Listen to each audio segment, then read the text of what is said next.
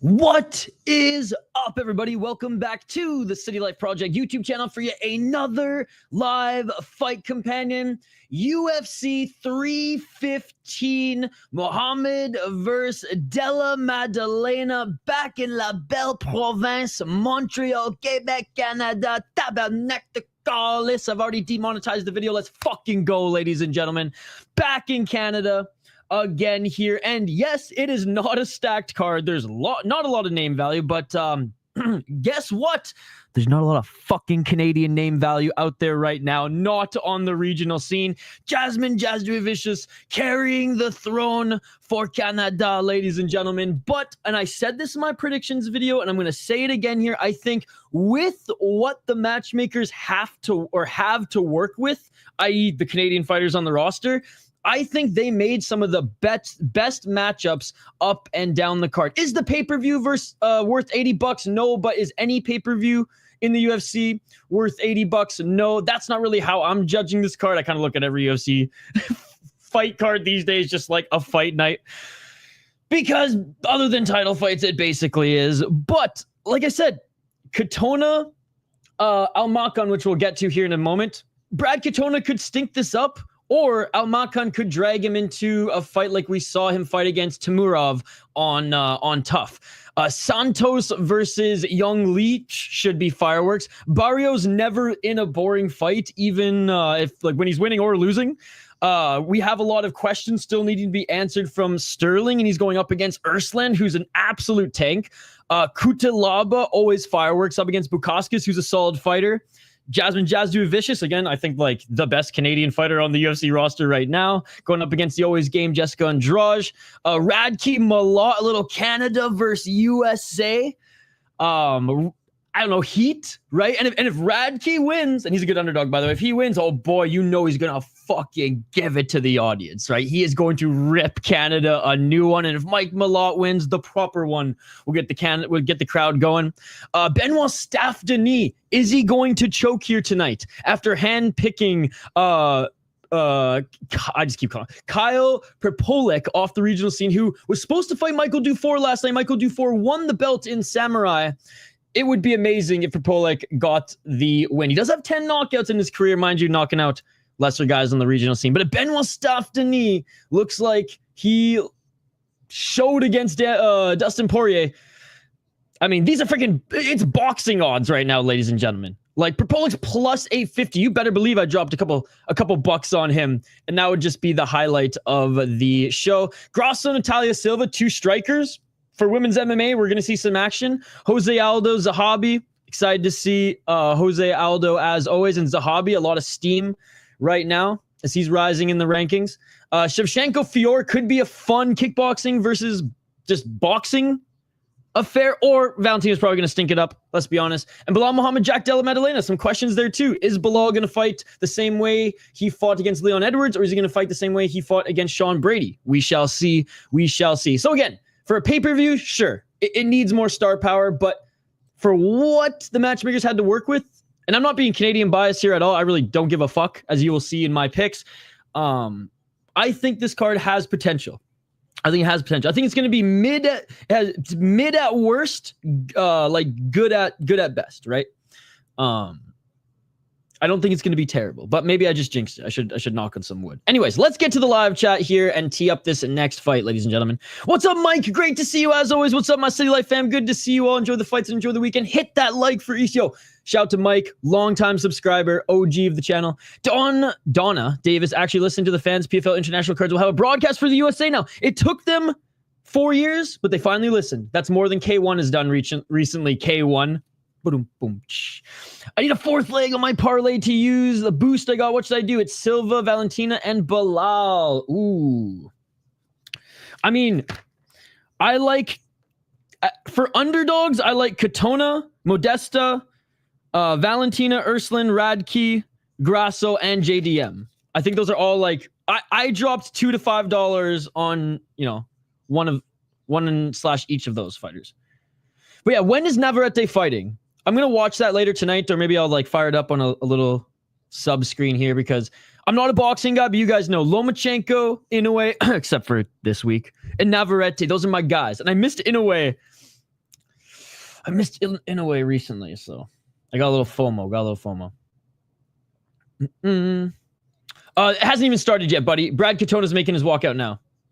Yeah, don't jinx it. All right, let's quickly highlight these guys. We have Brad Katona against Bekzat Almakhan. Brad Katona 14-4 as a pro, 3-2 in his last 5 fights. He did lose his last fight to John Matsumoto. Just quite frankly, didn't attack enough. Surprise, surprise. Brad Katona didn't pull the trigger enough and fought too safe. He did beat Jesse Butler quite dominantly, but it's Jesse Butler. Had a good fight against Garrett Armfield. He was actually winning the first half of the fight, then Garrett Armfield came back and just did more damage and beat him at his game. He won the Ultimate Fighter on his return. He beat Cody Gibson. And when he got cut from the UFC after his first Ultimate Fighter win and run in the UFC, he went to Brave, won the title, defended it all against good guys, right? All against good guys now. Unanimous decision. 1 KO, TKO, 3 submissions. Never been knocked out, never been submitted, but 10 decisions, man. He's sound everywhere. He's got great wrestling. He's got good boxing. He's got okay grappling, like jiu-jitsu. He just doesn't have a lot of power, and he employs pass to win versus pass to entertain, okay? And he's done that throughout his entire career. What I will say, though, is in 2023, he had one of the best MMA fights in 2023 against Timur Valiev in the Ultimate Fighter. It was a shame that did not go an extra round. What's up, AJ? Don't be an a-hole, be an MMA hole. Having said that, Almakhan is very, very good. He's got power. He's more dangerous. He's got good cardio. And I know it says 11-2 as a pro. His recent loss was to Umar Nurmagomedov, which he went the distance with and looked really, really good. He's 4-1 in his last 5. He's the favorite in this one, and I agree with that as well. 9 KO TKOs, good cardio, sound technique. The thing is, if Brad Katona takes this to a decision, he could still employ that fucking fence grab, the clinch up against the cage, and just score enough points to get by on a split and unanimous decision. That is the Brad Katona way. So as an underdog, dropped a couple of bucks on him, and I swung on this one. So I'm going with Brad Katona in this one. But look, Almakhan could knock him out, or could hurt him to get the TKO, or could just do more damage throughout this one if he can get out of the clinch grasp or out-grapple Brad Katona. I do think he's the more dangerous fighter. I think he's the more exciting fighter. I'm kind of rooting for him to win, but I think Brad will either stink it up to find the easiest / hardest path to victory, or he might be dragged into a Timur Valiev type of fight, and that would be fucking awesome. So I'm going with Brad Katona. I'm going with the Canadian. And again, this is not going to be a trend, but I'm going with the Canadian on this one. I think he's going to get it done, unanimous decision. And then the fireworks will start in the next fight. We got French buffer before GTA 6. I hope Almakhan gets a KO. Is this Infusion? Yo, what's up, Chris Cushman? AJ, great to see you from the land down under. No problem, Leo. Thank you. I fucking love Navarrete, man. Again, I'm not even a big boxing guy. Fucking love Navarrete. Oh, shit. Jason Herzog to start this one off, ladies and gentlemen. Again, Canada back in Montreal. And again, the last 2 Canadian shows, Vancouver, the Canadians crushed it, and the card was a really good card. Toronto, because Toronto fucking sucks. Toronto was a horrendous card. Let's see if Montreal can look a lot more like Vancouver's. Round 1, let's get it on. 4 minutes and 46 seconds on the clock. Nice left to the body by Almakhan, who's a little bit taller, a little bit rangier. He's got the and 1 shorts on. Yo, what's up? I was only live Monday and Tuesday. I was away last weekend. Tone decision, best KO. Superman, lock it in. Yo, what's up, Mr. Grant Gregory? Great to see you. Hope everyone's having a tremendous weekend. Oh, looking for the 1-2 was Almakhan. Swing and a miss. Katona with a big left hand. Damn, son. That was a nice left by Bradley Katona out of Winnipeg, Manitoba. Oh! Almakhan just knocked him out. Almakhan first fighter to knock out Brad Katona. Oh my God.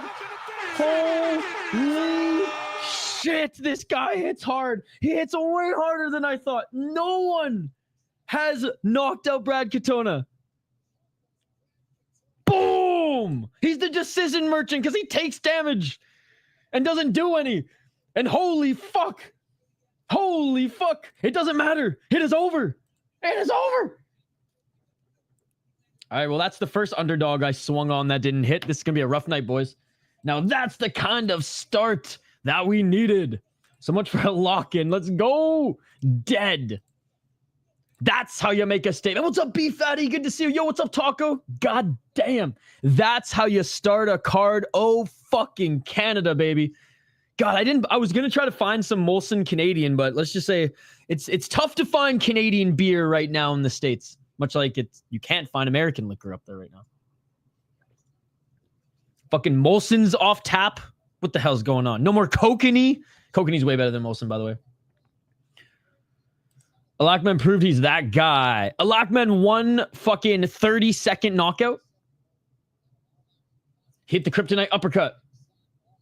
The odds being that close are insane. I don't think so. See, I disagree. Brad Katona has never been knocked out before. This guy just hits that fucking hard, man. I love it.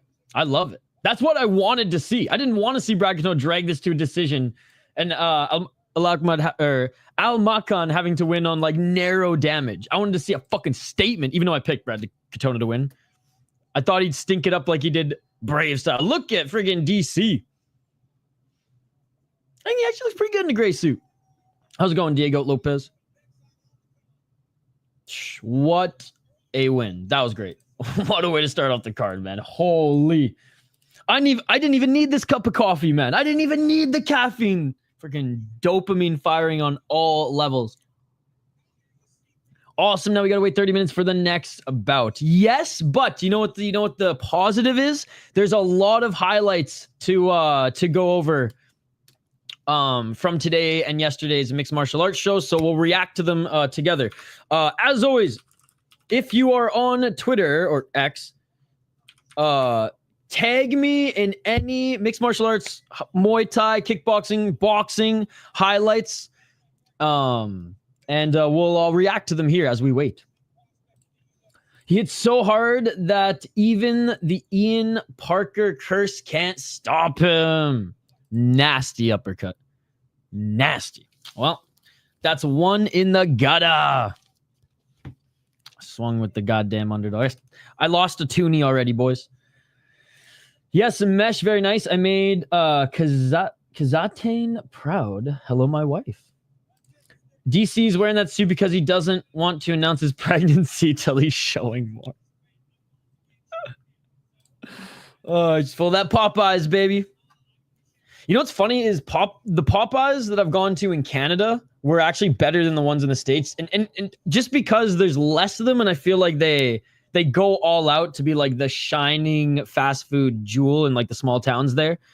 Like clean as hell in like the fucking rich areas of town. Whereas, let me say, in the Twin Cities of Minnesota, there ain't no fucking Popeyes in nice parts of town. Chick-fil-A is taking over there, all right?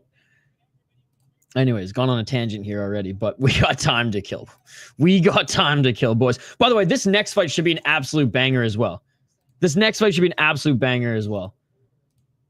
It took a 20-plus punch combo to take out this Korean against Haider Emil. And so we'll see if Daniel Santos can up it with a 30-punch combo or a 30-strike combo in this next fight. He done. He wants a fast turnaround, which realistically is just a matter of how soon can we cut the weight again. Yeah, it was 30 seconds, didn't even break a sweat. Yo, Shane, you just missed it. The first Canadian on the card got murked with an uppercut in 30 seconds. Will I get a tariff if I donate to your video? Nope. Actually, thinking about it, is the first guy in the UFC from Octagon. I think, wasn't Zamagulov from Octagon? Mr. Bullcut himself?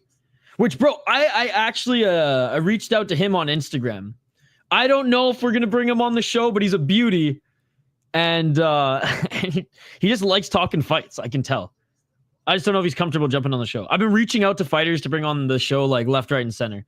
Machete's episode is going to come out next week, the LFA lightweight champ, who's an absolute beauty. And it's funny because a lot of these guys have just commented on my reactions to their video. And like Kafaro, he called me out. He was like, everyone was doubting me, including you. Yo, what's up, Bradley? Good to see you, buddy. Zumugulov's from Octagon. If I knew Katona was Canadian, I wouldn't have put him on a parlay. I thought he was Irish and French or some shit. He's Irish and Manitoban. Urslan takes it in the same manner. I think Urslan takes it too. I mean, he's never been knocked out before. So that was impressive as hell.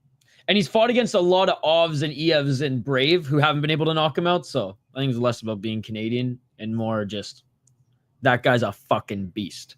Because Katona can take damage. He just can't give damage. Again, though, Timur Valiev, Brad Katona, Ultimate Fighter 2023. Fucking amazing fight. Amazing fight. All right. We'll highlight these next two fighters because we have some time. But then I'll invite you guys to... Well, actually, I already did. Tag me on Twitter in any combat sport highlight from the weekend thus far they want us to react to. All right, next fight here. We got Daniel Santos against Jeong Yeon Lee, the Korean Tiger. Daniel Santos is 11-2 as a pro. He is the slight underdog in this one, and honestly, this one just should be a pick'em. And I think the reason why he's the slight underdog in this one is because Jeong Yeon Lee is actually a really fucking good grappler and a really good wrestler as well. And Daniel Santos has the jiu-jitsu. He's a shoot-a-box guy. I mean, it's his like mini Dubronx against TKZ wannabe, right? Seriously. And they like model their styles after both those guys. So like, even though Jeong Yeon Lee has a good wrestling background, he likes to abandon it just to brawl. And we saw that in the Hyder Mill fight. And you know what? He is textbook Asian fighter in the UFC that the UFC is probably going to love, even if he loses a few more of his fights, even if he goes win 500 in the UFC, right? Because he's here to entertain and knock motherfuckers out. Because could he out wrestle most guys? Because he's fucking huge for the division. Yes. Could he out grapple to get a TKO or go for a submission? Yeah, most guys. But he chooses to just go to war. So absolutely love it. A lot of Korean fighters are like that. And again, because of the Korean zombie influence, but he's just all fireworks all the time. And even in his loss 9 months ago, he got 20. It was like a 25 punch combo from Hyder Mill. What a great fucking performance by Hyder Mill. But anyways, Daniel Santos is also pretty dangerous, ladies and gentlemen. Both these guys are 11-2. Both these guys are 4-1 in their last 5. Santos on a 2-fight win streak, beating Johnny Munoz as well as John Castaneda. John Castaneda is not easily finished, so that's a very good win, but neither of these guys have been super active. Daniel Santos has not fought since 2023, if I'm not mistaken. Yeah, he's not fought since 2023. Had fights canceled 2023, 2024, and early 2025. He's supposed to fight Davy Grant last month in April. Jeong Yeon Lee, the Korean Tiger, hasn't been super active throughout his career as well, but like what Korean is, unless they're in Road FC, let's be perfectly honest. And Black Combat. 4 KO, TKO, 3 submissions, 4 decisions, 2-1 in the UFC, 7-1 in Road FC where he was the champion. Now, I can't even say that Road FC is the best Korean MMA promotion anymore because it's not. I'm sorry. Black Combat has the superior rule set. Dude, in one fight alone in one round, I saw one Korean guy in Black Combat throw 5... It was a Brazilian guy in Black Combat throw 5 soccer kick combo. He was switching up which foot he was soccer kicking the motherfucker. It was beautiful. And he was mixing it up with the body and head too. It was awesome. So shout out to Black Combat. But Black Combat wasn't buzzing between 2014 and 2019. And that's when Road FC was buzzing. And he won the title and defended it against 2 really good opponents. And overall, he hasn't been crushing cans. He was 3-1 and took on a 19-9 guy. Dr. Stoppage. He did lose to Seong Kim, but Seong Kim has gone on to be okay, not the worst loss. And then Hyder Mill, no shame in that. Again, beat Yiza, who's pretty good. Beat Blake Bilder, who's 8-1, who's meh, but still.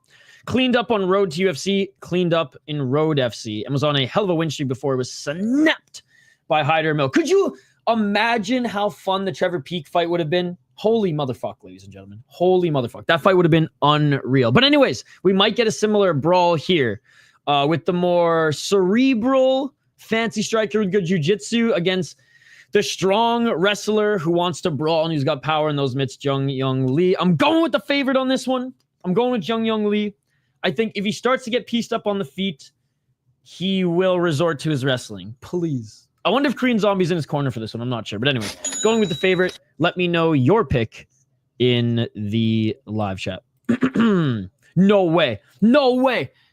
Peter Eliadis with the 31 Australian dollars. I'm so sorry if I fucked up your last name. Yo, Peter! Thank you so much. $30? Are you kidding me? 31 to be exact. Are you kidding me? Dude, thank you so much. Yeah, boy. Thank you, brother. You are far too kind. You did not have to do that. Seriously. Man. Shout out to Peter over here. Peter! Let's fucking go, ladies and gentlemen. Thank you so much, man. What a beauty. There's a Pope Alberta accent video. It isn't the best. I think you would like Carney one, though. I watched that one. It was good. It's going to be a dope fight. What an uppercut. Brap. Oh, man. Peter with the $31, dude. Bekzat. Almakhan is going to be a problem. He has bricks in those hands. Yo, what's up, SCL? Once you go black, you never go back to Korean combat. Got the favorite as well. I'll go head-to-head and pick Santos. That could buy you like a 12-pack of Foster's Australian for beer. Man, thank you, brother. Shout out to Peter, man. What an absolute beauty. Seriously. We started off with a sick knockout and Peter with a fucking hefty donation. No one drinks Foster's. What's the best bad beer in Australia? So I would say in Canada, it's Lucky Lager. If you're on the West Coast anyway, or the west side of Canada, Lucky Lager. And in Minnesota, it's Hams. But I fucking love me some Hams and I love me some Lucky Lager. This should be a scrap. VB. Okay. I saw anything for views downing a bunch of VB on cold ones. What's your opinion on cold ones, by the way, Mr. Granger? I've recently got into it. I had no idea that this whole time that the boys from the old Joji and iDubbbz crew were fucking had a channel where they get drunk and it's hilarious. Half cut yards. VB for the win, but not a great show to watch on sober. That's the thing. I end up just drinking while I'm watching the show. And it's kind of fucked up, but it's hilarious. I just love when they like buy like the most expensive liquors or like the celebrity stuff. It's Max Mofo was always a dog. I'm fading Korea here, but I love Korean MMA. It's not Australian for beer at all. Oh. Wait for the next fight wasn't bad at all. Yeah, it actually wasn't. It was only, what, 10 minutes? Yo, what's up, Kings World? How you doing, brother? Did you end up going? I heard they dropped ticket prices yesterday by a lot. Lion Red from New Zealand, cat piss. Noted. Tag you in some KOs. All right, so perfect. We'll be locked and loaded for the next one. Johnny Bones Men. What's up, buddy? I wish I went, but nah. I think the YouTuber based Gaudi, she's there right now. She lives in Montreal. All right. What was I doing here? Oh, yes. This is what I was doing. Yo. Jean Giroba's dad. Any ideas for a poll question? I got a couple, but I always just throw them at you first because you got the best ones. All right, Mr. Grant, we have Jeong Lee in the cage right now. Santos is about to make his walkout. We can sneak in a couple highlights.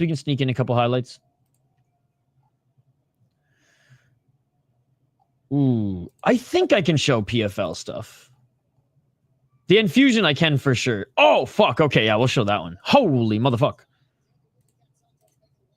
That one's sick. That one's sick. How many Canadians will win today? Fuck, we're already one down, so I better get on that. Oh, sweet. Okay. Whenever there's buffer time, we're locked and loaded. Mr. Grant Gregory gave me like 4 or 5. Chris Cushman. Yo, Ben with another donation. Ben donated $6 on the last stream, and now wasn't a faceplant, but I liked seeing that KO. Thank you so much for the $3, Ben. Dude, Ben has been going above and beyond as well these last couple of weeks. So thank you. Okay, that is a great poll question. I think that's what we're going to do, actually. I think that's what we're going to do. Yo, cheers, buddy. Thank you so much. As long as more win than in Toronto, I really don't give a fuck, to be at the end of the day. I only really care about Jasmine Jasudavicius winning. All right.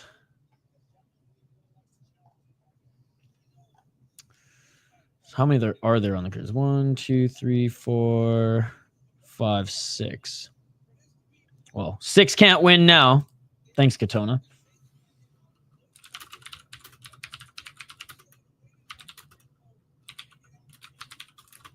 $350 Canadian name bad for a ticket.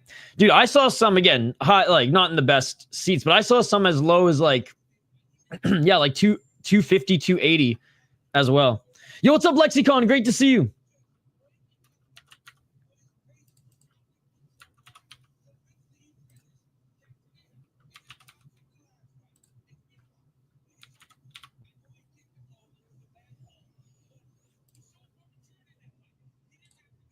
All right. There we go. Ian Gary is in Daniel Santos's corner. Dude, Ian Gary has just become a part of Shoot the Box now. Jazzy got to get stomped. Nah, she got this. She got this. So glad the UFC banned the toe stomping. Toe stomping does so much damage. Wink, wink. Oh, dude, I'm so pissed. I'm so pissed. I love the good old UFC 1 to 10 era foot stomp. I always praise it. I always compliment it. Goddamn Quebec. I'm surprised they didn't push Jillian Roberts in back. She's fucking fake Canadian. She's fake Canadian like I'm fake Canadian now. She's been living and training in the States and in Florida. No, I'm actually, in all seriousness, I'm surprised. Cheapest ticket when they were in Australia was $786.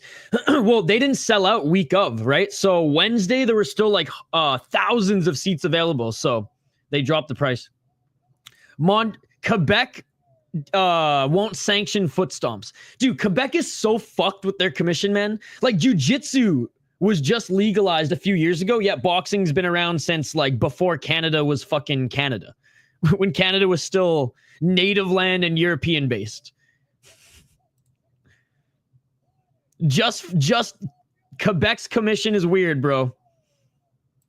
Thank God Usman's not fighting on this card. He would have been raging over banning the foot stomps. Usman will never fight in Quebec then.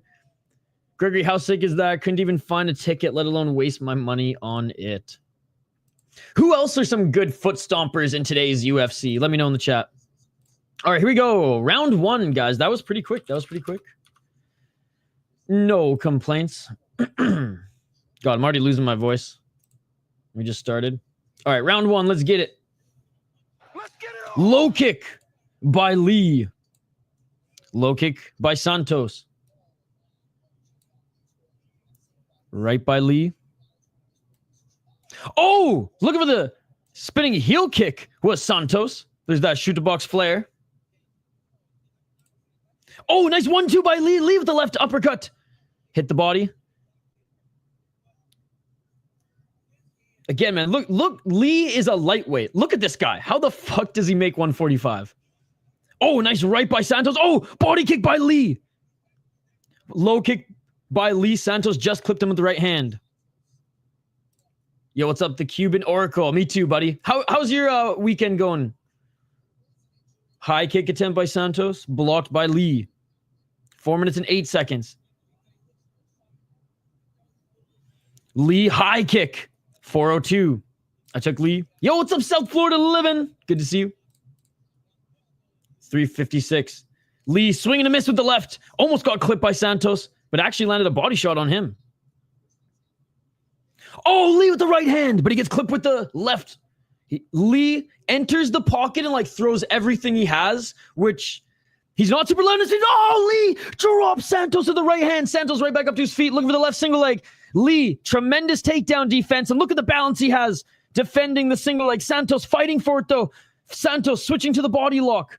Big City in the house. He got to be like 170. He's fucking massive. And again, Jeong Hyung Lee, like wrestling background, right? Who wrestler turned wannabe TKZ in the UFC. Big shot from Lee. Oh my God. Oh my God. 303. Attacking the hands right now is Lee. 2 minutes and 58 seconds. Santos getting the left hook in. Santos looking to drag Lee to the ground. Lee getting warned about his fingers. Don't put them in the cage, Lee. We don't want any fingers cut off here. Oh, Santos with a nice takedown. Santos, spider monkey, trying to jump on his back, but Lee right back up to his feet. Going for the backpack. Santos was the slight underdog, I think at like plus 105. Oh, and they're separated. And Santos swinging a miss. Santos looking for the spinning heel kick. 2 minutes and 27 seconds. Lee with the right hand. You just can't trust Brazil. 218. Santos hasn't fought since 2023 too, so... Oh, big left jab by Lee. Again, Lee's not the fastest, but goddamn is he powerful. Nice left to the body by Lee. He's just slow exiting the pocket, but he stays on the outside well. But he just puts a lot into his shots when he enters, and like he'll get hit. Oh, nice blocks by Lee as Santos through a nice combo. Santos clipped him with the right hand. I appreciate it, but they're really not that good. I'm above 50% every week, so that's good. But yo, what's up, 3M? Good to see you. Good to see you. But I appreciate the compliment, South Florida living. Oh, Santos with a nice shot, clipped Lee. Lee with the left to the body, right hand by Lee. Santos spinning heel kick. Lee got his elbow up just in time, but Santos walking him down. I will say I swung on a few guys today. Like Katona was one of them. Oh, nice right and left by Santos. Santos with a nice combo there, and Lee with the left hook. Good to see you, Emmy. Oh, Santos with a nice right hand. Welcome back to the stream, Emmy. How's your weekend going? Low kick by Santos. Great first round. Right hand by Lee.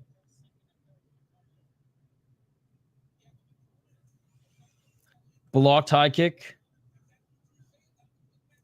Oh, Santos clip Lee. But Lee gets back up to his feet, and Lee lands a left.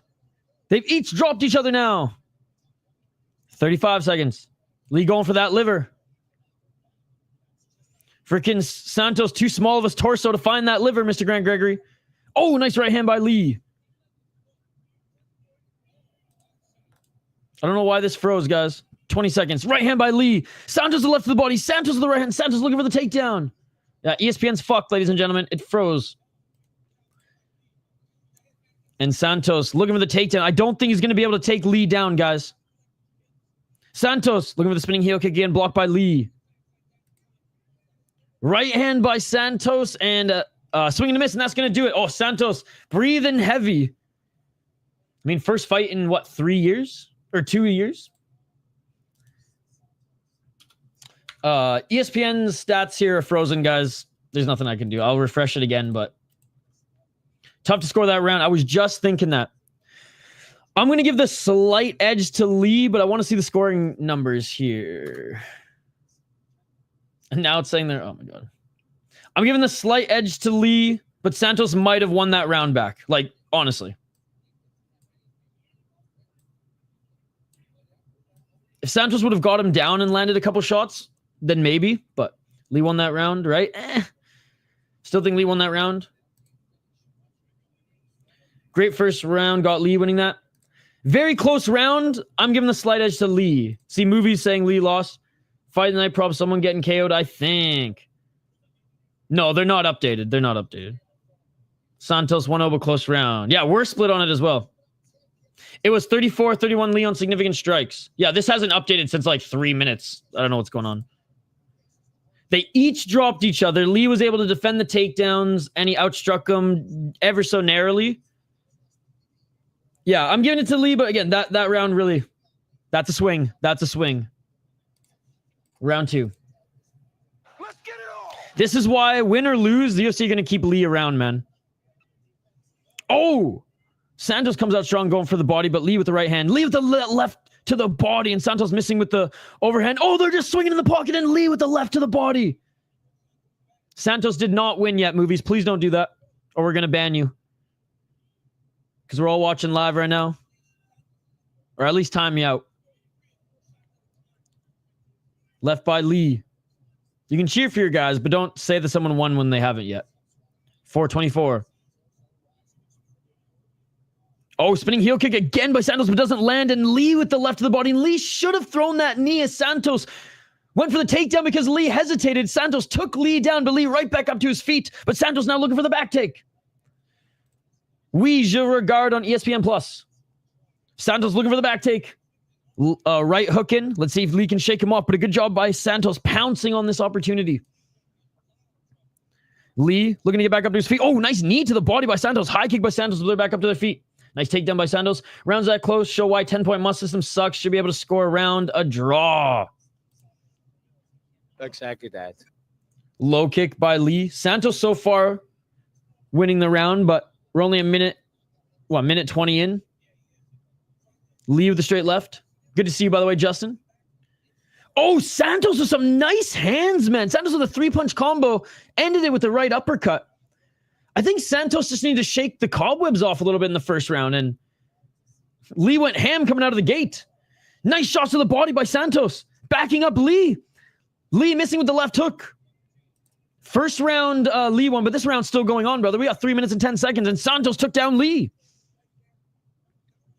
Lee might have to go offensive on the wrestling in a little bit here. Santos using that Dagestani leg clamp. Yeah, there it is. Khabib used to do it. 2 minutes and 50 seconds.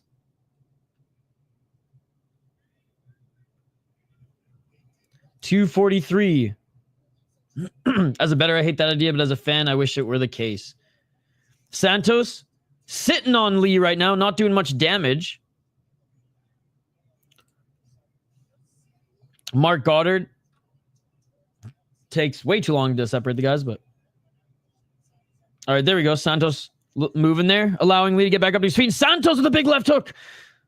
Lee, man, just slowing down. Where Santos still, it's almost like Santos is getting faster, and Lee's getting flying knee attempt by Santos, but Lee blocked that. Lee's back up to his feet. Let's go, Santos.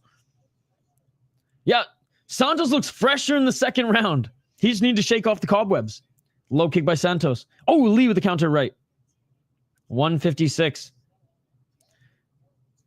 Lee swinging a miss with the 1-2, and Santos takes him down with the double leg. Lee getting frustrated, man, and just throwing those hands. Oh, and Lee's breathing heavily. He's breathing heavily. And Santos now doing good work in his guard. Santos is going to take this round. So it's either going to be 2-0 Santos or 1-1 going into the third. Lee getting lazy. I know, that one was just frustration. Crazy fight. 120. Santos looking good. Yeah, could be 1-1 or 2-0 for Santos. Santos trying to pass guard. Actually, not really. Just looking to try to posture up, but Lee pushing Santos off, but eats a right hand, and Lee jumping on his back, but Santos giving up his back to try to get back up to his feet. Santos is a dog, though. I lean more 1-1 because I think Lee won the first round ever so narrowly, but like it could go either way. I am not bullish on either side. Go Santos. 45 seconds, they separate. Oh, and they each land a nice left. 40 seconds.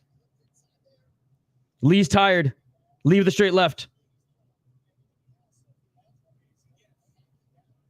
31 seconds. Santos with the front kick. Oh, look for the spinning elbow with Santos, but Lee clipped him with the straight left. Santos with the left jab. No, movies, he hasn't. Not yet. Oh, but he got clipped to the left hook and the left uppercut. Yo, Santos looking good. Santos looking for the takedown again. Lee at least was prepared for that one. Lee tagged him with that right. Got some action. Santos plus 140 live. He's either up 2 rounds or it's 1-1 going into the third. And that is it for the second round. And oh, Santos throws a little late head kick there. Oh, and Lee, man, he's huffing and puffing and wearing some damage on his right eye. Like I said, I have it narrowly for Lee in the first round. Round 2, obviously, Santos. Bro, fucking ESPN. Come on, guys. Does the UFC website have stats like this live? Should I just go there? 1-1. Crazy pace for Santos after he looked cutting weight. Well, he was just so slow in the first round, and it's like he shook off the cobwebs. Yo, what's up, Masters J? 1-1 for fun, but close. Indeed.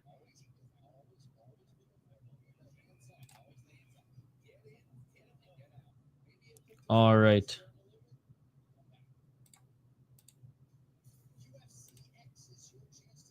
Just no control time on UFC.com sets. Okay, maybe I'll just fucking... Until this sorts itself out.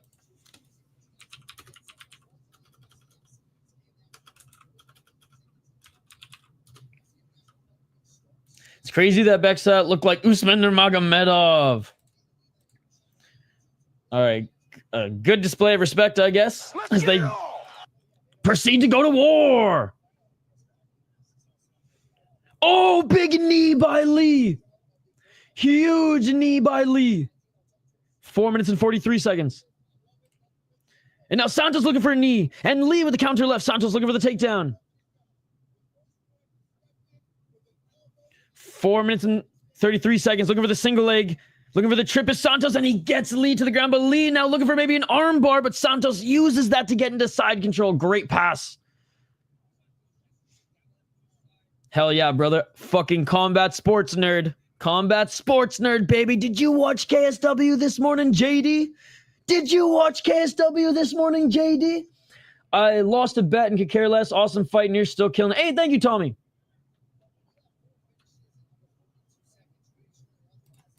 Come on, Michael. You're a smart guy. You're a smart guy. 3 minutes and 55 seconds. Side control here by Santos, but he's not doing much. Ooh, thank you, Genjiroba. I will open that right now, actually. 3:38. Good start to the round by Lee, but Santos is not doing enough damage here. He's in side control. Lee's done more damage this round than Santos so far. Okay, there's some right elbows by Santos. It's about time. It's about time. Forcing Lee to move, and Santos looking to get his back. 3:18. Lee getting back up to his feet. And Santos with a beautiful takedown. Beautiful takedown by Santos. Santos now getting the back of Lee. Both hooks are in. Lee might shake him off, but... too late. Too late. Yeah. Back up to their feet. Lee with the straight left. Santos with a front kick. They're back on their feet. They're thrown. Oh, 1-2 by Santos. Lee with the left. 2:42. Low kick by Santos.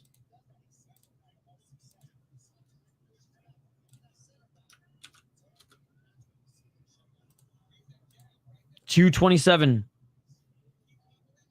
Oh, dude, that would be amazing. I got to make t-shirts to just say you were a smart guy. 2 minutes and 19 seconds. Walking forward to Santos. Lee swinging a miss with the right hand. They each land a left. Yo, Shane, you are missing the fucking action, dude. Sit the fuck down, unplug your phone, stop working out, and watch the goddamn fights. Oh, left by Santos. Yes, in the first round, he got knocked down. Oh, nice right hand by Santos. Shane, you missed a sick knockout in the first round. You're missing an absolute banger of a fight here. Oh, nice left by Santos. Left by Lee. 1 minute 37 seconds. I got Santos winning this round, man. He's getting, like, the striking exchanges are pretty even, but he did get the takedown. I have money on Lee. Santos looking for the takedown again. He was unable to take Lee down early, but he's been able to capitalize on his drained gas tank here later in the fight. I don't think he's going to win by knockout. With this, Montreal will now have posted the most UFC events in any Canadian city with 8. Toronto has 7. Man, Vancouver needs to get more, but that's pretty sweet. Shout out to Rory McDonald and GSP. And honestly, Patrick Cote as well. 55 seconds. And Santos can just ride this out for the last 55 seconds. Great fight by Santos coming off layoff, man. He's going to win this fight. He's going to win this fight 3 rounds to none or 2 rounds to 1. Didn't realize, yeah. Shoot the box, represent. Back up to his feet is Lee, but he eats a knee by Santos. Lee needs a knockout in 36 seconds. Great fucking fight. A lot of YouTube MMA channels working for what? 2 minutes and 25 seconds. Patrick Horsey and Cote. That was a beautiful trip. Looking for one more takedown here by Santos. I mean, the single legs have been tough. Oh, but it lands a high kick. 10 seconds left. Lee walking forward. Very zombie-like, but now Santos going for a little Chelsea Chandler jog here. And that is it, ladies and gentlemen. Santos should take this one 2 rounds to 1 or 3 rounds to none. Yeah, Vancouver had 6 UFC events. Canada's 35 in total.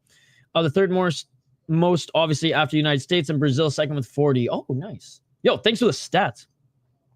Yo, what a fucking fight. As advertised. As a freaking advertised. That was awesome.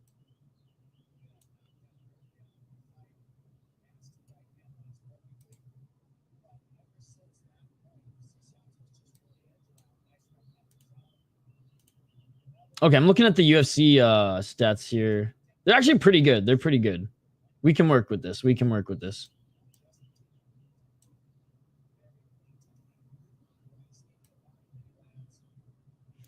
All right, just looking at some of the highlights here, and man, what an awesome fight. What an awesome fight.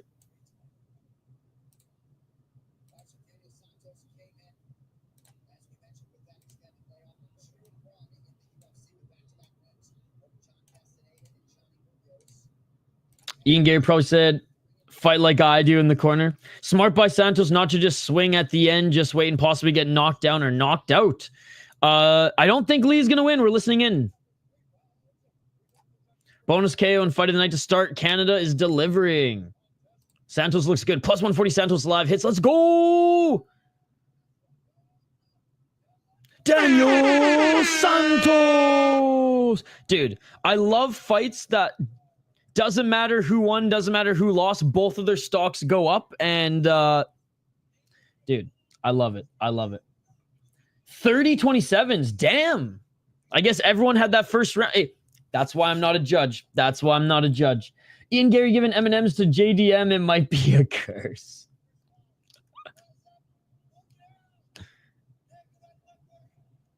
Hey, let's go, Daniel Santos. Dude, bad start.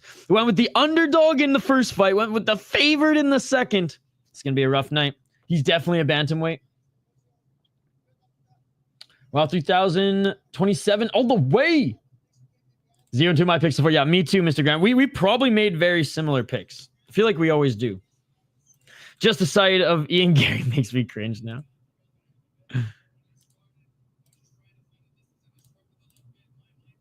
Yo, I cannot believe how shitty this has been. We're going to have to switch it up. We're going to have to switch it up.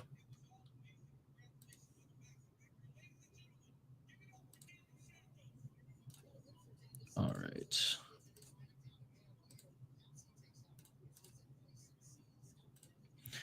Okay, we'll use the UFC site for now. If you guys notice that the ESPN site starts working again, just let me know. I'll check in on it a little bit later as well. But we'll use UFCs for the first time. All right. 2-0 in my picks, but I'm not confident. I hope Daniel Santos is more active. He's a very entertaining fighter. What fight am I most excited for? 1-1? I was very excited for that one. I'm excited for the Urslan. I'm excited for Urslan's fight. Urslan and Navarro Stirling. I think that one should be fun. I always like seeing Jasmine Jasudavicius fight. I'm excited to see Kyle knock out Benoit Saint-Denis. He probably won't, but still. I don't know if I'm excited, but I'm curious to see how Aldo looks. And I think those ones are probably the ones I'm most excited for. Silva, lock it in. Womanizer extraordinaire. What's up, buddy? How are you doing? All right. Let's get to this next one. It hasn't started yet, Tommy. It hasn't started yet. Who you got winning this one? I'm getting to it. All right. Third fight already, which is good. KSW, their prelim pacing was actually really, really bad. It was an hour and a half for 3 fights. And then the finishes started to occur on the main card, which was nice. All right. Saladin and Still, by the way. Of course. All judges scored 30-27. Yeah, I thought the first round went Lee, but good luck, Canada. Womanizer. All right, Marc-André Barriault, ladies and gentlemen. He is out of Quebec, Canada, but trains out of Florida. I give Jillian Robertson a bad rap.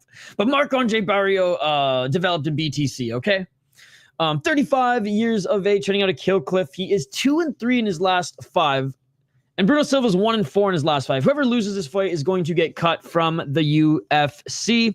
Powerball Marc-André Barriault is getting a little chinny, ladies and gentlemen, which is a little concerning because he is all gas, all action, no breaks. He will pressure. And he's got pretty good offensive striking, but he doesn't have good striking defense as he'll take shots to give them, and he keeps the fucking center lane wide open for 1-2s and straight shots. His wrestling's pretty good. His jiu-jitsu's pretty good. He's just, like I said, go. He fights at a crazy pace. So sometimes people have said his cardio is a little suspect in the 3rd round, but it's usually his opponent's tired as well because the fight's just been that crazy. I've always been a fan of his fighting style. It sucks to see him on a 3-fight losing streak. He got murked by Stoltzfus, which is something you never want to see, and that was only 6 months ago.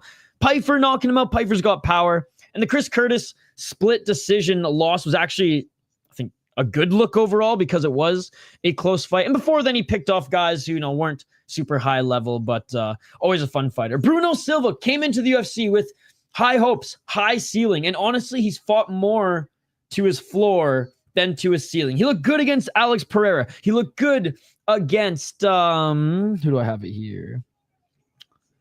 Why am I blanking on his name? I guess I can just look it up. Tavares, Jesus. He looked really good against Tavares. I think the first fighter to actually was he not the he wasn't the first fighter to finish him, but Tavares did not get finished easily, and Bruno Silva was able to murk him and look really good doing it. And on the regional scene coming up, in RCC, fighting in Russia, going to M1 Challenge, not M1 Global. Fighting in regional shows, not just Jungle Fight, not just the Brazilian regional ones, which, have some suspect matchups at time. No, he went overseas and fought really good opponents for a while. He didn't come over to the UFC till he was well over 20 fights. And then when he came into the UFC after beating Artem Frolov to win the M1 Challenge, the M1 Challenger, he fought, Andrew Sanchez, Wellington Turman, Jordan Wright, not the best opponents, but beat all of them and finished all of them via strikes, right? And then fought Alex Pereira, took him to a decision, looked good in that fight, then got beat by Mershart. Beat Brad Tavares, but then it was Allen, Magomedov, Chris Weidman. And I'll say this, the UFC has only given them really good opponents since 2022. Pereira, Mershart, Tavares, Allen, Shara Bullet, and Chris Weidman. That doesn't count because Chris Weidman tried to foul the fuck out of him, but still. And then Nordiev. That's not quite a murderer's row, but that's a tough fucking lineup of opponents for the most part. Fucking Chris Weidman. But anyways, Marc-André Barriault is not at the level of some of these guys, but I still think that if Bruno Silva is trapped fighting in his, at his floor and is just broken at this point after a long career, is he going to clip Marc-André Barriault? I'm going to say no. Marc-André Barriault, no. Yeah, that was terrible. And I think he outworks Bruno Silva here. If it goes the distance, he's going to do more. I think he's going to mix in the grappling. I think he's going to mix in the takedowns. Bruno Silva, despite being Brazilian, more of a striker than a grappler, or else he would have probably beaten Pereira. Let's be perfectly honest. So I think Marc-André Barriault is going to do more. I am just hoping and praying he doesn't get chinned, because if so, he's out of the UFC, and who knows how much longer a fight career he will have. Bruno Silva, he needs this one, though, so maybe he will fight with a fire lit under him here, knowing that, 4-fight losing streak, man. You're on this card because Marc-André Barriault needed a layup in Canada. Let's be perfectly honest. So let's see if he can be the upset. And again, he's not the huge underdog in this one, only coming in at plus 140. Overall, yes, but lately has actually put it all together. Yapper, to be honest, show the fight. Bruno Silva at M1 was the GOAT. Beat Alexander Shevchenko as a huge underdog and then got the title. He looked very good on the regionals coming up. And again, he fought like in RCC and M1, like in enemy territory. And usually the Brazilians that go over there get absolutely murked. Why is CM Punk cutting a UFC promo package? He does work with UFC Fight Pass. Damn, you're a good chat. Those other fight channels are boring. Well, we got to chat, right? We got to chat. Bro knows too much. Need this to be done in under a minute. Yo, what's up, Limham? Good to see you. Good to see you. Watch it be a no contest and they both get cut. Yup. Exactly. Yep. You gotta love Santos. KSW knew I was working, so they delayed it so I could watch the best fights. Thank you, KSW. Okay, betting now. Go Silva. Hey, where's George St. Pierre in the match cards? I'm not impressed by your performance. Shane's picking Barriault. No, where does Silva work? I hate Belal so much. Let's have some elbows up. Let's get some elbows to the face as well. Whitaker versus RDR. Who and how? Probably. If Whitaker can keep it on the feet, probably Whitaker. But I think RDR could at least cause Whitaker to scramble and maybe put him in some deep water and get his back. But we'll see. Whitaker's in the decline now. So, yo, Anthony on TV. It's been a while. How you doing, brother? The 30-27 is crazy on that last fight. Santos had a 2-1, not 3-0. I agree as well, but the first round was a swing. What's the prediction? Just gave it. Silva works at Arby's because he's be slinging the meat. Oh, my God. Emotional. I really want Marc-André Barriault to lose, bro. Retire. I don't know what this means. Insane Belal using GSP to promote his fight. Much love, been doing good. Glad to see you still grinding. Yes, sir. I see you streaming all the time as well. I popped in your chats a couple times. Anthony on TV, for those who don't know, OG City Life subscriber. OG City Life subscriber. All right. Man, like I said this in my picks and predictions video. I'm either going to do good on picks today or I'm either going to get absolutely murked. There's going to be no in between. Vierna's eyes were normal before a night with Bruno Silva. I'm picking RDR. I think he can use his grappling and physicality in the clinch. And he's so much taller, right? So am I. I don't even know what soundbite to click for that. All right, we have some time, ladies and gentlemen. So we just did our rundown. Let's, you guys want to watch some highlights? You guys want to watch some highlights from the weekend of mixed martial arts so far? Shout out to Mr. Grant Gregory and Chris Cushman for sharing a bunch of highlights with me. And we're going to start with a little infusion fighting here. We're the fastest KO in mixed martial arts history. Marvin Montero at Fusion Fighting, or N-Fusion Fighting, landed an amazing kick here. Check it out. Thank you, Mr. Grant. Hold on. Whoa.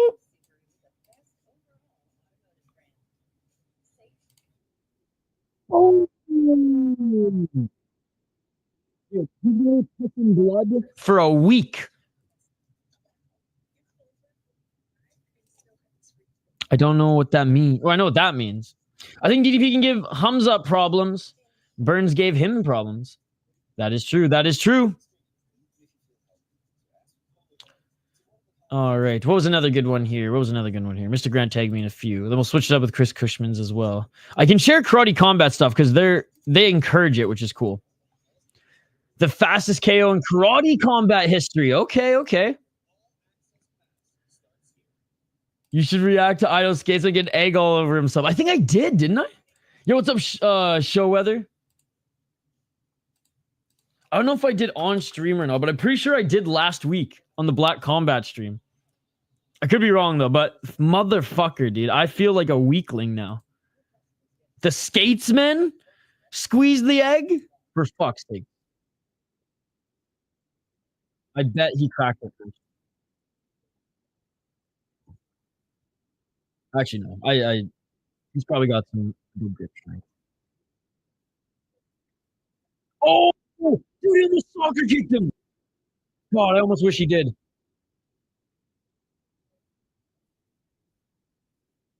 Oh my God. Freaking Chuck Norris over here. Does he not look like Chuck Norris? The Russian Chuck Norris? Chuck Norrisiev? Chuck Norrisov? Oh! Beautiful. And look at that. The fighters are in the cage ready to go. That was sick. My conspiracy is he cheated somehow, but I paid up. He did it so... I know! It's like he defied physics. That or I'm just weak as fuck, but I refuse. I mean, look, I ain't no fucking hero. I don't have the best grip strength, but like, bro. Did you see Abasov, the former One Championship, won his karate combat debut? I did see that. He is good. Kamarian, Abasov. Mokaev and Ryzen to give the middle finger to fake MMA. Oh my God, that would be amazing. He must really choke his... Spiral set. Bro, I saw the body spinning back in from Mokaev. He did it so easily. Yo, what's up, Chris Gray? Belal's from Chicago, so I hope he wins big. He is from Chicago. Trains out of a good gym there as well. Yo, what's up, Braden? Let's go. I got rid of my fight pass, so I'm here for early prelims. Yes, because it's on Sportsnet after this fight, right, Braden? Good to see you, Braden. Good to see you. Yo, Marc-André Barriault looking fucking swole in this one. Oh, look at this big-bellied Smurf-ass fleur-de-lis looking motherfucker. That uppercut KO over Katona was such a perfect way to start the card. I know, dude. It was beautiful. All right, here we go. Round one, ladies and gentlemen. Already a great start to the card. Let's see if it continues with the power bar and Silva. That gym is blowing up so much talent. It was scary. I'm glad he's never going to fight at 135 again. What a fight that was just now. Oh, 100% womanizer. 4 minutes and 45 seconds. Barriault. Oh, Barriault with the left. Right hand. Oh my God, Barriault. Did he eye poke him? I think he just punched him in the eye. I would have said if he eye poked him, that would have been... Oh, the MMA lore, ladies and gentlemen. Left by Silva. Why do so many Frenchies spell Luc wrong? Jean-Luc. Alex took Silva's soul and chin. He hasn't been the same since. He took a left from Alex and almost finished him. 4 minutes and 16 seconds. Oh, nice knee by Silva. Silva with a nice right elbow as well. When you said he looks like Norris. Oh, yes, the karate combat clip. Marc-André was the only person to get knocked out UFC Edmonton card, so I was at, so hopefully he wins this. I don't think so. Oh, nice job catching the kick, and Bruno Silva looking for the right hand, but Marc-André Barriault reversing and getting back up to his feet. Dirty Frenchman poking eyes. Bruno definitely isn't the same since Alex. I think he just punched him in the eye, but... Marc-André Barriault in the clinch, looking for that right elbow. And Marc-André Barriault does good work in the clinch. Oh, Marc-André Barriault just knocked out Silva. Marc-André Barriault just killed Silva. Marc-André Barriault just killed Silva. He's laying face down in the canvas. Arms up. Dead. Dead. Dead. Marc-André Barriault. Tabarnak, Canada. Stand up, Montreal. Let's fucking go, Carles. Let's fucking go, bitch. Let's go, late chum. Marc-André Barriault is back, ladies and gentlemen. And Silva is still out. He's still out. Face on the canvas. Face on the canvas. Was it a punch? I thought it was the elbow. I thought it was the elbow. Oh my God. He's face down, ass up, dead. Dead. Tabarnak, he's dead, ladies and gentlemen. Il est mort. Il est mort. He's called power bar for a reason. The temple elbow. Ole, ole, ole. And look at this. Early prelims in La Belle Province. The Bell Center is full, ladies and gentlemen. Barriault looking swole. And the Smurf goes insane. That was a clean performance of what MMA is. He mixed it up nicely. He's actually dead. Dude, he still hasn't woken up. Should have kept him in my fantasy. It was under a minute. Okay, watch the replay. Oh, yeah, elbow. One to the chin. Bonsoir, mon ami. Right elbow to the temple. And then another few on the way down, plus like 3 more shots. Dude, Silva took a lot of damage there. Okay, they said he's moving now, which is good. Holy, man. Because that is scary. That is scary. Elbow to the temple, followed by like 4 to 5 follow-up punches. So 1 follow-up elbow and, dude, like 5 punches. 0 and 3 on my picks. At least I picked power bar to win. I'm glad, but oh man. Dude, Ong Long Sung is in power bar's corner. Let's fucking go.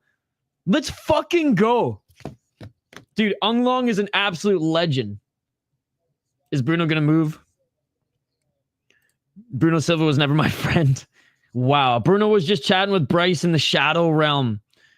Dude, it's almost like Stranger Things. They met in the Upside Down. They met in the Shadow Realm. Are we sure this isn't KSW? He was out, bro. Ung la. All those follow punches were like square on the chin too. His head was also compressed against the cage for the last 4 shots. Dude, Ong Long is such a warrior, man. I hate that he's still fighting because like he's done. I just hope he continues to train. Look at him. Oh, let's go. He's still in his knees. What a shot. He's going to get stretchered off. They're stretching him out. He's still dead. Yeah, that was some gnarly damage to take. What is this, deep, Chris Cushman? We're getting the stretcher out and this isn't Japanese MMA? Full house in Quebec. Stretcher out. Brad Katona gets knocked out for the first time. We see an absolute war with Jeong Lee and Silva. Yo, what's up, Kevin? Good to see you. Or sorry, not Silva, Santos. Jeez. Wow. Dude, we are on the early prelims and the crowd is fucking losing it. What's the ref's name? Can you say that again, Bruce Buffer? Unreal, man. Barriault. God, I wish I could fucking scroll more on this shit.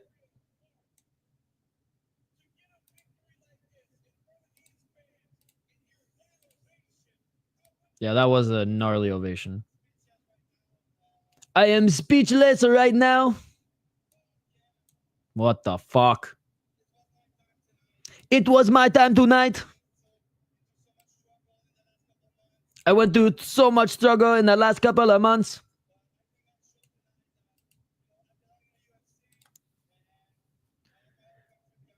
But I showed I belong in the UFC and I have my core country behind me.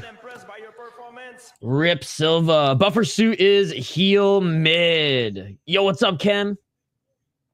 How can you not get a bonus if your opponent leaves on a stretcher? Is this Grotchen? He took his soul, poor fella. We need a stretcher bonus. Dude, I swear in Japan, they probably do. I hope Bruno's okay. He's probably suffered too much damage, including the Poeton fight. Hope they're going to give a lot of 50K bonuses tonight. You could already fill up fight of the night and performances, and it would have been, it wouldn't be bad 3 fights in. Yeah, pay them in USD too. None of this baht or Canadian dollars, because Canadian dollars are basically worth as much as baht right now.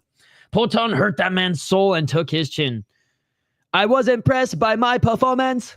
My favorite suit from Bruce Buffer is the real bear skin suit. Yes, dude. Exactly that.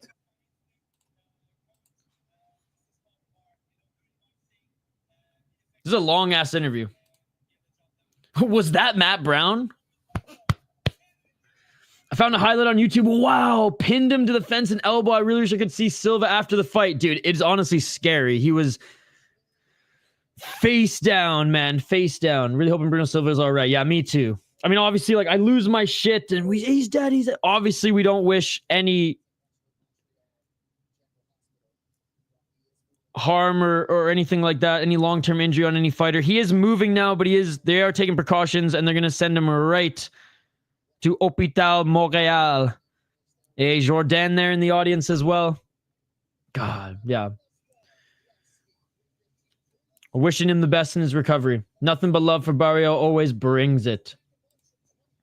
What a start to the card, ladies and gentlemen. What a start to the card. Finally, I get a pick right, so that's good. That's good. Yo, Charles, his brother got a win last night in Samurai MMA, Mike. And he looked really good doing so. Wow, they already got him out of the cage. That's impressive transport time. Hey, off the subject, I finally caught King of the Kings for the first time. Not bad. What do you think of the KSW card? KSW card delivered more than I thought it would. It was way better than the last France KSW card. All right. Well, we'll get to this one next. Next, we got a light heavyweight fight. We got a little bit of buffer time, though. It's not going to start till the top of the hour, so we have time to share some more highlights. Yeah, his brother looked good. I saw it. Ground and pound, right? Yep. It's their job. Best of luck to him and his family. Stretchers are rare in the UFC. Bruno Silva needs to put his gloves down. You got to imagine that this is it for him in the UFC, right? Like, 5-fight losing streak and going out like that. Fuck, man.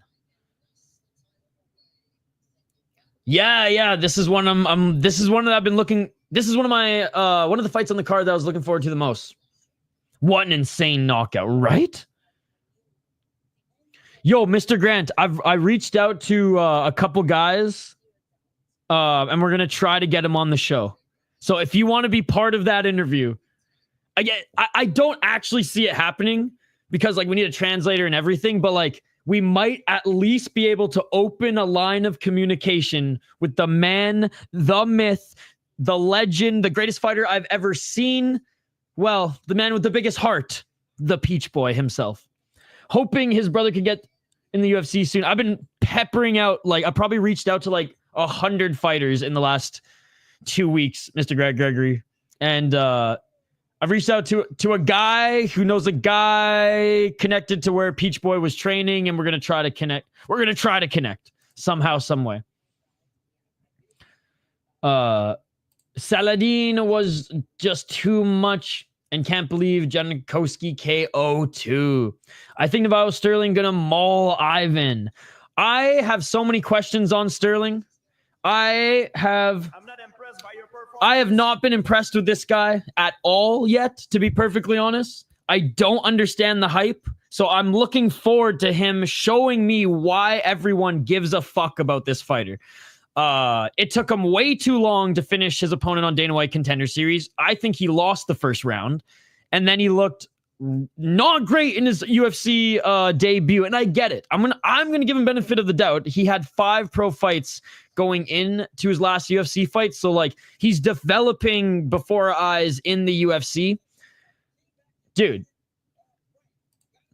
Ivan Erslan is not to be fucks with, dude. This is a huge step up in competition. So I am a lot less confident in Stirling than everyone else. Do I think he has like death touch type power? Yes. His hooks are nasty. Is he a big 205er? Yeah, but fuck, man, Urslan's not a small guy either.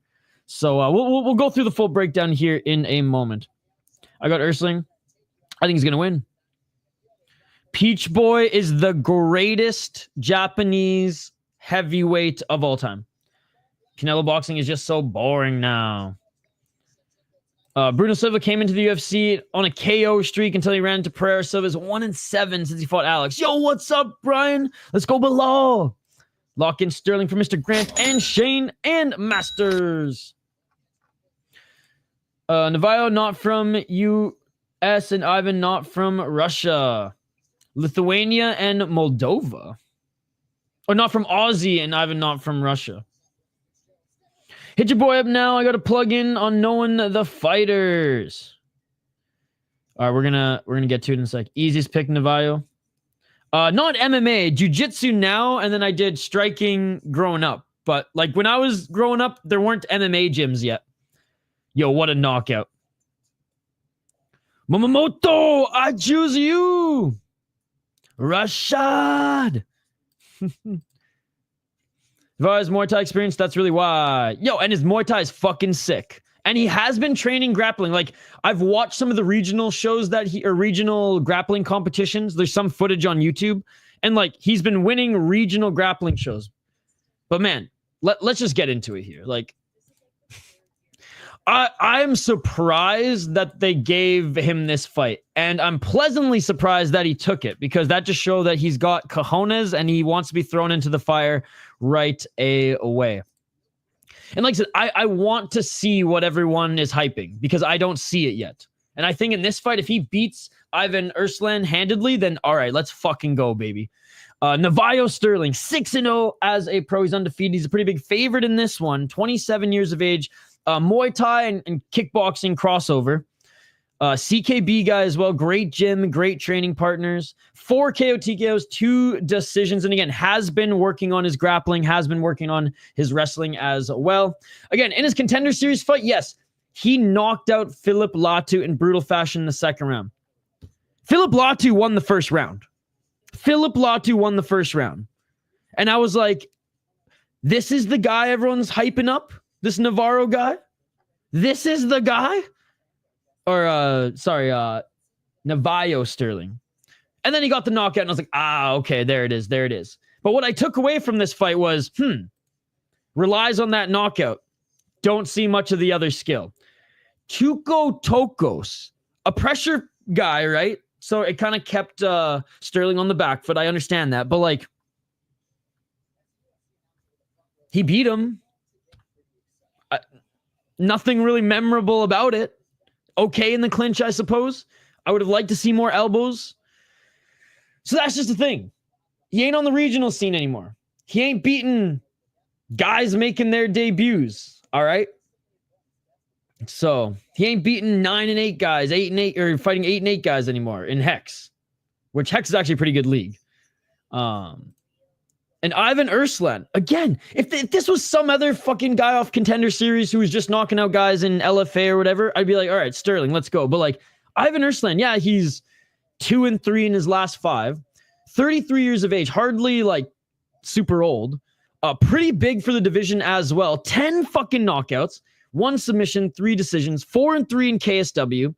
Lost to Yeong Cutelaba, razor close decision. Look, they both gassed in the 3rd round, but that was a fun fight. And dude, fought some solid guys in KSW. Yes, Haratic knocked him the fuck out, but that was his only knockout loss.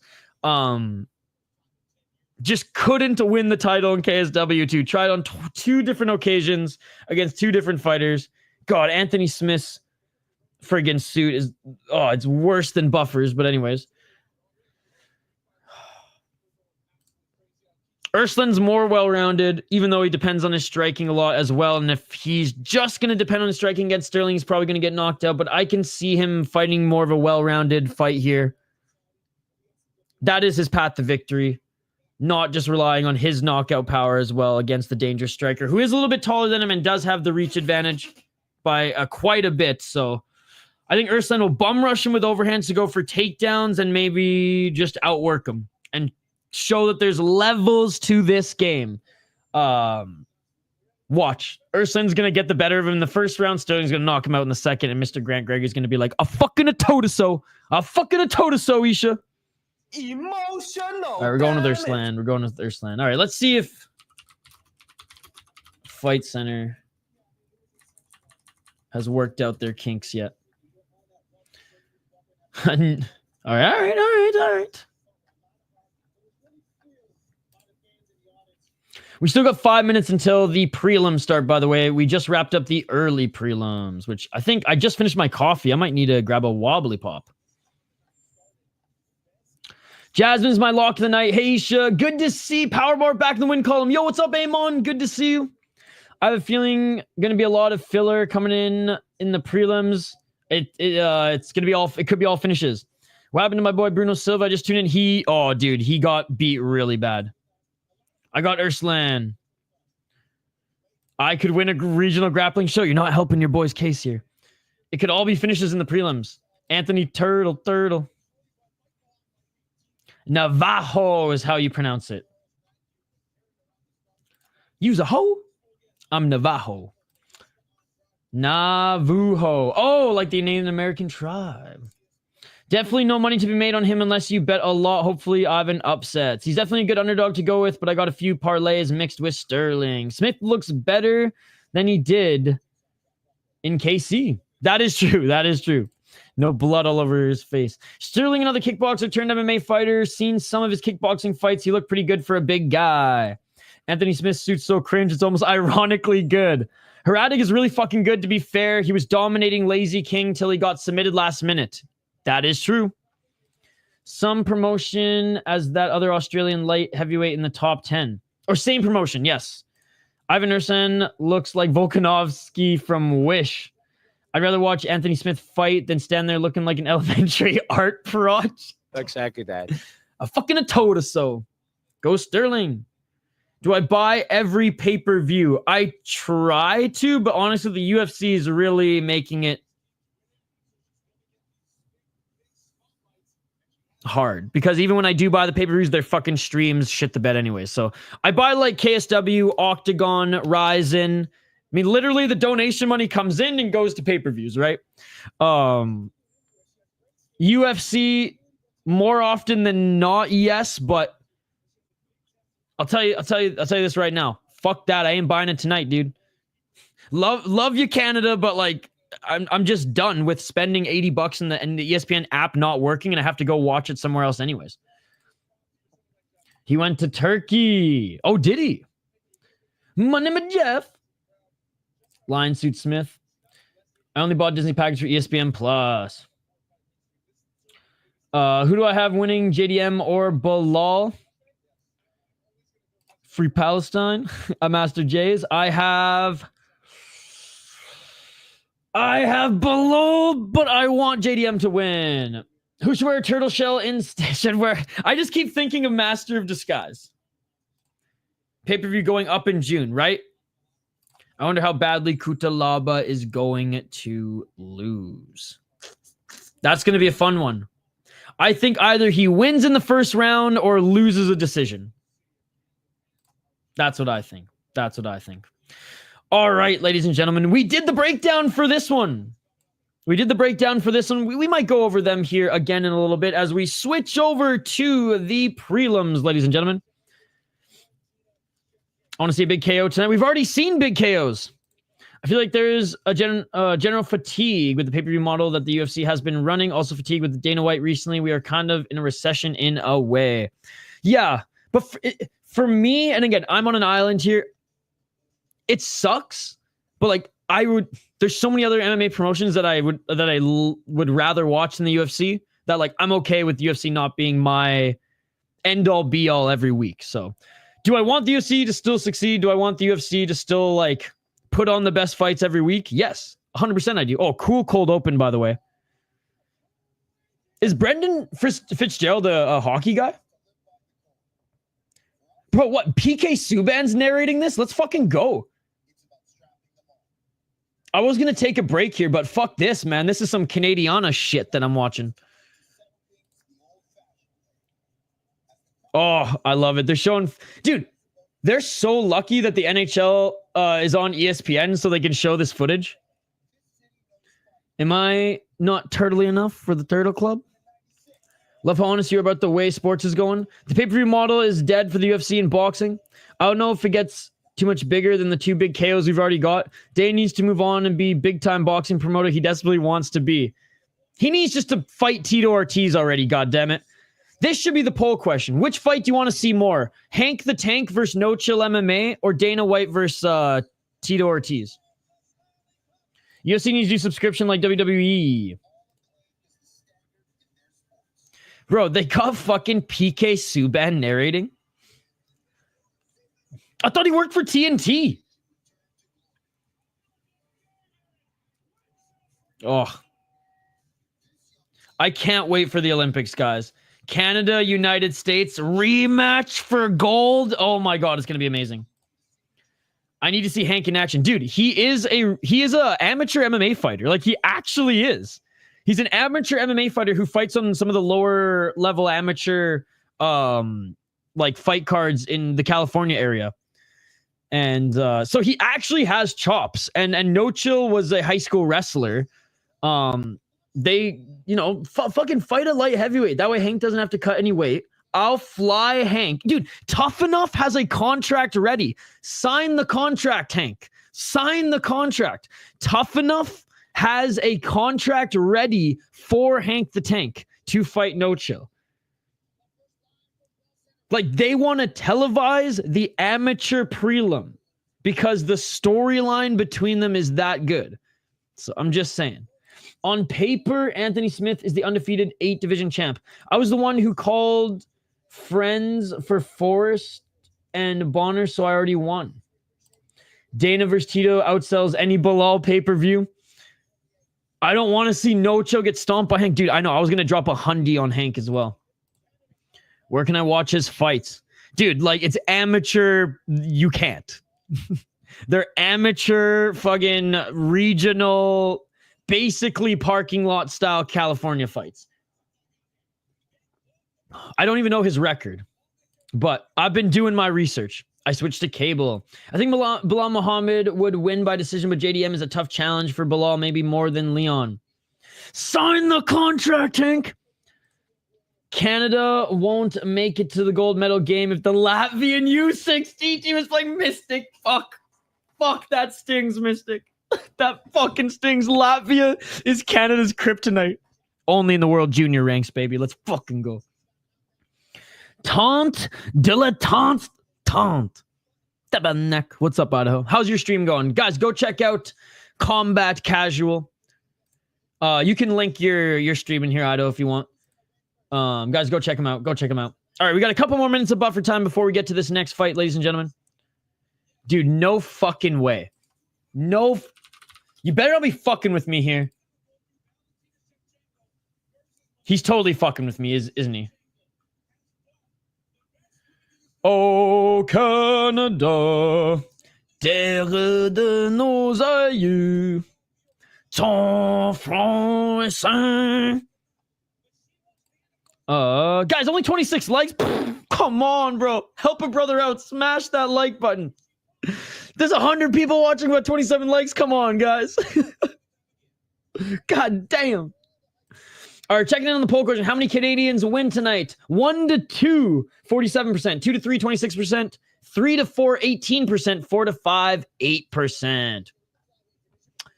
All right, Mr. Grant, this better be Hank's fight. Oh, fuck off. I knew it. You piece of... I'm actually mad at you. I've never been mad at you before. I'm actually kind of pissed off. I actually thought you found it. Dude, you know how many hours I've spent looking for his fights? I found enough evidence to know that he is a fighter, but I have not been able to find footage, man. Not even Nokia fucking shitty footage from someone's flip phone back in 2013. Oh, I like both. I am half American, half Canadian. I am a dual citizen. I'm actually annoyed, bro. Thumbs up, Mr. Bombastic. For everyone who cares most, just people love Canadian people. Oh, yeah. And vice versa. And vice versa. Things just getting heated. And when hockey's involved, man.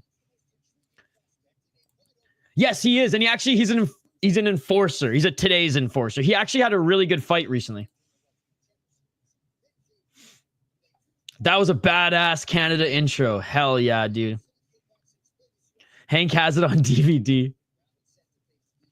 Hank seems uncoordinated to me, but it's almost like capoeira. So like Hank will throw like spinning back fists, or not spinning back fists, just straight up back fists. And because he's got like, I don't know, probably like 80 inches of reach, like he still knocks guys out.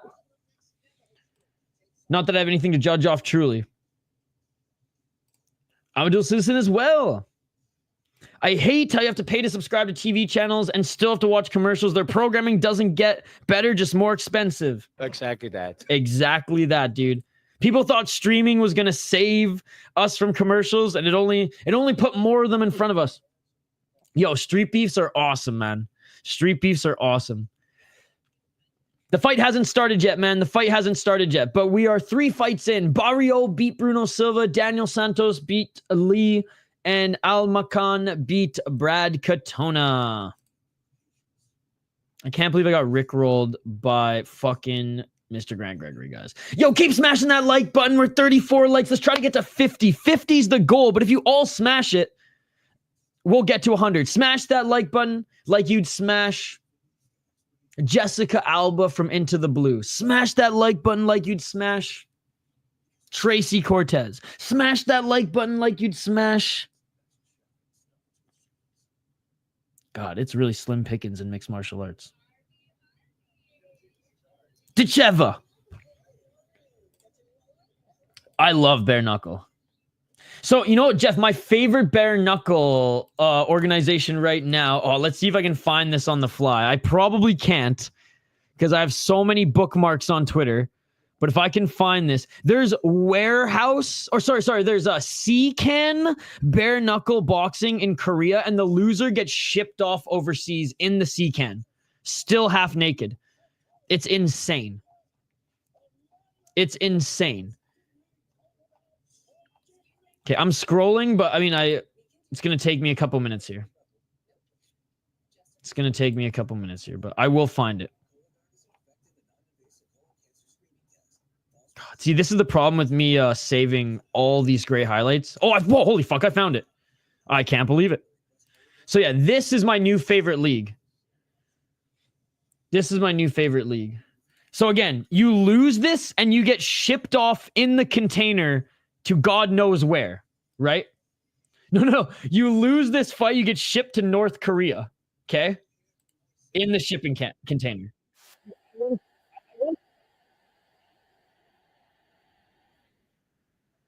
But this is the most beautiful thing I've ever seen. I would watch this over UFC all day, every day, baby. But I'm a savage. And I wish there was a big, like, there must be like a big screen on top of the container so everyone watching can actually see the fight, right? God, man, how amazing is this? Again, the loser gets shipped to North Korea in the shipping container, shirtless, if they lose the fight.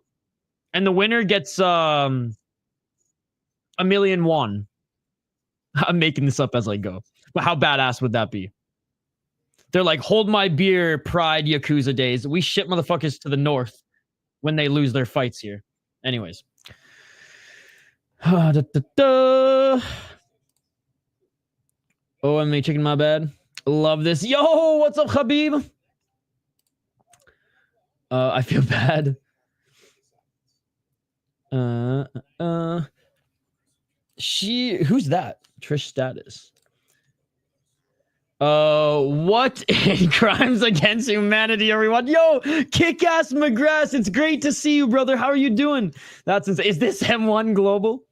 I'm going with Belal. Yo, what's up, Rana? No love for Janjirova, Isha. Damn. Yeah, smash that like button like you'd smash Janjirova. I smashed the like button like I would with One Night with Stamp Fairtex. Exactly that. It's called mute button. Random my favorite bar to watch the prelims and have a beer. Let's go. I'm getting Peyton hype vibes in this Navajo guy. Not a bad card. No, I don't think so either. Yo, let's go. Let's Navajo. Smash in 2 seconds, just like real life. Dakota Ditcheva. I'm death sentence. I saw that vlog. It was sick. Sorry if I missed some of your guys' comments. I've watched King of the Streets. I just haven't streamed it yet. My favorite one was just like their warehouse ones are sweet. Stirling got to win. It's personal now. My name's Isha. Nice to meet you, Ben. I hope Ivan wins. Loving CKB fighters lose other than Volk. Maybe my hater. 1 a.m. in Portugal. Well, get that coffee brewing, my friend. I'm glad that's not true. That would be an absolute horrible trade since 1 million South Korean currency is only $710. Oh, okay, I meant 100 million won. I meant 100 million won. I don't know these two, but I'm choosing Navajo to win. All right. I wonder if ESPN's still going to be behind with this bullshit. Chat Stirling. Stirling got a new hairline. This could be a new monster. He's got them crazy eyes. Yeah, he just got back from Turkey, apparently. At only 27. All right, here we go, ladies and gentlemen. 205 prospect against a UFC newcomer, but former two-time title challenger in KSW. Round 1. Let's get it on. 4 minutes and 51 seconds on the clock. Oh, and a nice left hand by Urslan. Yo, what's up, the Real MMA Breakdown? Always great to see you, my man. High kick attempt by Stirling. Stirling with the body kick. He does. He looks pretty big. Keep those parlays alive. Oh, no way, Master Jazz. That's pretty cool. Oh, awesome with a nice left hook. Let's go. He was very good, and Stirling was not good in his last fight, even though he got the win. Oh, a nice shot by Stirling. Looks like Stirling might... Oh, nice left hook by Urslan. Stirling looks like No Chill. Dude, No Chill is black. 4 minutes and 9 seconds on the clock. Stirling cut on that right eye. 4 minutes on the clock. How's your weekend going? No Chill MMA is from the Congo. Freaking Rosenstrike is his cousin. 355. Have you heard his voice? No man as white as Stirling has the voice of a No Chill MMA. I'm just saying. Kind of. 339 and an overhand right by Ursa, blocked by Stirling. 3 minutes and 31 seconds on the clock. Fuck those clocks, dude. Fuck those clocks. I'm never buying one of those pieces of shit ever again. 3 minutes and 21 seconds on the clock. Low kick by Stirling. Body kick. You want clocks? MMA Guru's got one. You want clocks? I'm sure MMA Joey's got one. Fuck the clock. 3 minutes and 6 seconds. I ain't wasting any money on that bullshit, dude. Low kick by Stirling. But I probably will switch to OBS soon and I'll get a nice graphic. But I'm never buying one of those stupid things again. 2 minutes and 46 seconds on the clock.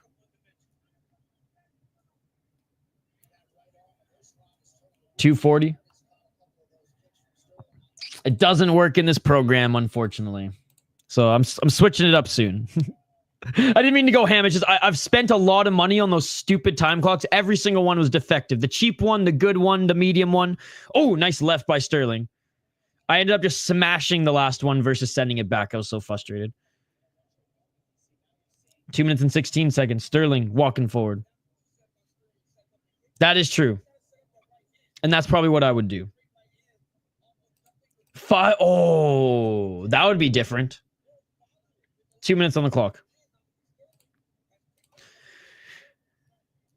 No, I didn't have time to... I've been playing around with OBS and starting to make new assets, so I'll probably start streaming from there moving forward so we can do more interactive stuff like that. I've just been lazy and been using StreamYard for a while. And unfortunately, they don't allow widgets for 5 minutes. Get a chess clock. Too expensive. 1 minute 34 seconds. I've bought some before, guys. Okay, look, I'd really rather. I fucking hate talking about the stupid time clock. People are obsessed over it in every stream. 1 minute 24 seconds. If you don't like it, go to Guru Stream. If you don't like it, go to MMA Joey. 1 minute 19 seconds. Honestly, the hourglass would be fucking awesome. Low kick by Stirling. Stirling looking for the left hook, but gets tagged by a right by Urslan. Gotta win this. What's up, J-Beer? No, eventually I'll have like a graphic on screen, but I'm never buying one of those. Unless I win 100 million won, I'm never buying one of those clocks. Never again. The last one there's probably pieces still floating around in this room somewhere. From when I smashed the motherfucker. The hourglass would be cool. That's some hipster ass shit, but you know what? I have the glasses for it, so. Oh, Stirling just misses with an overhand. You know what? Done. We're going to do that. I might even have an hourglass, but I don't know if it's a 5 minute one, but I will look into that. That would be hilarious. And I'll like hang it. Oh, nice right to the body, followed by a left hook by Urslan. And I'll hang it right over the City Life project sign. Body kick by Stirling. Just smoke a cig each round. They last 5 minutes. Practice. End of the first round. Great back and forth by both these guys.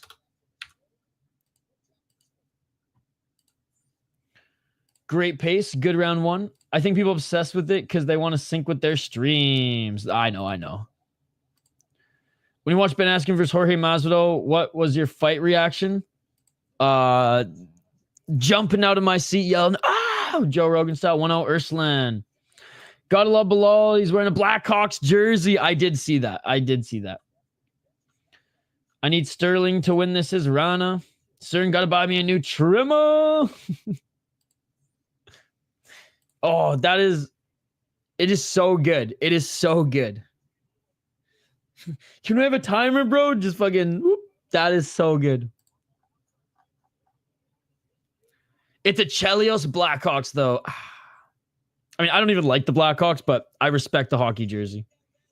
Bruno Silva's head after the elbow literally dented in. Jeez. My dog, Stirling. How's everybody's weekend going, by the way? Don't forget to smash that like button. Hope you all are doing well. Hope you all are enjoying the fights. Round 2.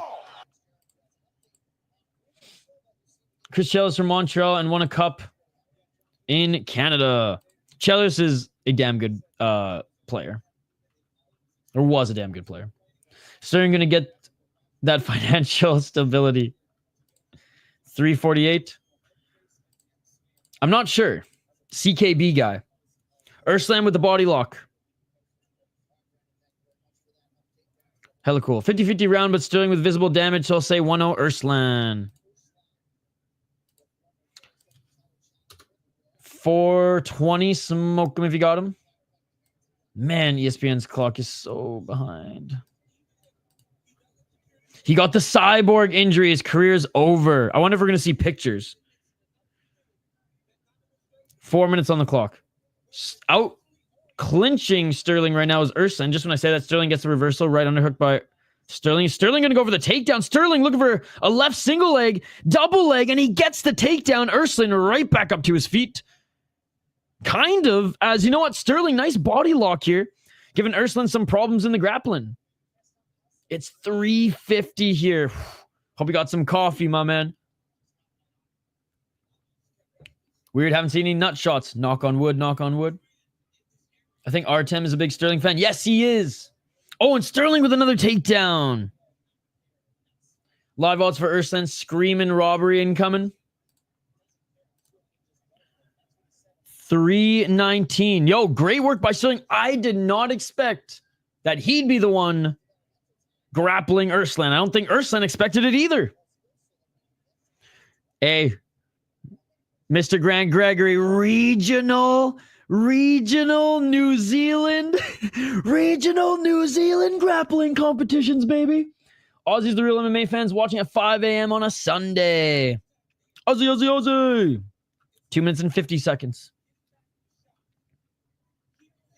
And Urslan with a nice little reversal as he now grabs the torso of Stirling. And Urslan looking to get that right hook in, but Stirling back up to his feet. Stirling now trying to fight the hands of Urslan. 232. Oi. 226. Stirling gonna give me that bag. Since when was Josh Koscheck in the UFC? 2 minutes and 15 seconds. And looking for the takedown here is Urslan, but doesn't get it. 2 minutes. Still fighting the hands of Stirling. Urslan looking for the takedown. And cut off his fingers. 1 minute and 59 seconds. Sorry, 55. Underhooks by Urslan. 142. Oh, a nice step back right by Urslan. Did they say someone was going into the Hall of Fame? I'm not sure. Low kick by Stirling. Oh, Urslan's starting to look a little tired here, man, as Stirling attacks the body. Urslan with the right hand, though. Urslan, oh, nice left.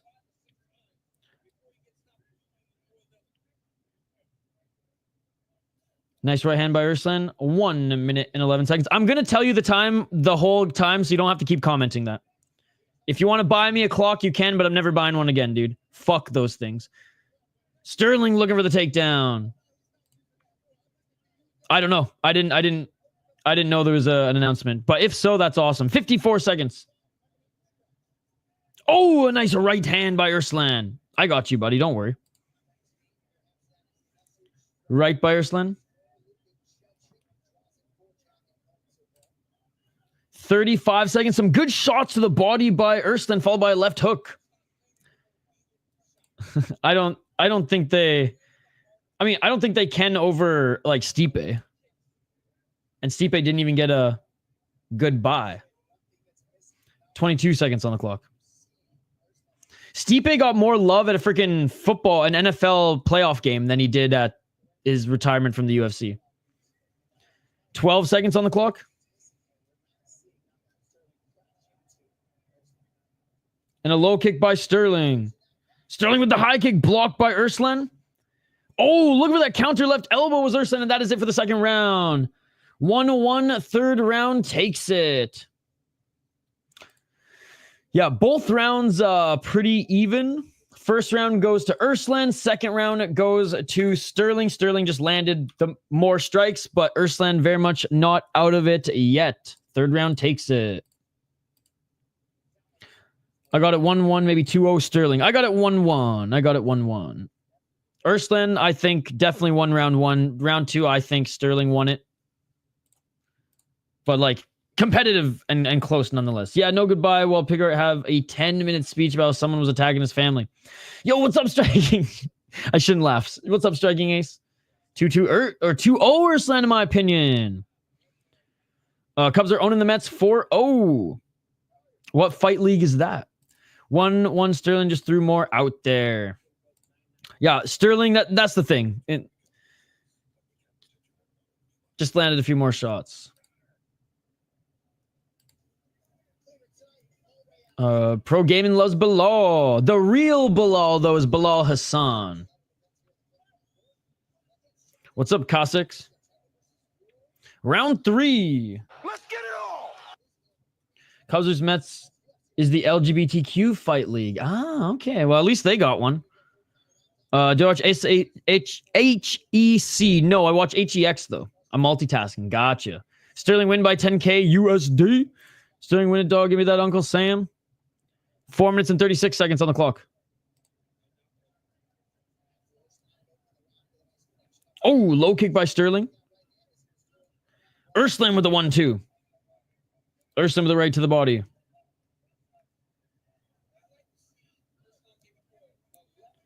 Left to the body by Stirling. Stirling getting that jab going early. Right hand by Urslan doesn't land clean. Stirling's like throwing more of this round so far. Nice left hook. Got some live on Urslan plus 190. Jordan Levitt just came out of the closet, first man in the UFC to do it. Did he actually? I mean, I think we all had our assumptions, but good for him. 351. Because there's been like NFL players, and I don't think any hockey players will ever. Actually, no. Not NHL players, but there's been some pro hockey players. They're going to give Stirling 3-0. If it goes to decision, I can smell it. 333. Stirling looks tired. Oh, well, then there you go. 3 minutes and 24 seconds.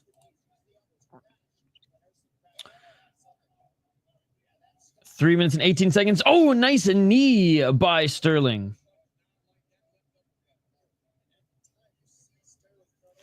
Oh, there's so many. There's too many to name. 304. No, there was none in the NHL. 2 minutes. Well, like none of who have come out in the NHL. Oh, nice right by Urslan. I think it was even going into the third round, and they're each exchanging strikes in this third. I think so far Stirling has landed a few more, but he's starting to slow down here, and he's actually looking for the left single leg now. Dude, Alex Caceres is awesome, man. I don't know why people hate on that guy so much. It makes no sense to me. 2 minutes and 30 seconds on the clock. Badass road to pro mixed martial arts, fighting in backyard brawls. Like, he's so fucking sweet, dude. Still crushing it. Well, not crushing, but still competing in the UFC and making a ton of money. He makes like almost $500,000 every fight, dude. Yeah, people on Twitter were fucking hating on him last week. I don't get it. 2 minutes and 5 seconds on the clock. Nice left elbow by Urslan as they get back to center. 1 minute 59 seconds. Right to the body. Oh, a nice right by Urslan. That was pretty bad. That was pretty bad. But people like really hate him. Like it was kind of, it was like fucked up. That's why I bring it up. Like I was like, what the fuck? Oh, big right by Stirling. He hurt him. Urslan desperately looking for the takedown. Stirling, hammer fist. Urslan seeing the Tweety Birds trying to complete this single leg takedown. 1 minute and 29 seconds on the clock.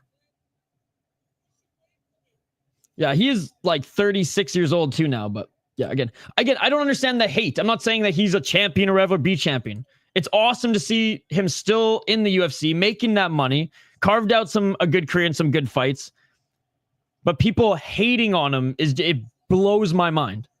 Oh, nice right to the body by Stirling. I don't know why Urslan's going, let's go. As he's basically a punching bag right now. As Stirling is throwing shot after shot. And Stirling with the right hand knocks Urslan down again. 56 seconds on the clock.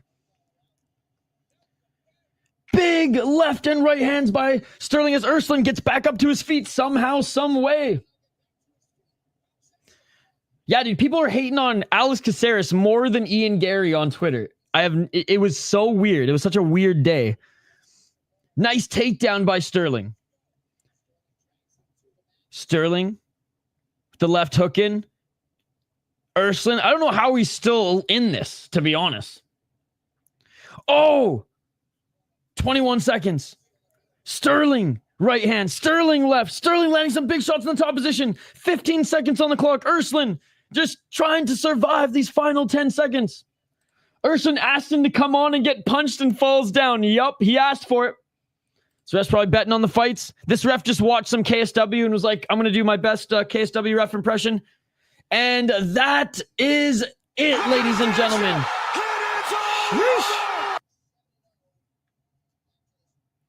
White as fuck, Stirling. Dude, it's literally on screen right now. Damn, this sequence solidified the fight for him, I think. Oh, damn. On your period, forgot to put in what's a Canadian? We want our privacy. Honestly, the reffing in KSW was so bad today. that actually looked like a normal stoppage. or a non-stoppage, I should say. Ref don't give a fuck.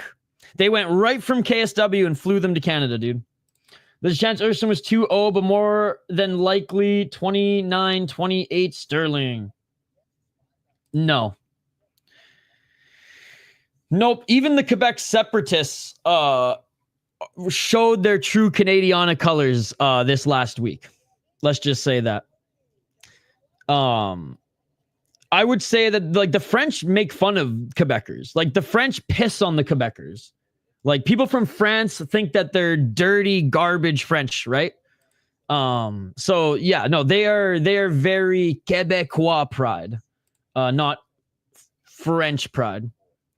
Honestly, think 2-1 Ursuline, but they're gonna go 3-0 Sterling. Those stats are whack. I think the first round was clear I think the Ursuline won the first round and was pretty clear. Competitive, but pretty clear. I think the second round was pretty clear. Stirling, competitive, but pretty clear. Third round, obviously, Stirling. The refs just were like letting guys near kill each other, Cristioni style. It was insane.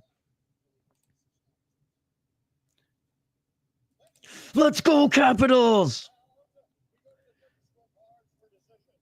If Sterling gets robbed, it's entirely his fault for lacking finishing instinct. 29-27. I don't know if I agree with the... Not a hoe. I ain't a hoe. You ain't a hoe. It's Navajo. Good win by Sterling. You know what? He answered some of my questions. Guy can grapple a little bit. Guy's strong as fuck. And guy's got, like I said, the death touch. So great fucking win for Sterling. And I cannot buy a pick here today, ladies and gentlemen. Let's fucking go. Last round 10-8. I guess that's fair. Since the ref didn't stop it, we'll give you a 10-8. Gurem, go back to the UFC as a ref. He did drop him twice in the third. Very good performance. I'm impressed, man. I'm impressed. Like I said, I didn't see a fight yet from Sterling that impressed me. I'm impressed. That one did it. Some of my questions going into this fight, grappling, third round ability. Check, man. I like him. He's got a chin too. Sterling won, yes. Yeah, close fight, ain't mad. I mean, does he though? Does he? He works on his cardio. He'll be a real complete fighter. No, he's from New Zealand. The entire MMA world parlays are alive. Jasmine. Raw! Let's go, baby. Let's go. He's ready for RDR. Oh my God. Oh man. All right, let's get to the next one.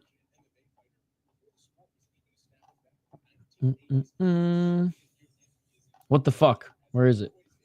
Here it is. God, this is going to be another fun one, guys. Son and DC has tough coaches. I wanted active fighters. Me too, the real MMA breakdown. I know. And like for the, what is it, the 20th anniversary or whatever it is? 20-year anniversary. At least Chael and DC will entertain, but it'll be more about them, less about the fighters. But honestly, they don't really show anything but the fighters hanging out and crying with their families anymore anyways. But we will be streaming for the 3rd annual Tough Watch Party season here on the channel every single Tuesday. Is it Tuesday? Yeah, every single Tuesday we will be covering The Ultimate Fighter. We watch every episode. We kind of make fun of a few things because it sucks compared to what it was back in the day, and it kind of just sucks in general now. So we have counters, how many times they cry, drunky McDrunks. We make it a fun time. So join us all season for The Ultimate Fighter. We will be live for that and Dana White Contender Series. I'm picking Malott, but I bet on Radke. So win-win. I think Malott's striking is slightly better than his. I think Radke's wrestling is slightly better than Malott's. So the rest kind of evens out. Like quite a few, actually. Quite a few. It's just so different though, Mystic. Because just like the amount of fighters who come into the UFC every year compared to even 2 seasons of Tough a year back in the day, more fighters come in through Contender Series. That was a really good season. Mine, I have so many favorites, but Rampage and Forrest was a really good season. Sarah, I mean, there's too many for me, man. Sarah Hughes was a good season. Tito Shamrock was a good season. Not because of the coaches, but because of the cast. Dos Santos. Was it Brock? Yeah, Dos Santos and Brock. Big Nog and... God, who was it? There was another heavyweight. Why am I blanking on him? But anyways, that was a good season too, just because that was like the Junie Browning season. Cutelaba's a madman. I remember when you first started and we had like 10 people watching, good times. Now there's 10 times that. First episode of Tough in UFC. Bukauskas for the win. Cutelaba is on a downswing. You got Cavender or Lozano? Who the fuck are those guys? Rampage Evans' best season? Dude, so good. Yep, nostalgia factor. He better fight titties soon, bro. TJ and Cody, really good season. A little fucking snake in the grass. There's always a few tards on top. Goodbye, Mr. Singh. But Contender Series is just better for getting fighters. Exactly. Hulk mode. Mir, yes, Frank Mir and Big Nog. It's not even that I forgot his name. I just completely forgot who's on the season. I was like, it was a blue shirt, but I forget. How can we forget season 5? BJ Penn and God, why am I forgetting now? Jens Pulver. Everyone hit that like and share and subscribe. I forgot that's a boxing fight. Okay, my bad. The only boxing fight I care about today is Navarrete's fight, so I'm gonna watch that back later. All right, let's quickly highlight this one, guys, as the fighters are making their way to the cage. We have Modestas Bukauskas against Yeong Cutelaba. I'm going Bukauskas in this one. Look, I think if this goes the distance, Bukauskas will win. If this ends in the first round, Yeong Cutelaba is going to be the one who is on top.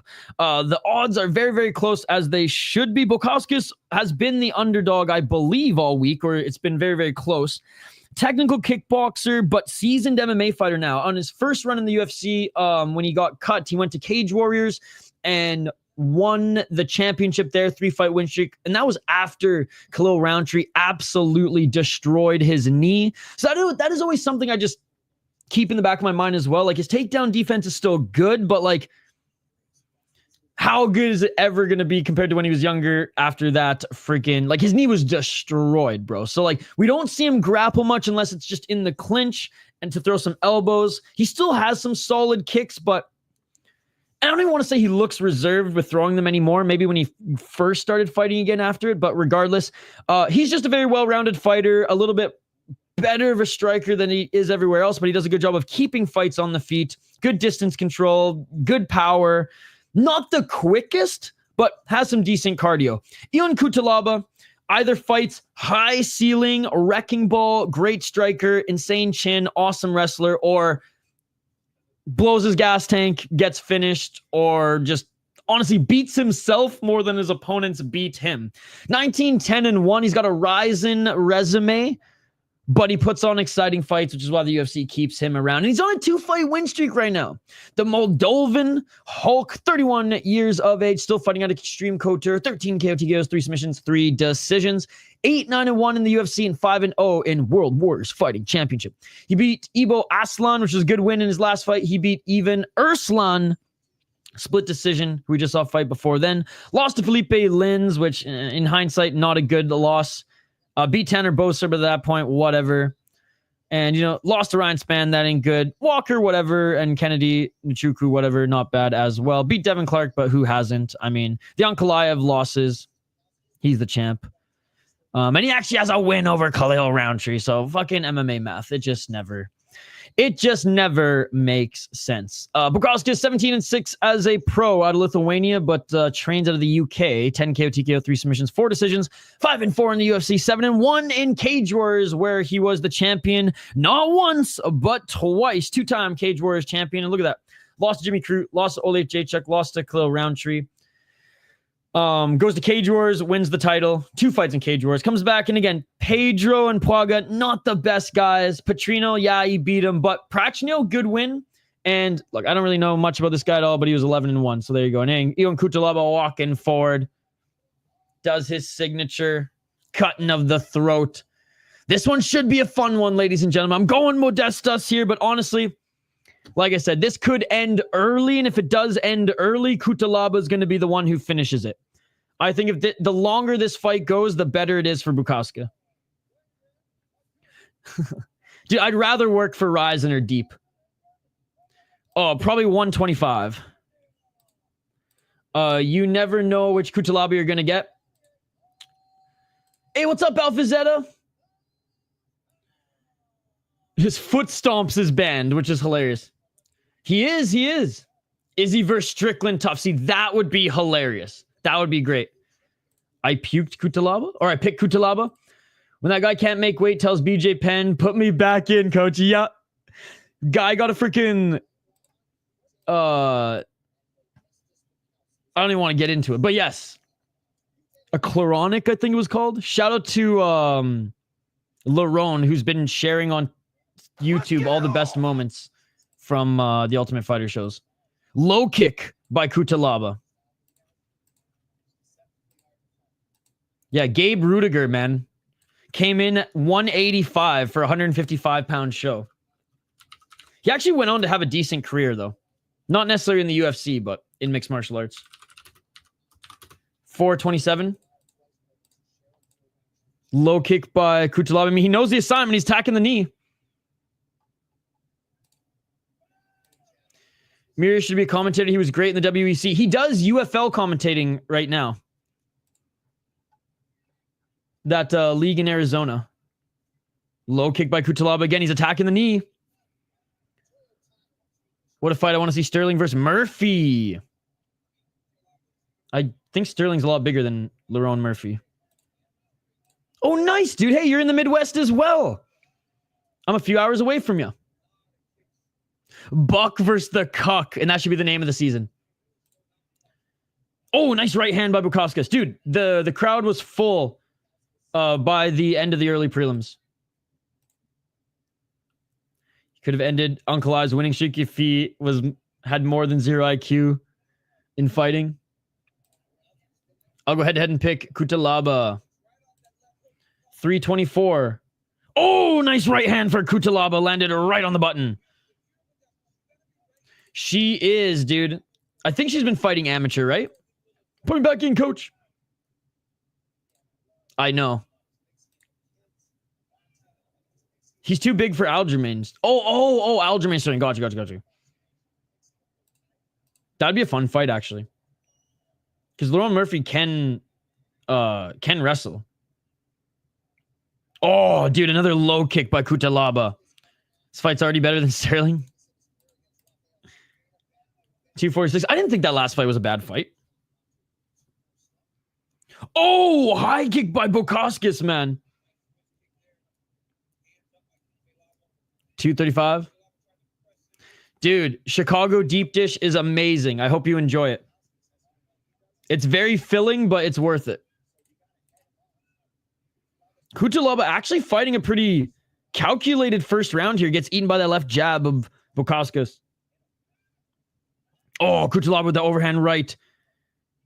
Man, Bukauskas can't take much more of those because if one lands clean, it's good night. Jim Kite. Outside low kick by Cutelaba. 202. Oh, Cutelaba with the front kick. Nice 1-2 by Bukauskas. Cutelaba actually wearing a little bit of a shiner under his left eye. Bukauskas' knees were messed. Yeah, dude. Khalil Roundtree destroyed him. He was off for like a year and a half. Low kick by Bukauskas. Honestly, that is a better way to describe it. But I eat it by the slice with my hand. I don't eat it with a fork and knife, so I'll still call it pizza. 126.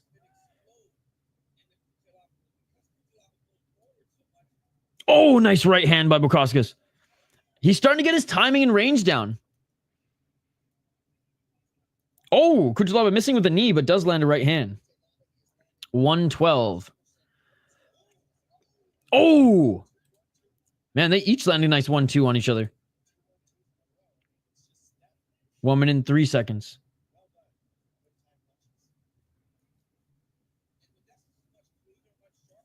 Looking for the spinning heel kick, but Cutelaba read that perfectly. Marinara sauce. Yeah, I like red sauce as well. I don't get why these guys who have power only do 1-2 weight, 1-2 weight. None is going for 6-hit combos when they're open. Dude, they need to go train with Hyder or Mill. Oh, big left by Cutelaba. 32 seconds.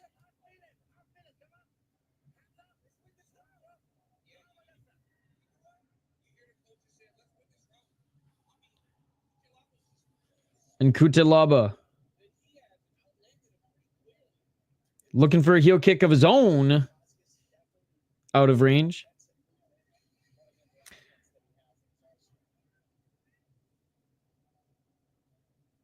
Oh, looking for a spinning heel kick to the face there was Bukauskas, but Cutelaba blocked that one, and that's going to do it for the first round.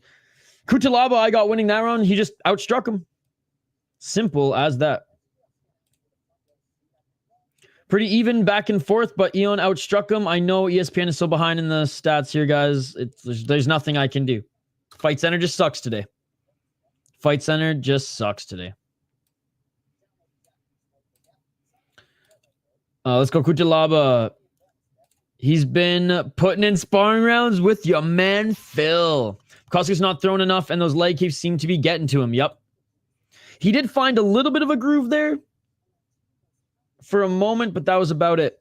Cutelaba against Khalil was showing crazy trips and grappling. What happened to that guy? That's the thing. He has all the tools, but he doesn't put it together in every single fight, right?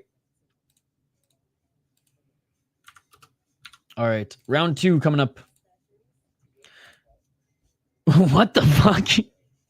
Well, god damn it. Now I'm going to have to be sus. See what all the hype is about.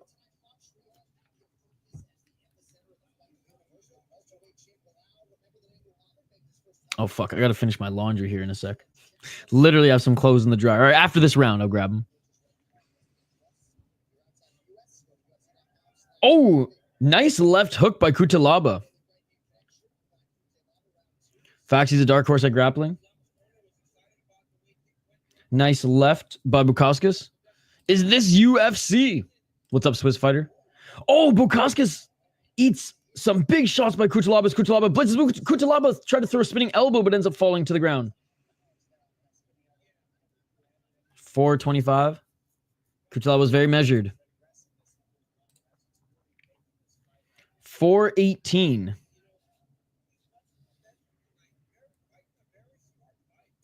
Cutelaba with the low kick again. 407. Yo, what the hell is going on? 355. Cutelaba pushing Bukauskas up against the cage, but Bukauskas got his hands locked around the torso of Cutelaba. Look at that left leg of Bukauskas, man. Starting to bruise pretty bad. 335. And of course, the fight, one of the fights that I'm look forward to the most is it's not as exciting. No. He did a stream. Yeah, he did a stream, but it was a little bit of a letdown as far as a hit piece. I thought we were all going to get canceled. Eon's slowing down. He's not the usual reckless beast. But alas, here we are.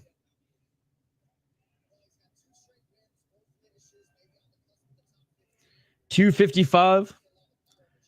If he gets boring, he's getting released. 248. Knee stomp. No foot stomps. Oh, Bukauskas almost went for one, though.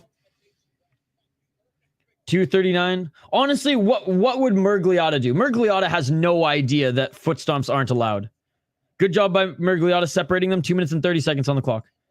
Mergliotta has no idea that Quebec doesn't allow foot stomps, right? So he's not going to call shit. 224. All Mergliotta has on his mind is bare knuckle, bare knuckle, bare knuckle, bare knuckle, bare knuckle. 2 minutes and 14 seconds. Low kick by Cutelaba.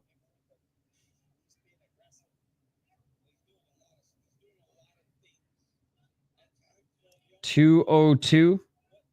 Cutelaba looking for that overhand. Front kick by Cutelaba out of range. Oh, a nice left by Bukauskas. Oh, big right hand by Cutelaba. 141.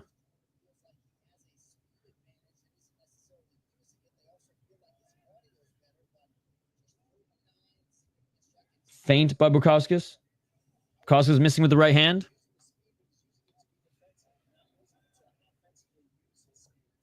$122. In the opening moment of the round, he wasn't, though. There's a bunch of places where you can find them. Just a couple Google searches, and trust me, you'll get the big four probably. 104. Oh, nice right hand by Cutelaba. I would throw them just to get a DQ for the foot stomp. That was some crazy no fundamental spinning kick. Geez, honestly, tentative Cutelaba is better than Psycho Hulk. Oh, and there's the Psycho Hulk throwing that spinning heel kick and falls to the ground again. 47 seconds. If anything, I think Bukauskas looking more tentative than Cutelaba, but Bukauskas does land a 1-2 on the back foot. 38 seconds. Bukauskas with a nice right hand. Bukauskas with the left hook. Bukauskas with the right hand. That 8:20 first round strike count was way off. Well, this is still first round, right? It's not updating. So, yeah, this is wrong. 8:21 for Cutelaba in the second round.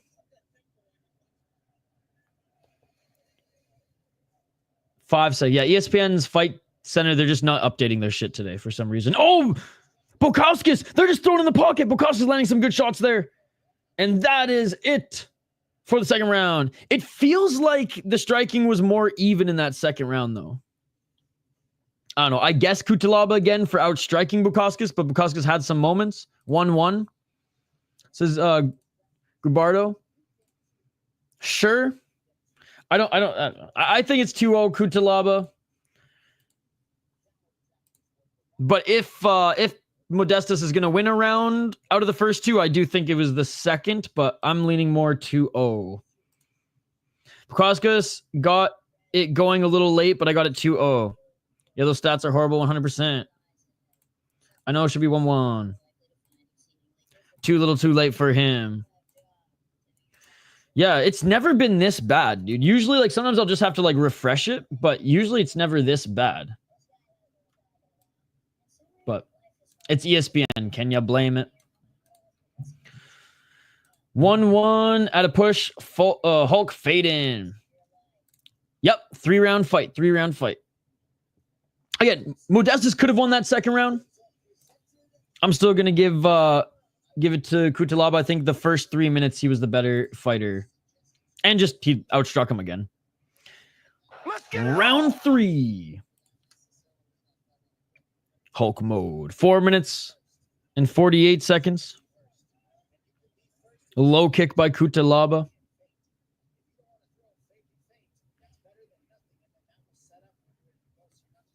And Cutelaba going for a takedown. Good defense by Bukauskas. Look at this. My prediction is going to be wrong again. 1-1 says Boya. 4:26. That was obviously a 10-8, y'all. You saw Yeong held him on against Cage? Yeah. Yeah. 4 minutes and 17 seconds. Cutelaba in the clinch.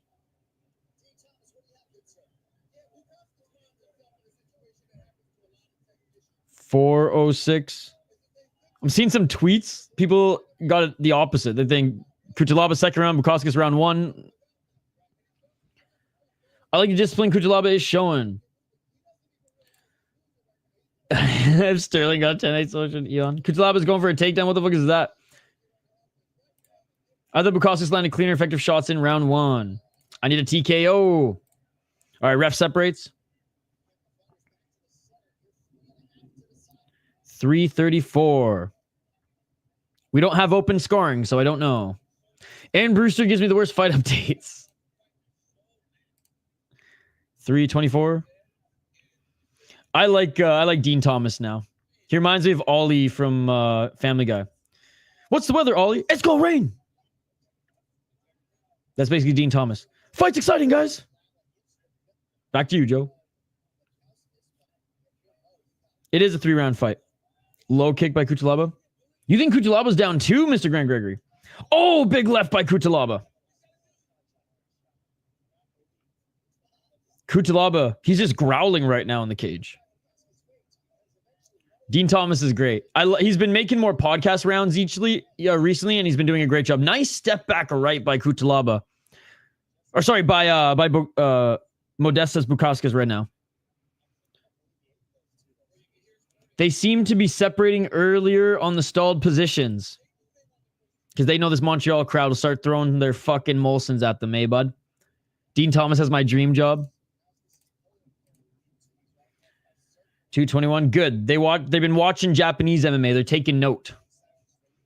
Oh, overhand right by Cutelaba. Wonder if it has anything to do with Quebec's commission or what you said. High kick. I mean, it wouldn't surprise me. I want to do Dean Thomas' job for the rising and deep. The spinning kick again. Dude, he keeps throwing it, man. Oh, nice left and right by Cutelaba. Or sorry, by Bukauskas and Cutelaba looking for the low kick. Straight white belt shit. 148. And Cutelaba pushing Bukauskas up against the cage. Bukauskas with his hands tied on the torso of Cutelaba. A little clinch work again here. No. I have to see that. Oh, no, wait. I did. That was good. And you know what my favorite part of, honestly, every week's Ultimate Fighter show is the post show with Dean Thomas is hilarious. I took some Bukauskas plus 380. I don't know. I'll take a shot at value. Honestly, not bad. Kind of boring fight, to be honest. I know. Not even that was the guy on the free trial. Oh, my God. 1 minute and 7 seconds. And let's see, Cutelaba had a little bit of or almost reversed him there. 1 minute, ladies and gentlemen. I think Modestas is kind of leading in this third round. I think he had, like Activate 8 pointed out, has had the most effective shots. Although I think it was his most effective shots showed in this third round, where Bukauskas landed a few more shots and goes right back to the clinch. A boring Eon fight. Who would have guessed? I know. 32 seconds.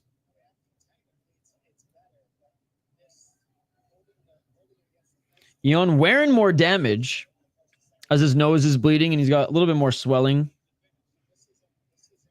15 seconds. Oh, looking for the spinning elbow there by Bukauskas. Swing and a miss. 10 seconds left. Back at center. Right hand by Cutelaba. Cutelaba walking forward. Oh, spinning kick to the body by Bukauskas, and that is it, ladies and gentlemen. Not the most exciting fight, especially coming from Yeong Cutelaba. Did Modestas Bukauskas do enough to win? I think he won the third round, but I think Yeong Cutelaba won the first two. So this is either... Yeah, we'll see. We'll see. 2-1 Yeong for you, 2-1 Bukauskas. Took some plus 600 again, only a small play. We were spoiled with the early prelims. 2-1 Cutelaba. Hey. Nice profile picture. So many things changed since the last Borat movie. Canada has a black president. Hulk smashed it. Not the fight I was expecting. Me neither. Bukak wins that, I think. I hope so. Mostly because I just like to root for him, although he didn't do good in that one. Okay, guys, give me 1 sec. Or actually, go after this. I gotta go change over my lawn. I've literally been doing mid laundry, or I'm mid laundry during a UFC card. All right, after we hear the announcement, I gotta go grab my switch over my laundry. I keep hearing it ding. They had very few moments sprinkled into a mainly boring hug and fight. 2 Modestus Bukauskas. Oh, I forgot Burns is fighting Morales. Morales, that's scary, man. Morales might starch him. All right. We're still listening. We're still waiting for a decision.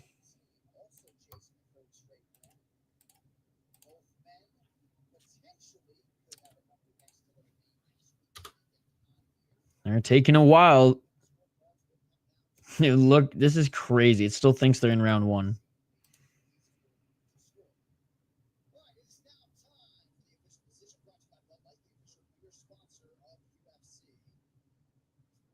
All right, here we go.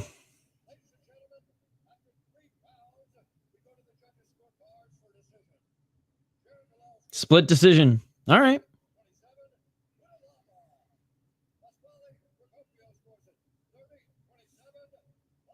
Jeez, these are way off.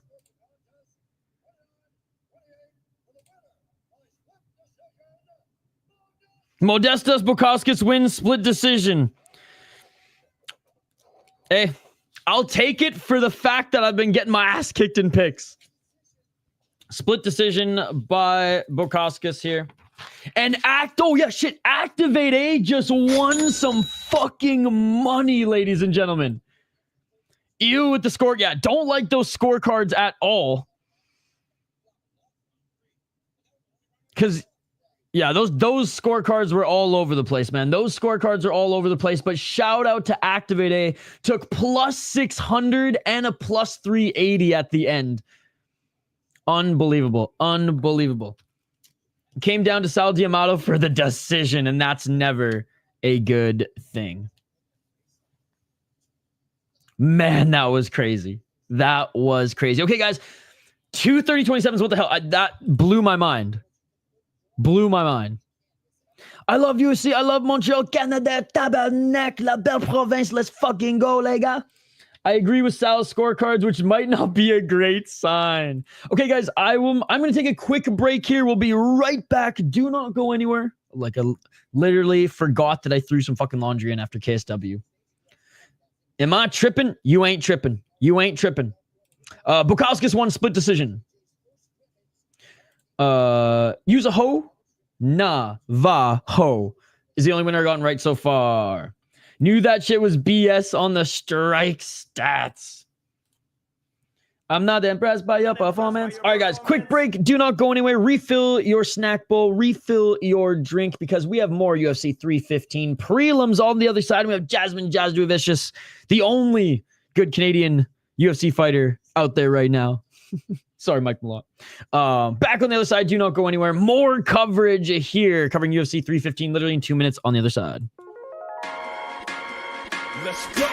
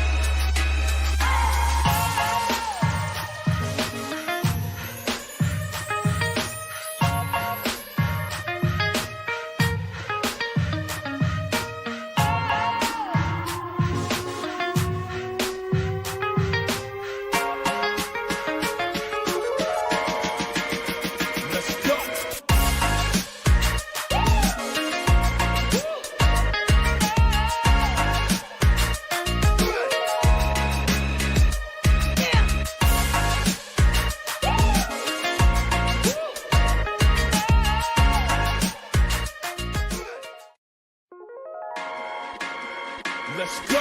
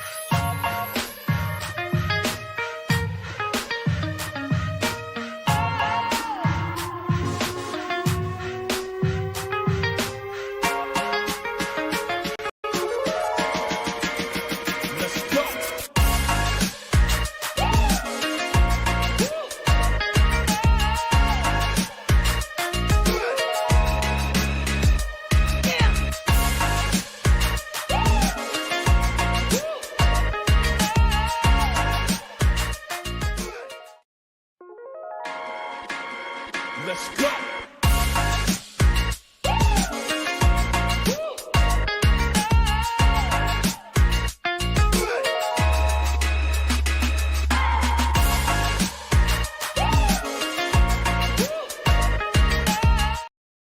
And we are back live here on the City Life Project YouTube channel for UFC 315, Muhammad versus Della Maddalena, UFC Montreal, and we're going to continue with the prelims here. We got a few more prelims before we jump over to pay-per-view at the top of the hour. I guess we only have two more prelims. Now that I think about it, this card's actually been going by pretty quick. I know it's not a huge card, but still, it's been going by pretty quick. Next fight we have, why isn't it showing up? Jasmine Jasudavicius against Jessica Andrade. Ladies and gentlemen, we will highlight this one next here. I mean, it wasn't a robbery. I think it's crazy that people are saying that that's a robbery. If you slack off in a fight, judges can still give you the win because they suck. Again, the chat was split on it, right? Because like neither of them really showed like a lot of dominance in that one. I think the swing round was the first round. I think Yeong, well, actually, I don't even know. The first two rounds are up for debate. The third round, Bukauskas won, right? So the first two rounds were essentially swings. I thought Cutelaba won both the first and two, but I wasn't bullish on either. So saying it's a robbery, in my opinion, and I'm not calling you guys this, but in my opinion, is stupid because by definition, close fights cannot be a robbery, especially when everyone is so fucking split, right? So the scorecards were bad. Like, I don't understand fucking 30-27s in that fight. That makes no sense. But it being a split decision, I have no issue with at all. Andrade's gonna smash this skinny arse. Having Canuck. Yo, what's up, Thomas the Tank Engine? Good to see you. Good to see you. If you think it's a robbery, you don't watch mixed martial arts. It's as simple as that, ladies and gentlemen. Ontario represent. I'm in Hamilton, so got to be rooting for Mike and Jasmine, even though I think Mike is overhyped. Let's go. Let's go. Hamilton represent. Yet they are. Yet they are. Again, if you think it's a robbery, just watch more mixed martial arts. Round 1-3 was Buka's round. People getting swayed by stats. What's up? Fake MMA, fake decisions.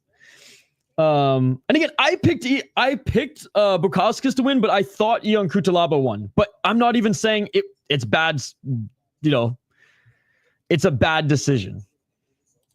I was fine with it going either way because neither of them proved to me that they dominantly won any of those rounds. The only slight one was Bukauskas in the third. First two, neither of them really showed me. I based it simply on the strike numbers, but Activate A had a good point, and he even said after the first round, I think Bukauskas landed the better strikes in that round, the more effective ones, which I didn't necessarily agree with, but clearly the judges did. But for round two also, I'm not so sure about that. I think Bukauskas threw more damaging punches. And kick-ass McGrath, I am actually okay with that. I'm actually okay with that. You're a smart guy. You're a smart guy. You're a smart guy. That was fuckery, not a robbery. Not a robbery. It was a tough one to call as the judge, I'm sure. Bukauskas won split decision. All right, for this one, I have Jasmine Jasudavicius, by the way, guys. She's big for the division, very good wrestling and grappling, and her striking has gotten a lot better since the Tracy Cortez loss. She's strong, she's got dog, and she's beaten some really good opponents. Klein, Silva, Maverick, all huge wins. I mean, she almost murdered Cachoeira, like worse than freaking Valentina did.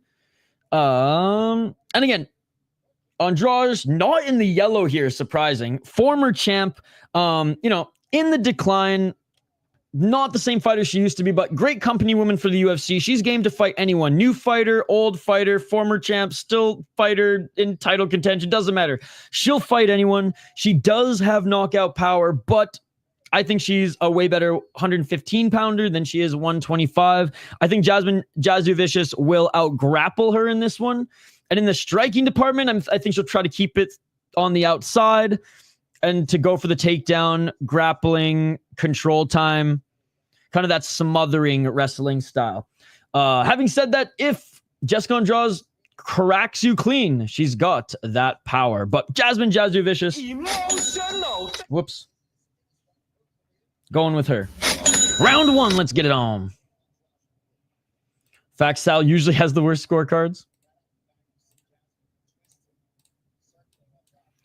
4 minutes and 45 seconds. Oh, nice right hand by Jasmine. 4:38. I'm calling the fight right now, buddy. 4 minutes and 31 seconds. Took some action on Andrade plus 600 Jasmine. 2-3 KO TKO. Low kick by Andrade. 4:22. Agreed. 100%. Andrade walking forward. Is this Bukau? Ben Chamek.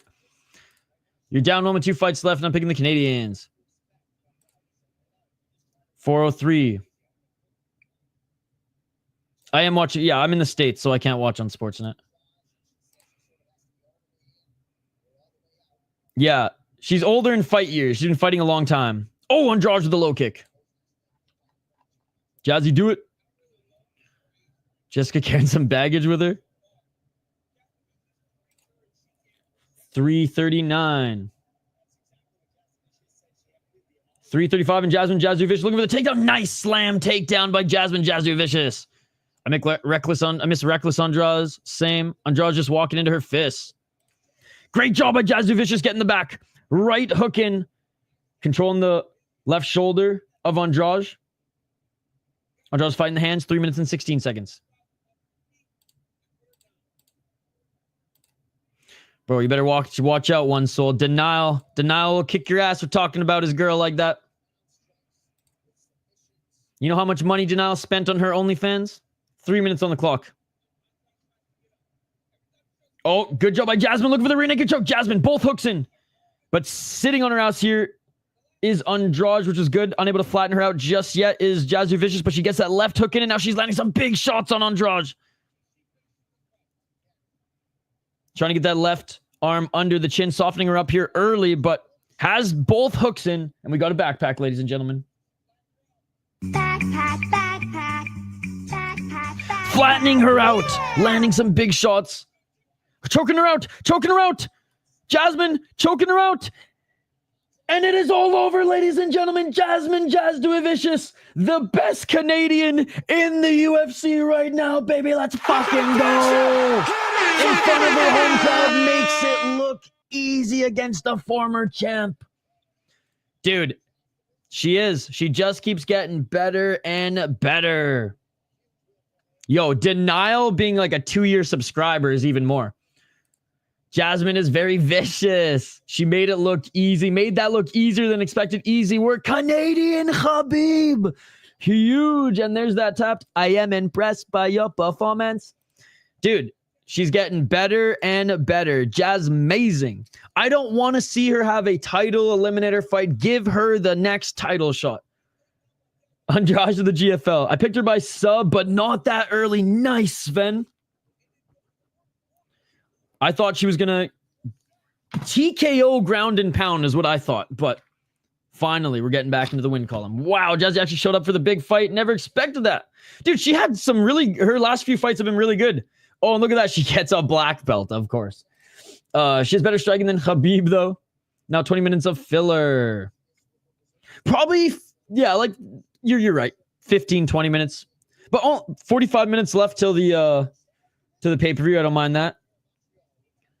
Jasmine versus Grasso. Now, fuck that, dude. Jasmine for the title shot. If Grasso loses, she does not deserve to fight Jasmine Jasudavicius. For fuck's sake, I only have one win on the card. When the women MMA fight is a million times more entertaining than the Yeong fight, good job to JJ. Let's go. JJ never had a KO, TKO. Nope. Holy shit, Jazz is a monster. You call it ragging the puck. What do I call it? I forget what you called it. What do you call it again, Scott? Yeah, I call it ragging the puck because that's a hockey term for it. I forget what you called it, Scott. You told me a couple times. Jasudavicius. I'm gonna need Radke to say it if he wins. Oh, he's gonna say more than that, dude. He's literally gonna like. I swear, if Radke wins, he's gonna whip out a Canadian flag and burn it on Sportsnet. I guarantee. I guarantee. Hockey sticks in the air for Jazz. Fluff, yes, fluff content. Jasmine versus winner of Silva Grasso. If Shevchenko wins, no, give her the title shot. 5 wins in a row in women's MMA. Do not stall potential money-making women fighters. Why? Why would you purposely not try to get as much money as you can from this fighter? It makes no sense to deny her the title shot again. Or to deny, it's not again, but deny the title shot now. Radke apologizing right after zapped his. Oh, dude, he's gonna burn the Canadian flag in Montreal if he wins. I'd be down to put money on that. Radke's Belal's teammate. Belal saying, never seen Radke this good. Fair, but like, what else is he gonna say about his teammate, right? Yeah, Shevchenko's already cleared the division anyways. And like, I'm not saying, I actually think Radke's a way better wrestler than, or is a slightly better wrestler than Malott, and I think Malott's a slightly better striker. I think they kind of are even as far as how good of fighters they are. But what I did take away from Belal talking about his gym is how like wrestling is so important there that like even if strikers like Bahamondes and his brother miss wrestling day, they're not allowed to spar. So like they very much hammer, and that's the same with any discipline in their gym. So they very much like hammer each discipline down, and you have to take every discipline of mixed martial arts seriously. And I really respect that from his gym. Yeah, Radke needs to go full heel and start shouting slurs at the crowd. Oh, like I said, he's going pussy Canadian. He's gonna go every single stereotype and shit those people have been spewing online about Canada. He's gonna go with. Raw Timmy Hortons power. I think that's black belt worthy. After the last fight, we really need this. Belal's gym is so underrated as a good fighting nerds. Dude, honestly, it's very good. It's very good.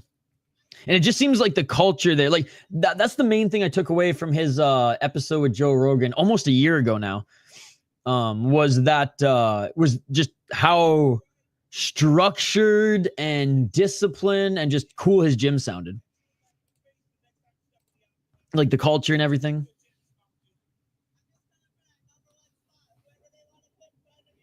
Yo, you should have asked for the title, Jazzy.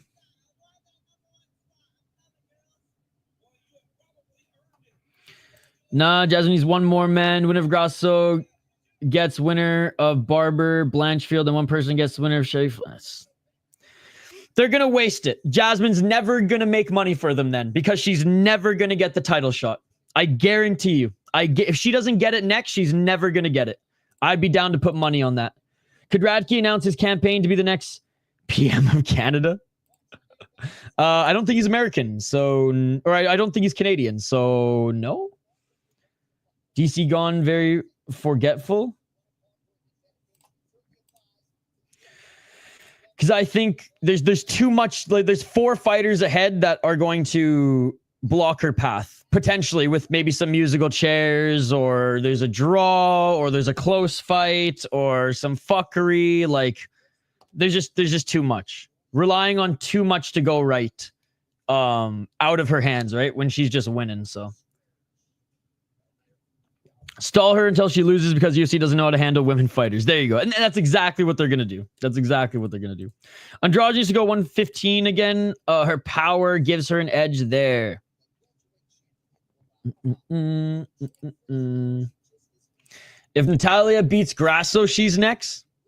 Bro, when has Natalia Silva finished anyone in the UFC? I'm waiting. No, Silva's also deserving for a title shot. And that's what makes this just unfortunate, is that Jasmine's never going to get the shot, unfortunately. Andrade could do good in BKFC. Radke's based there where he can run. No, absolutely not. Come on, Grasso, beautiful lady. Let's get this win. Andrade and BKFC, we finished their work. Natalia's, and I like Natalia. Don't get me wrong. And I actually think she's probably better than Jasmine Jasudavicius. A little bit more well-rounded. Now, I'd love to see her wrestling go head-to-head with her, but I mean, she's got really good takedown defense. Andrade and BKFC would be awesome. I just think if she does get the title shot, Manon, Shevchenko, Grasso. They're all going to play musical chairs while Jazzy just waits there, twiddling her thumbs, fighting other chicks until she gets too old and she'll never get the shot. Silva and Macy are no longer win streaks, and whoever is lined up for number one contender by fight. I hope you're right. I'll believe it when I see it. That's right. She did beat her. That's right. That's right. See, there you go. They're never going to make that rematch again. That's right. When was that? That was in Jasmine's first fight, right? I think that was Jasmine's first fight in the UFC. Hold on. Oh, her second fight. That's right. She beat Pilastri and then Kay Hansen and then lost to Natalia Silva. That's right. Oh, well. Regardless, I should stop sulking because we should be celebrating that she got a win. She'll never get a title shot, but she got a win. Macy still exists.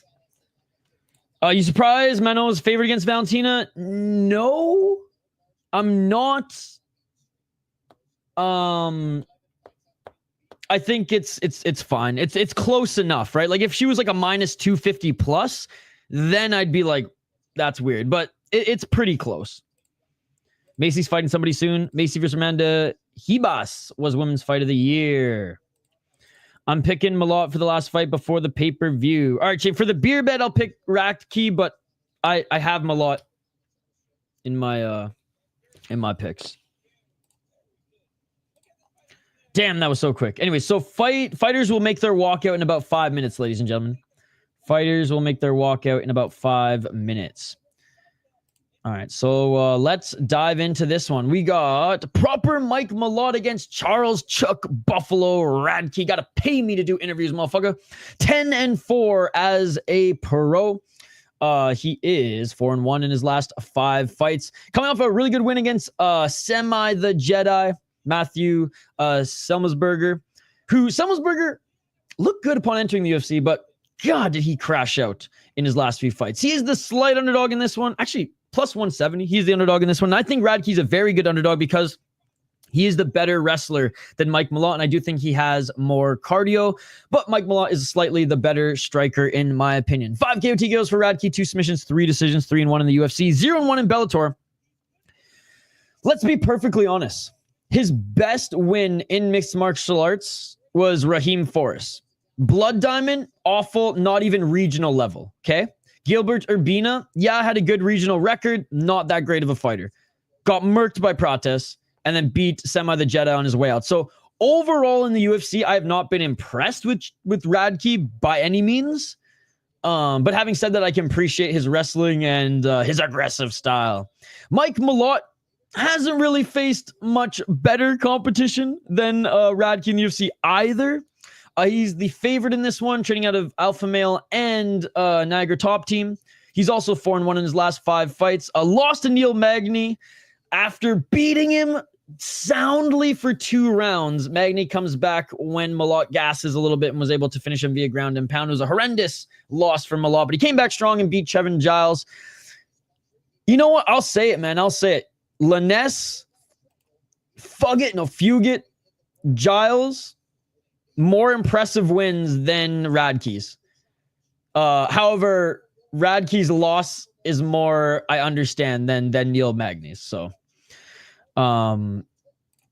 this is going to be a fun one. I think they're very evenly matched. And like I said, Radke's wrestling's a little bit better.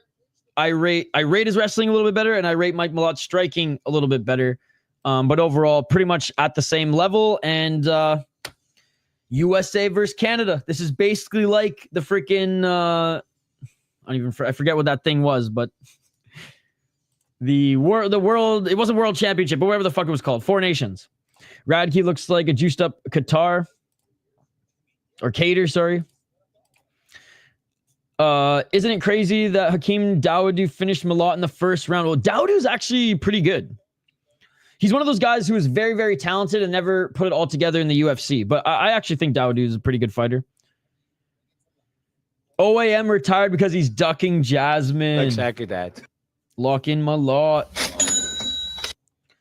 Blood Diamond has got back to mining blood diamonds. Dude, literally. She's entertaining and cool as fuck. I freaking love Jasmine. Me too, Amberly. Jasmine Jasudavicius is easily the best Canadian MMA fighter right now. Yup. Well, oh yeah, MMA fighter. Yes, MMA fighter. Yes. I thought you were going to say Canadian fighter. The best Canadian fighter right now, in my opinion, is John DeBella. And the most badass Canadian fighter right now is Jake Peacock, who has one arm. Well, 1.5 arms. He got his elbow nubbin, which he fucking hits people in the face with. Nope. Especially how? Because he dominated the first 2 rounds. But having said that, Magny's another people that people hate on for no reason. Right? Like, Magny is one of those guys who, like, will fight anyone, anywhere. Company man for the UFC. Hung around the rankings in his prime for a while. Just people don't like his style, and that's fair. But I don't understand the hate towards a guy who I actually really respect his career, given that he's still been able to hang around here, despite recently not looking too good. But I don't know how much longer he is going to fight for, but I don't understand the hate for him. Magny's the best journeyman the division needs him. Short hook. Blood Diamond is definition of a training fighter. He smashes people in the gym. After Pratis finished Iraqi, if you watch the end, he is telling Belal he's going to fuck him up. True story. No way. Oh, yeah, I remember that, actually. I remember that. I literally saw that highlight the other day. Magny, maybe the most anywhere, anytime guy in UFC history. And he came from one of the most boring Ultimate Fighter seasons, too. He came from the season that Roy Nelson was coaching. It was Roy Nelson and Shane Carwin. And who else came from that season, Mr. Grant Gregory? I know Magny came from that season. There was probably only like 2 other notable fighters who came from that season. There wasn't much. When GSP and Roy were in the UFC together, great era for Canadian MMA. Absolutely. Absolutely. Patrick Cote was doing well in the UFC too at that time. There was a lot of good just like roster Canadian fighters at that time too. I just don't like how Malott broke against Magny. I think Magny's the only one from that season still fighting. Who are some of the... I feel like I'm missing like another like notable guy. But that was like the worst season. That tough season was so lame. Every fight went to decision. Yep.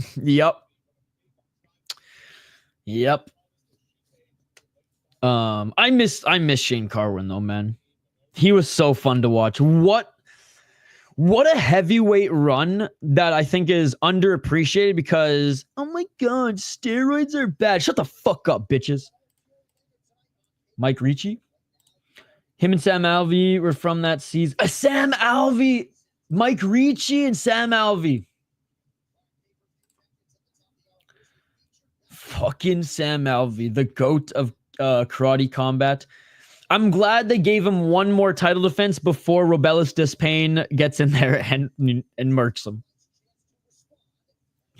Big country legend. Yeah, because he was a participant on the heavyweight one and then coached a few seasons later. Mike Ricci lost a tough title and then they dropped him. Still no idea why. ESPN still round 3 Yeong versus... Oh, really? That's... Oh, yeah. Sam Alvey's great in karate combat. Dude, amazing. Like, end of career run, and he becomes the star of an up-and-coming promotion, which is super cool. I'm counting in my head. I think 6 Canadian fighters have fought for titles, which is pretty good.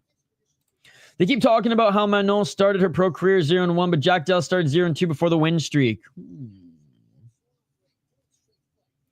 Best part of the season was, let me bang, bro. Wait, that wasn't that season. That was Julian Lane was on.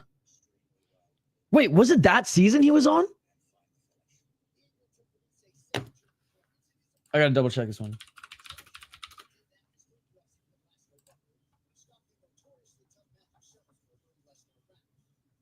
God, he's been fighting for a while. Julian Lane.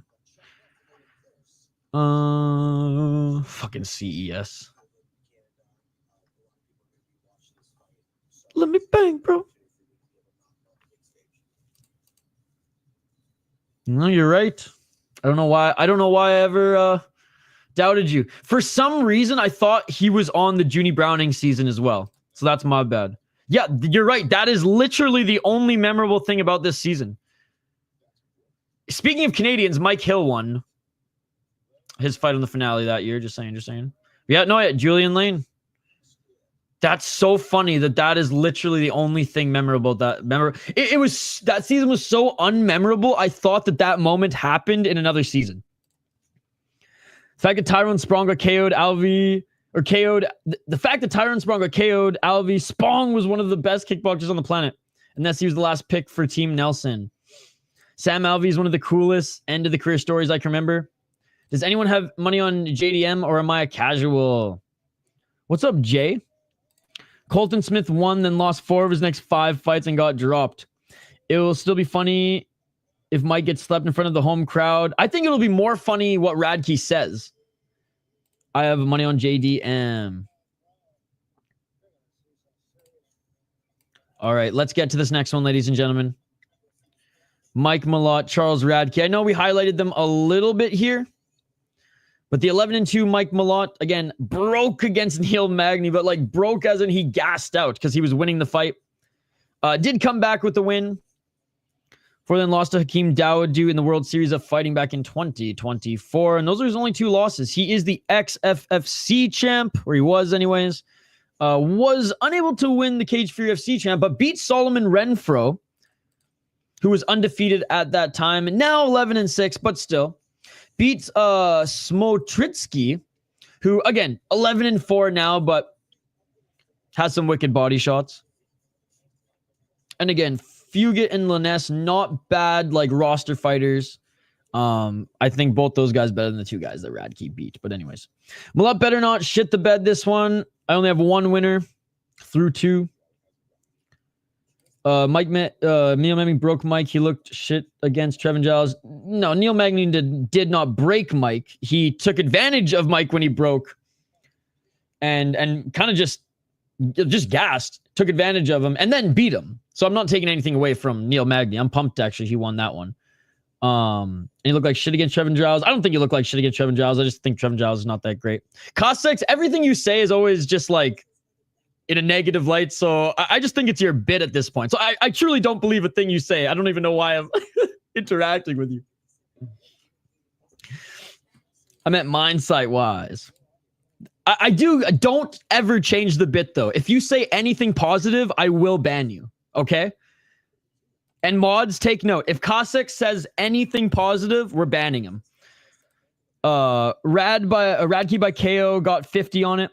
I remember watching the Malott fight with you. I called Magny would win in round 3 via the stoppage, and you laughed. Good times. Dude, that was insane.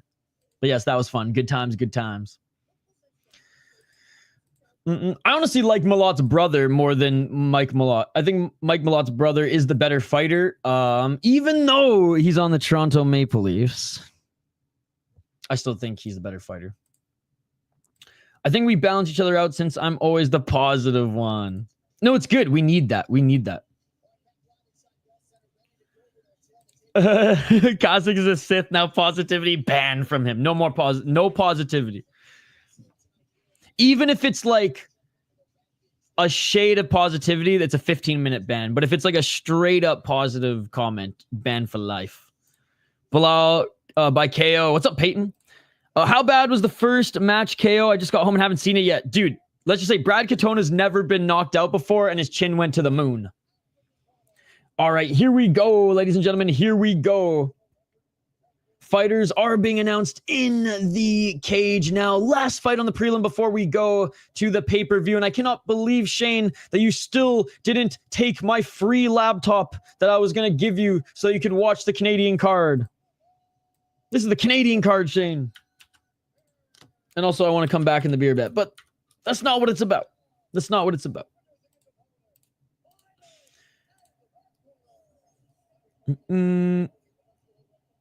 15-minute ban. Ban him right now. Too positive. No, okay. That could be that's a test run. That's a test run. Hey guys, how you doing? Just back home in Paris. When does BSD fight? He's fighting next. Probably 45 minutes. No, you know what? We'll accept that. We'll accept that. We'll accept that. Still not as devastating as Silva's coma-inducing knockout. Yep, BSD's after this one. Buffer suit may be mid, but check out the iced out UFC ring he has on. I know, you're doing good, Shane. You're doing good. Round 1, ladies and gentlemen. Let's get it all. All right, Silva, they said that he's doing okay at the hospital right now, by the way. Canadian winning streak on the line here. 4 minutes and 50 seconds. By the way, we got to check in on our poll question later. Only a few Canadians left on the card. Radke moving forward. $760,000 watch. 435.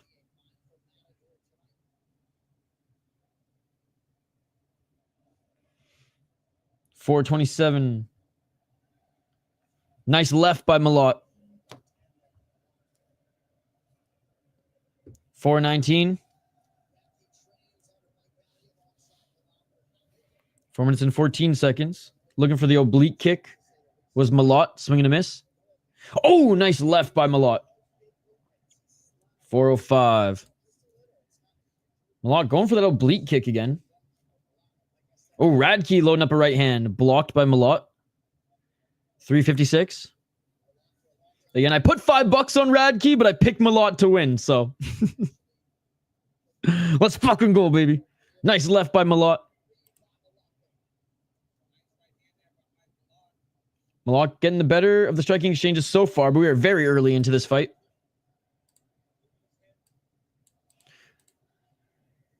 .331, another kick to the lead left knee of Radke. Bruce's wrist went to the water park, as the kids would say. 3:23 on the clock. What's up, Amberly? 3:19. Oh, nice 1-2 by Charles Radke. Body kick by Malott. Fuck you, Radke chance.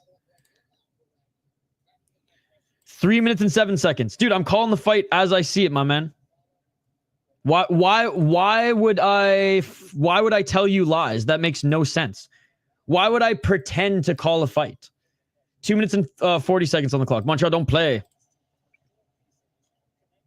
Why would I pretend to call a fight? Interesting. 244. Radke looking for that right hand.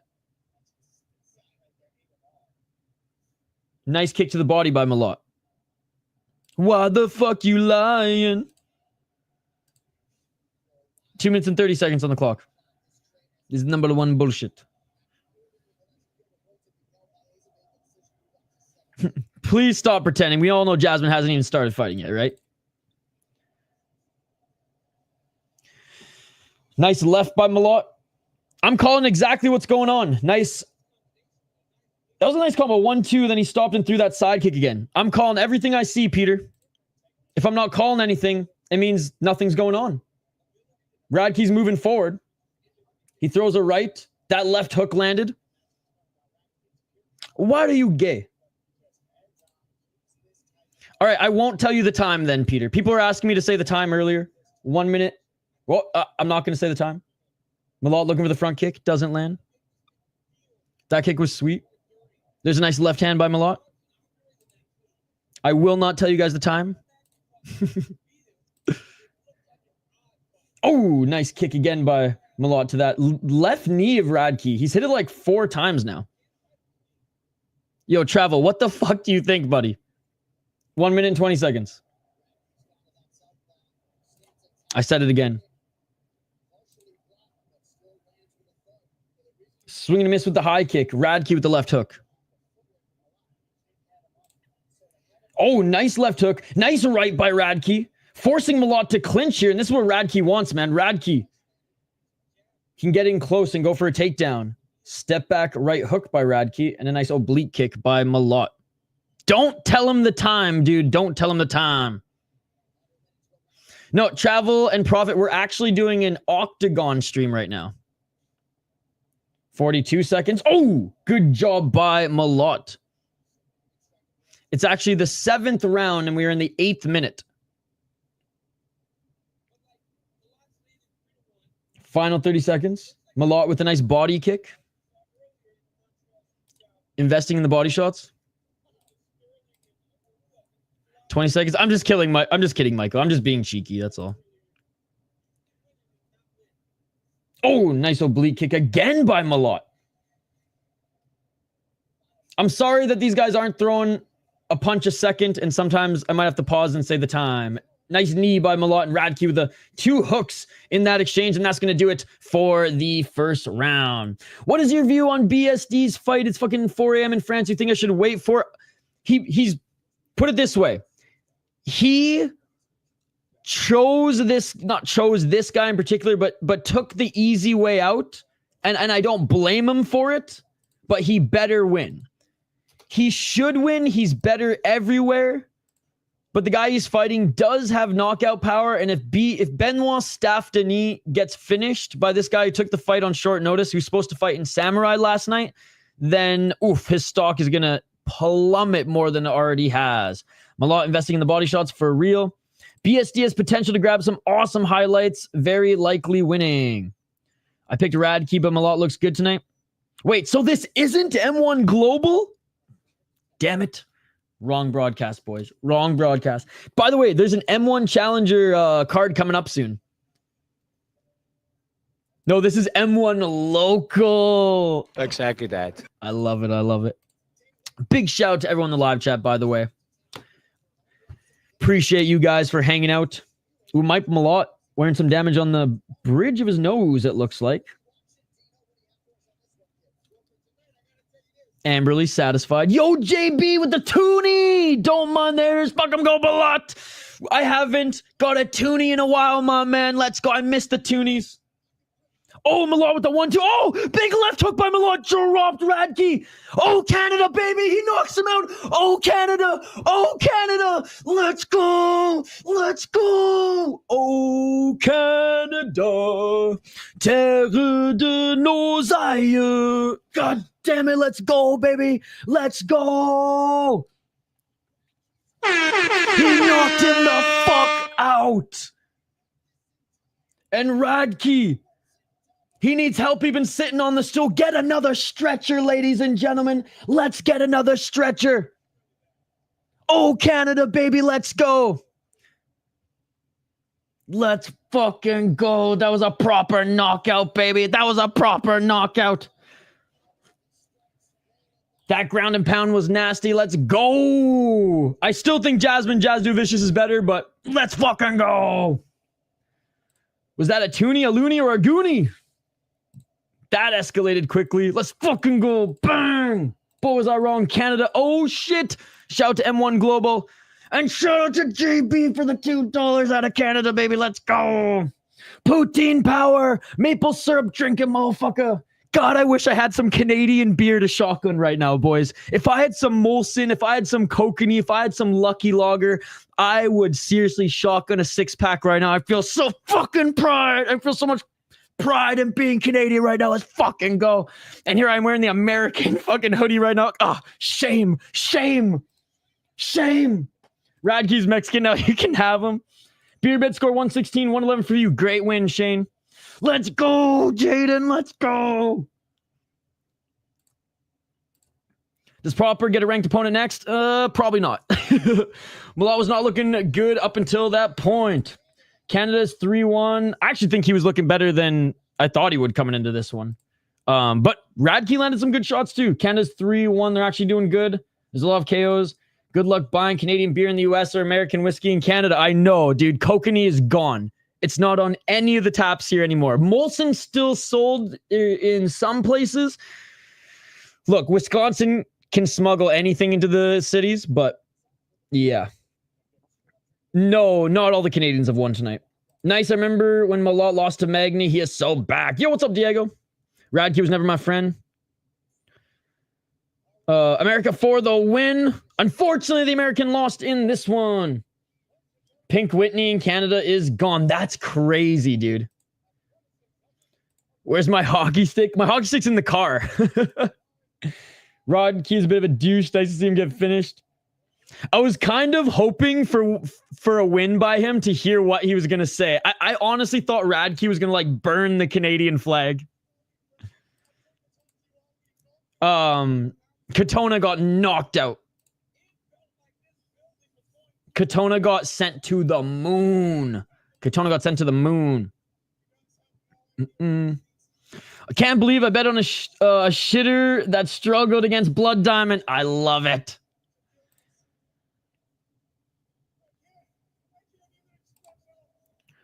Emotional damage.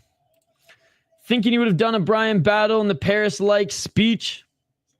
Oh, dude, I think Radke would have like gone like he would have broke the internet and made Sportsnet stop the feed. Ireland can keep Katona. Mike Malott. Have 3 parlays with Malott starting them off. We love. He got knocked out. You can probably watch the highlight. We'll share it in Discord. Radke deserved it for not shaking his hand, and he deserved the knee from Carlos Prates. Ruined it by crying. Honestly, I've watched so much Japanese MMA now that guys cry when they win or lose. I'm almost numb to it. I hope he does. Not all of us, but some of us, yes. Let's go. The hockey players are for sure. Probably. But like, I don't think that's a blemish on his character or like a good or bad thing. Let's just say that. I have a lot of friends who support both sides. I don't judge someone based on their politics. To a certain degree, all right? Like, to a certain degree. Usually they totally just showed you in the crowd during the Malott interview. Wait, what? Navarrete fight is next on Top Rank. Okay, I can maybe put that on the background. Thank you, Janjaroba's dad. Put it this way. He took the fight on short notice. He was supposed to fight last night. He's got knockout power, but BSD is better than him everywhere. Seeing Radke win would have been tight. I love when the room gets awkwardly quiet, but good for Malott. Malott won. Malott won. Ireland can keep Katona. With Japanese fighters acceptable, though. Fair enough. Fair enough. Oh, Canada. The fight is over, buddy. I know same, but it was obvious. All good. I like a passionate man, but the crying is just passion. Brazilian do it too. What a fucking souk. Yo, the fight is over, buddy. The fight is over. But so far, why do I keep fucking up his name? Almakhan won. Daniel Santos won. Marc-André Barriault won. Stirling won. Bukauskas won. Jasudavicius won. And Mike Malott won. How dare someone be patriotic to their country and not be American? Not bad. Only 10 minutes till starts. Patty the Baddie versus BSD. Who wins? I'm still thinking BSD, but Patty's been looking better and better, man. Yeah, dude, such a fun card. Such a fun card. I didn't have high hopes, but it was a very good card. Mike Malott, first round, I'd say Mike Malott, but he ended the fight in the second round. Jasmine Grasso says Patty. Honestly, Patty's been looking good, man. He's not who we thought he was, and that was a mid fighter. He's actually kind of good. BSD coming up back-to-back losses too, and apparently people were saying that he might have staph again. I mean, he is Benoit's staff Denis, so we'll see. All right, guys, I have to change it. I can't load up the pay-per-view on my iPad. I have to do it on my computer. So I'm going to take a quick break. The fight is over. Come on, man. Malott lost the first round. Patty Dog low key. Bro, don't bring up that gross ass shit in my fucking chat, dude. Take that fucking Rigo ass shit elsewhere. My first wrong pick on Malott. All right, quick break, ladies and gentlemen. On the other side, we'll be back to tee up the main card. Pay-per-view starts in 10 minutes, but I will be back in like 2 to 3 minutes. I'm literally just going to switch up my devices, fire up the pay-per-view, grab a beer, and then we'll get right back to it. Hey, thank you, JB. Hey, merci, my Canadian brother. Thank you so much for the $2 as well. Practice time. No ciggies. No more ciggies. Benoit winning. When is the Anshul Jubilee fight? By the way, Manshur Kara got signed to the UFC. Leave it to an American to save Indian MMA. You show the fights. If not, I'm out. You're a smart guy. All right. Back on the other side. Don't go anywhere. Pay-per-view next, ladies and gentlemen. UFC 315 Montreal continues here on the City Light Project in 2 to 3 minutes. Let's go.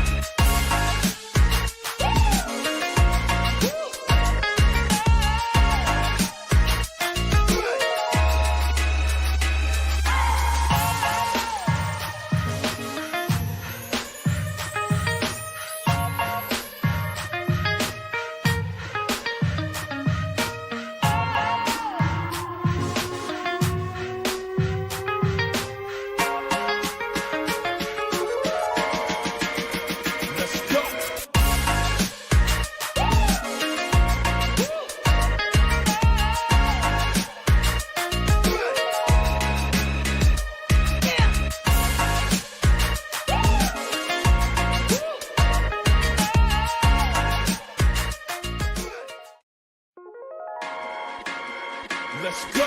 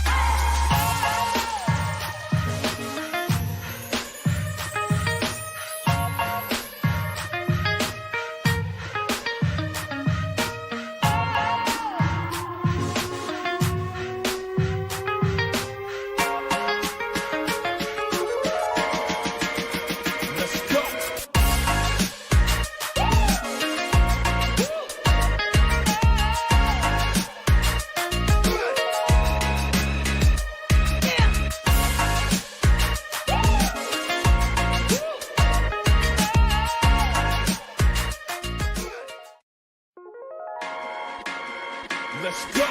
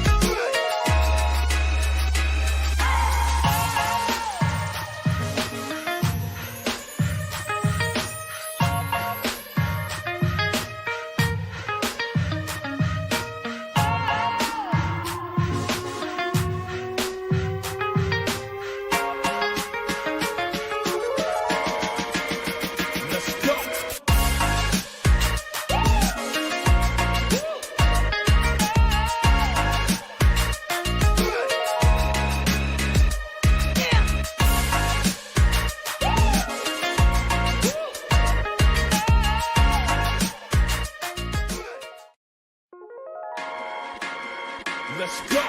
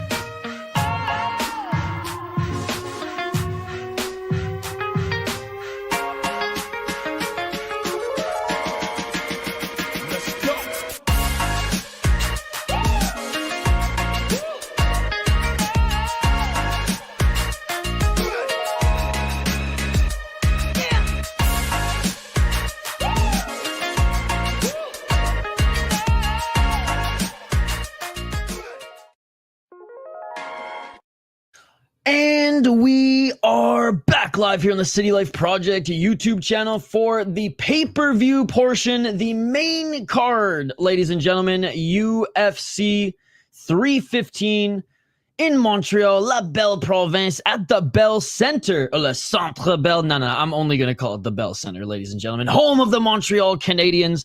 Well, new home of the Montreal Canadiens.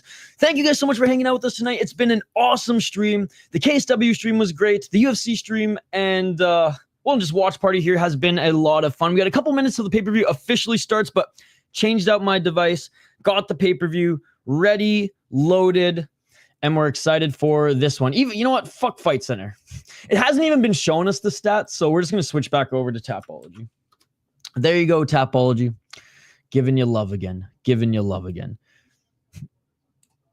I mean, I rip on Tapology, but like, what would we do without it? Because just as much as Sherdog is honestly more accurate most of the time, just the layout, it's just not the same, man. It's just not the same. Sorry, you have to go. Fork over $80, bruh. Why the name? City Life Project? So the City Life Project was actually the name of a band I was in, and I played like weekly shows and we toured a little bit in Alberta. I lived in Calgary for a couple years after high school, and I was in a band called the City Life Project. And so if you, JB, go back to some of the early videos on the channel actually started out as being a vlog channel to document the co-creator of the channel's solo album that he was recording. And so I just documented him recording his album. We posted music, stupid little vlogs and stuff of us living on Vancouver Island, beer reviews, things like that. And then to just and then I was streaming on a different channel when I was with the Hockey Podcast Network and doing watch parties for NHL.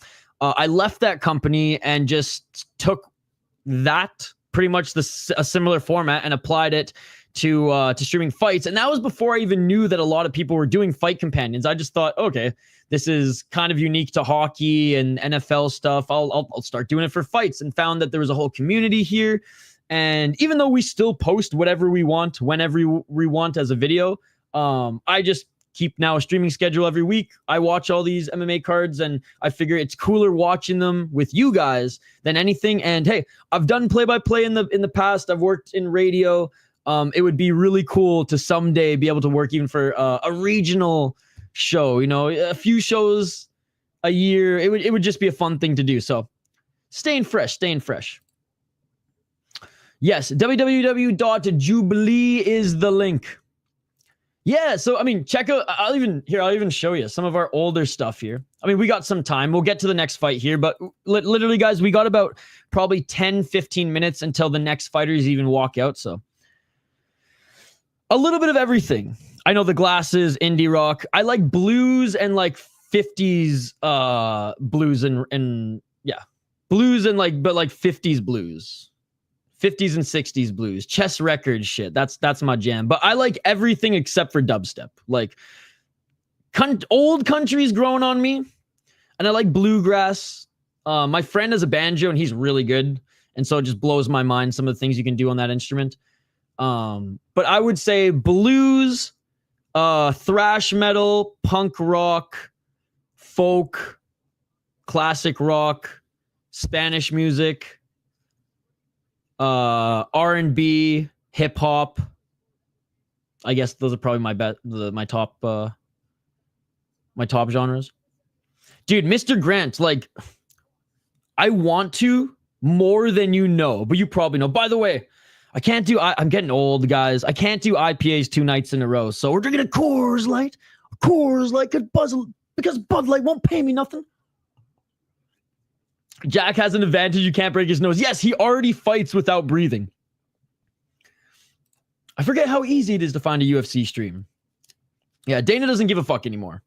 Because Dana is on the same sites that everyone is on right now watching UFC. Dana's on that same site, or was on that same site watching boxing earlier. I'm just saying.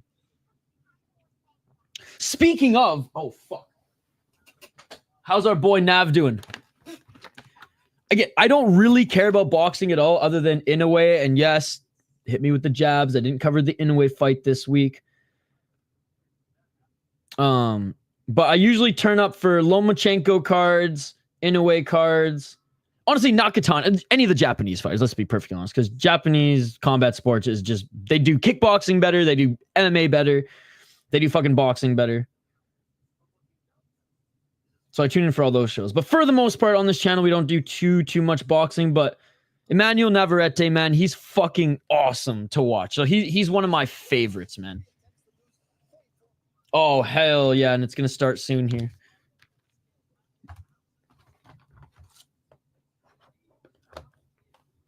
Bro, I ain't no PDF file. I ain't on that app. Stop bringing it up.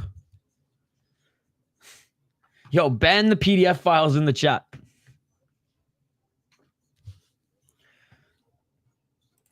It's bad enough Hockey from Home asking for my freaking photos of my leg, bro. I have Belal winning. The guy from the Filipino guy, Emmanuel, is facing is no joke. Ooh, 20. Okay, no, wait. The co-main event's on right now. Okay. Let me know when Nav is fighting. Because honestly, I could care less about the co-main event. The elbows from Mab actually fractured and caved in Silva's skull. Do you have any have they shown any like pictures, or like has his team made a post about it yet? Yo, what's up, driver M Expedite? It's good to see you again, man. Welcome back. Welcome back. Yes. Let's go. All right, pay-per-view. The prelims just ended officially, so pay-per-view should be fired up any second here. Like you said, you the video from the elbow that did it. I think I know which one, but yes, please do. Please do.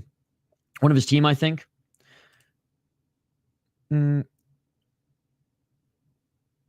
Bruno's fractures from the side of his skull. Oops, fuck. There we go. All right, pay-per-view has begun, ladies and gentlemen. Pay-per-view has begun. Why does Kyle look like RDR? A little mini RDR. But it's like Duck Hunt shooting down these bots. All right. Here we go, ladies and gentlemen. Main card has begun. Yo, can you guys do me a favor? You don't have to if you don't want to, but I would really appreciate it. So we have my friend, like literally he's my friend in real life, and he's building up his YouTube channel. His name is Combat Casual. He's also hosting a Fight Companion tonight. And again, you guys don't have to hang around there, but if you want to, I would. He's a dope dude. He's trying to build up his channel. He just hit 100 subscribers. Guys, I never have any success raiding anybody. But since we have a few minutes before even the introduction and walkouts of the first two fighters on the main card, that being Benoit Saint-Denis and Kyle over here, here's the link to my boy Combat Casual's channel. Hit up Ido Skatesman. Tell him what's up. Like his video. Say City Life Raid. I don't care. We've never successfully raided anyone before. But, I mean, we've had other channels raid me. MMA Guru and some of these other big channels. And now that we're starting to grow a little bit, I mean, we got to pay it forward, right? We got to pay it forward. The Idaho Skatesman himself. Shout out to Idaho. Idaho Skatesman is his name. Our boy Brandor's in that chat. Notes is in that chat. I see some of you guys in that chat as well.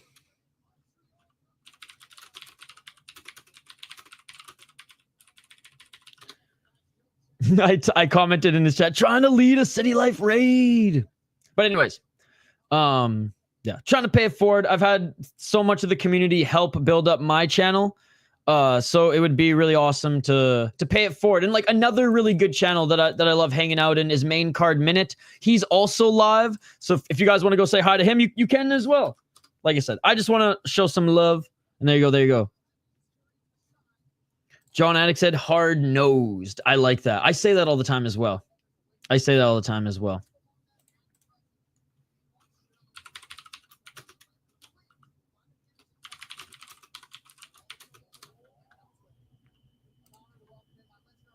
And Main Card Minute's actually crushing it right now. They got like over 100 people in their chat too. Let's fucking go.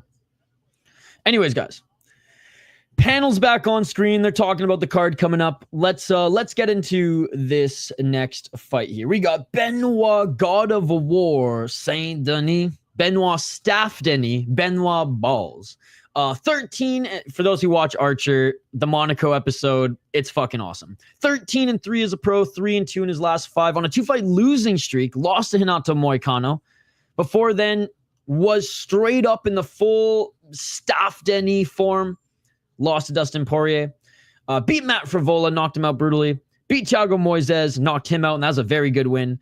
And beat Ismail Bonfim. All really good wins, okay? And even taking his fight up a weight class. Who was it against? It was against... Oh, he beat Gabriel Menendez and Nicholas Stolz as well. Again, both these guys met, but still, I forgot that there were 2 more fights there. Right, he lost to Zaleski dos Santos in his debut at 170. Went to decision, and I mean, in 2021, Dos Santos was still a threat. Now he's a solid roster fighter for prospects to try to get through, I guess. But But yeah, well-rounded, decent wrestling, good striking, but honestly starting to lean more in the Trevor Peak category, I guess. I don't know. He's not as crazy as Trevor Peak, but sometimes he just bites down his mouthpiece and just throws, knowing that his chin is just dangling there. Look, he's better than Kyle Prepolek in every area. He's got more power than him. He's faster than him. He's got better wrestling than him. He just is, all right? There's a reason he turned down Gamrot, and then when the UFC was like, Kyle Prepolek, the UFC just said Kyle Prep, and it already signed the contract, all right? Kyle Prepolek is no joke, though. He's a very good regional fighter. Is he UFC level? Well, not really. I mean, he was at one point. Killshot, though, is on a 3-fight win streak. He actually was going to fight for the Samurai lightweight title against Michael Dufour last night. Michael Dufour actually ended up winning the title, so they are going to have that title fight eventually. Now, unless Kyle wins this fight and signs to the UFC, then honestly, UFC sign Dufour and put them up against each other at a fucking Calgary show or something next year. I don't know. Anyways, 10 KO TKOs, 4 submissions, 4 decisions. Has never been knocked out. 0-2 in the UFC, 1-1 in Bellator. Again, was supposed to fight Dufour, who won the title last night. He beat Dufour in Samurai's first show. He also fought in BTC Unified. I don't think he's fought in BFL. He was the BTC champion as well as the TXC. He actually beat some solid guys to win those regional titles as well. Okay, yeah, never fought in BFL. He hasn't conquered BFL yet. Anyways, he's a good regional fighter, has improved it at the top level, and I mean, he's taking this fight because if he wins, what a story, being the plus 850 underdog. And you know I had to drop a couple loonies, a toonie, a Canadian would say, on Kyle Prepolek here tonight. I should have pushed a little bit more in, and then maybe the winnings would have taken a chunk out of my student loans, but I don't have that. I don't have that many Benoit balls to do that, all right? But anyways, I'm going with Benoit Saint-Denis, but goddamn, I'm hoping that Kyle wins, man. I'm hoping that Kyle wins. You thought I was singing loud and proud, "Oh, Canada," when Mike Malott won? Bro, I cannot wait to shut up that fucking Montreal crowd who has been so Canadiana throughout the last couple weeks, except for when these guys were on stage. It was split, but they should have just been roaring for Kyle, and they should have been booing BSD. Some of those French people in fucking Montreal stands there at the weigh-ins and press conference forgot where the fuck they live, ladies and gentlemen. They forgot where the fuck they live, and that's Canada, motherfuckers. Not France. Fucking Canada, tabarnak. Let's fucking go. Probably not for another 2-3 hours. Canadian beef. Comic Hazard said to go to your stream. Call that lamb chops.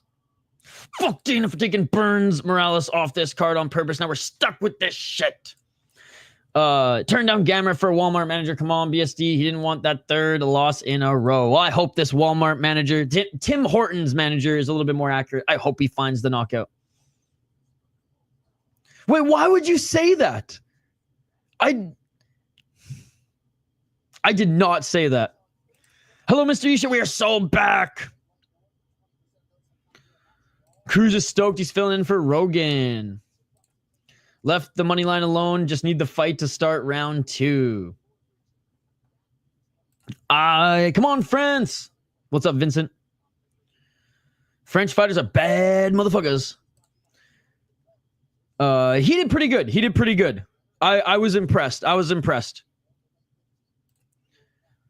We rocking in this bench with Saint-Denis winning. Saint-PTA.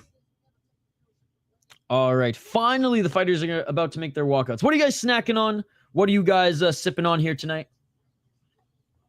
I will be live and doing play-by-play for it, but I will not show you any of the fights here on YouTube. Not even a second, brother. Not even a second.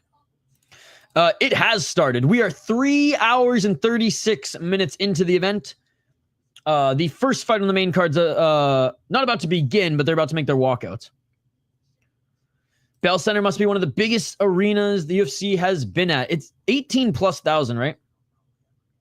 Kyle has an exactly 0.0% of winning, but it would be so funny for BSD to lose to this guy. 10 knockouts, 10 knockouts. Beer's raw. Ooh, tacos and green tea sounds magnifique. I got some action on BSD by sub plus 110. Actually, that's a pretty good play. He doesn't go to Canada anymore. He doesn't leave the United States. He doesn't leave the United States.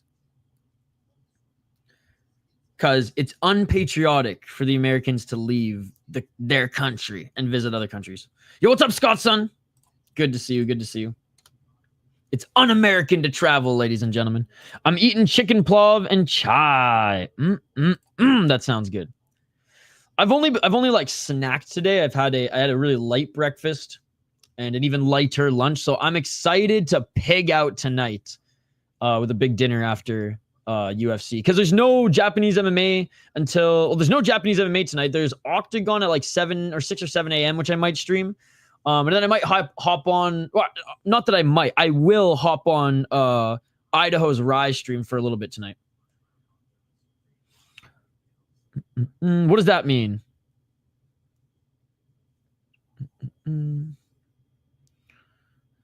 I don't think at all anymore. It cost him $50K for security. That's why he doesn't leave. He told me it was because everybody else is a communist. Some nice Cinnabon Delights from Taco Bell. Who you got in the main card? For this one, I have Benoit Saint-Denis. For the rest of the fights, I have Natalia Silva, José Aldo, although his weight cut was a little concerning, Valentina Shevchenko, and I forget his name. Ah, yes, Belal Muhammad.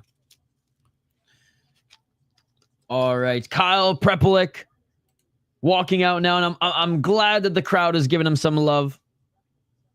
Octagon with a C. Yes, it is. Yes, it is. Tomorrow morning. Yes, it is. The top league in Kazakhstan, which is it's been around longer than Octagon with a K, but Octagon with a K is huge now. Bula. I like the picks. Thank you, Eli. Thank you. Below easy money. You should remember the name. Oh, I hope he wins, but like my official pick. Like, I'm not going to pretend like I think he's going to win. I do think he has more than a 0.000% chance. I think he's got a puncher's chance, and I bet $5 on him, hoping that he gets the win. But, yeah, he's a very good regional fighter. But Benoit Saint-Denis is better than a regional fighter. I pushed a link, and instead of UFC, it showed me Pride. Honestly, I would have rather just watched that. This is a win-win for Montreal Frenchies, to be fair. No, it isn't, dude. Benoit Saint-Denis is not from Canada. He's not Quebecois. And the French, like, they make fun of French Canadians. They think they're like the dirt, the garbage of French, the trash français. Ugh, disgusting, right? So, like, I don't know why people in Montreal are cheering for BSD when the French look down on les Québécois. They should be backing their own. They should be backing the Canadian. Prime Pride over Prime UFC all day, every day. I don't even hate Benoit Saint-Denis. I'm just extra patriotic tonight. Either French or we love French Canadians. Okay, let's go, Ethan. Vive la Poutine. They're not wrong. Saint Showtime, baby. Hey, merci beaucoup, Ethan. Steve also love. All right, hold on. You know what? I got a bad impression. I got a bad impression the first time. I shouldn't be judging. I shouldn't be judging. Oh, I still stand by it. The Canadians should be rooting for the Canadian, not the Frenchman. Shout out to Steven. Shout out to tout le monde on the live chat here watching BSD. I'm not going to show it, but I will. Je vais parler. Je vais do the play-by-play. God, my French is so bad. Just a BSD to face plant this dude. I just watched Rolly Romero outbox Ryan Garcia at the same odds last week. I'm crossing my fingers. No, it's like a half cheer. Who do you think will pull it off? You think Saint got it? I do. What's your reaction to Arman Sarukian grappling with Khabib student in karate combat? It was okay. I mean, Arman's a very good grappler.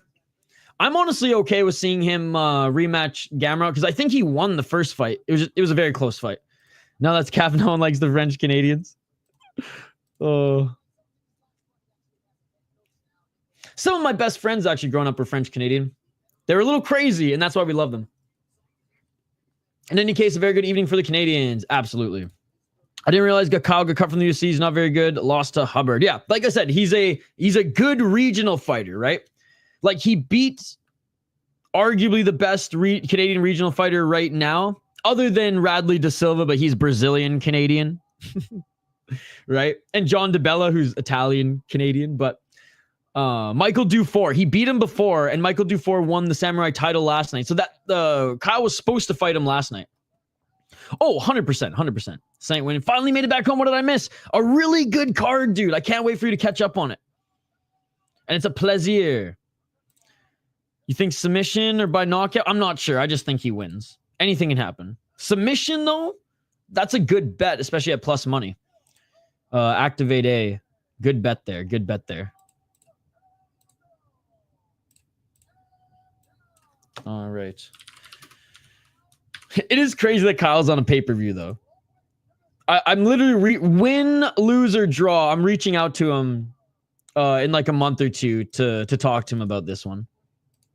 Because just what a fun experience to think that you're fighting for a Samurai title again against a guy who's arguably one of the other best Canadian prospects. Not prospects, but just regional fighters. You know what I mean.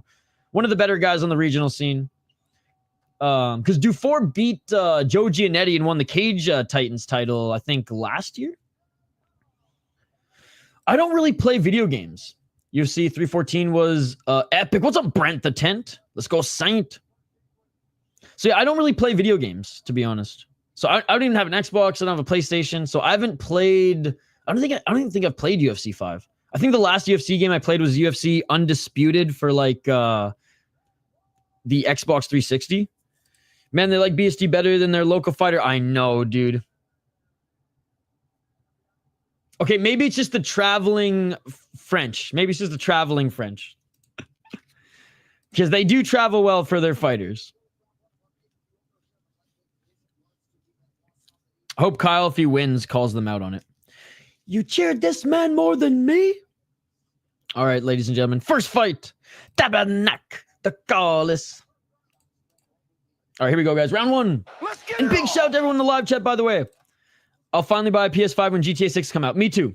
That's kind of my thing as well. Low kick by Prepolik and Benoit Saint-Denis already looking for the takedown. Benoit Saint-Denis gets the double leg. And Benoit Saint-Denis already going for the wrestling. Benoit Saint-Denis probably already going for the submission here as well as he wants to secure this win. GSP likes him more too. 4 minutes and 30 seconds. BSD is going to go full Valentina in this one. Like she did in a Grasso fight. Secure the win. But Kyle looking to try to get back up to his feet. Body lock. By Saint-Denis. Trying to get that right hook in. He does get that right hook in. Let's fucking go. What's up, Curtis Clark? 4 minutes and 9 seconds.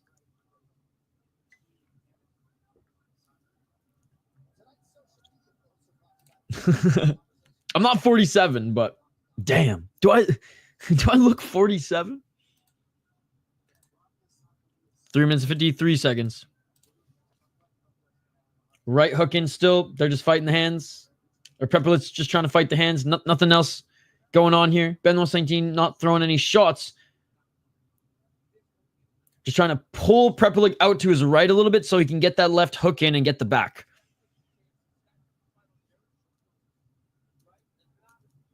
Oh, you're like the 47-0 champ. There you go.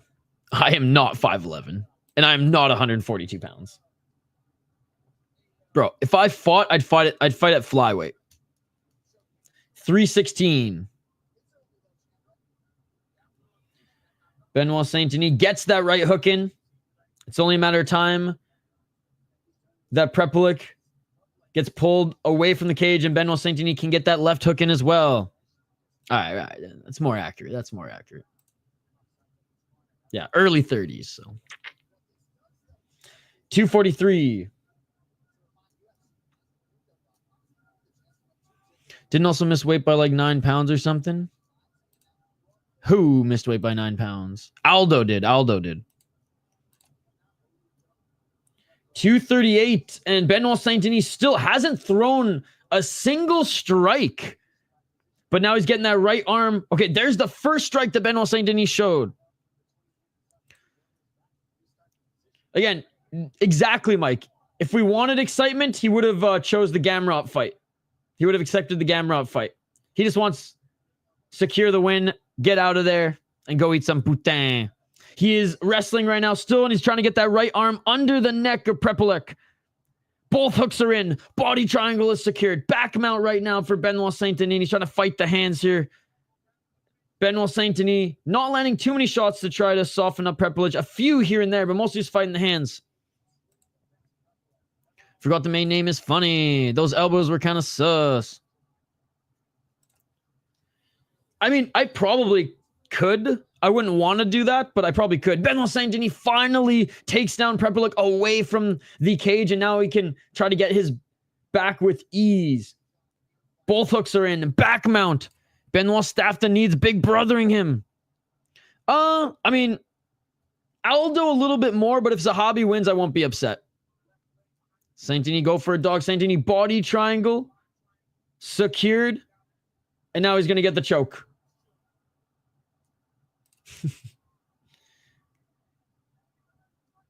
$109.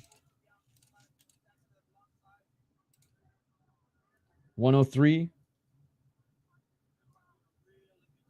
Benoit Saint-Denis trying to get that right arm under the chin, using that left hand now to soften up Prepelic. Prepelic might survive the round. 50 seconds left. Prop putting up a good fight. Benoit Saint-Denis Jiu-Jitsu is good. He's a 3rd-degree black belt. And Prepelic, good job fighting the hands, but he's stuck in that body triangle and he ain't going anywhere.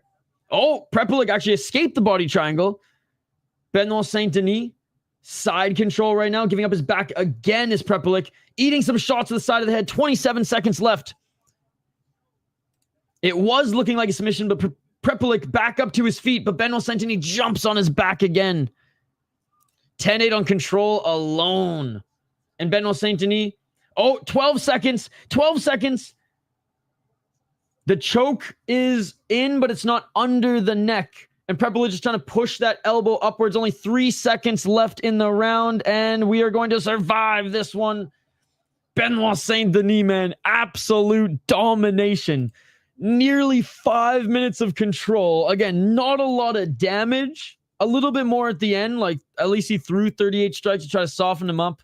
But, I mean, Prepelic had nothing. He had nothing. Absolutely nothing. But good defense. That was sinking. It was close. Bro, he was cooked. BSC turning into a backpack. Should have went for Chandler. Saved by the bell, most deaf. Round 2 TKO. I thought we were about to see a Whitaker jawbreak. Oh, thank God. Yeah, because Axel needs to go in the second round. Or Axel needs to go to the second round. You're probably sweating. That BSD didn't finish it in the first is a huge story loss for him. All right, Prepper looks ready to go.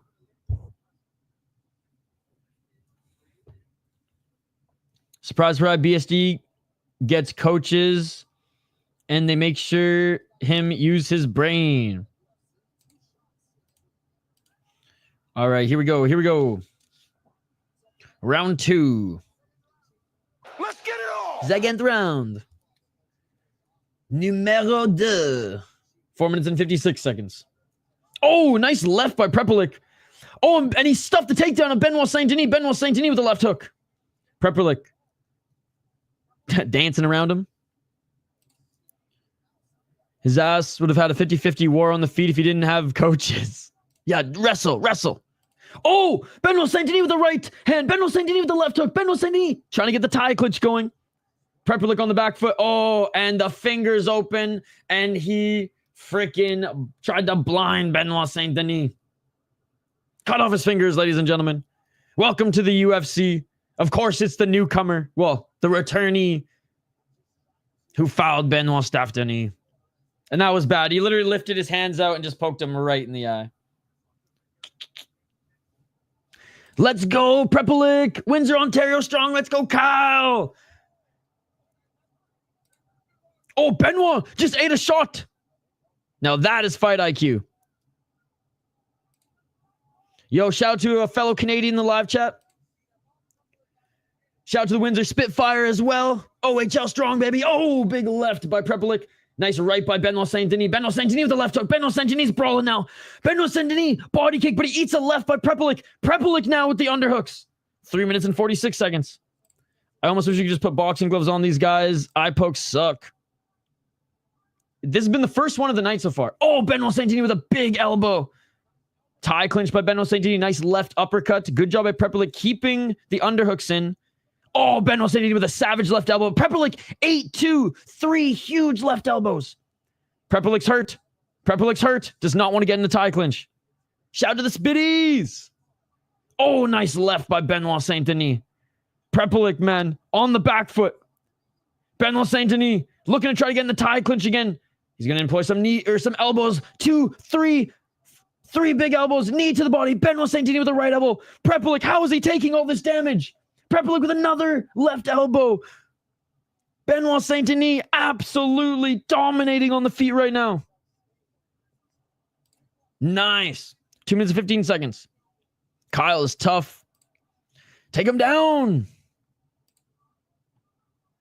Take him down, Andy. Take him down. Take him down, Andy. Nice job by Benoit Saint-Denis taking down Prepelic. He was listening to us. Oh, arm triangle choke. Benoit Saint-Denis, arm triangle choke.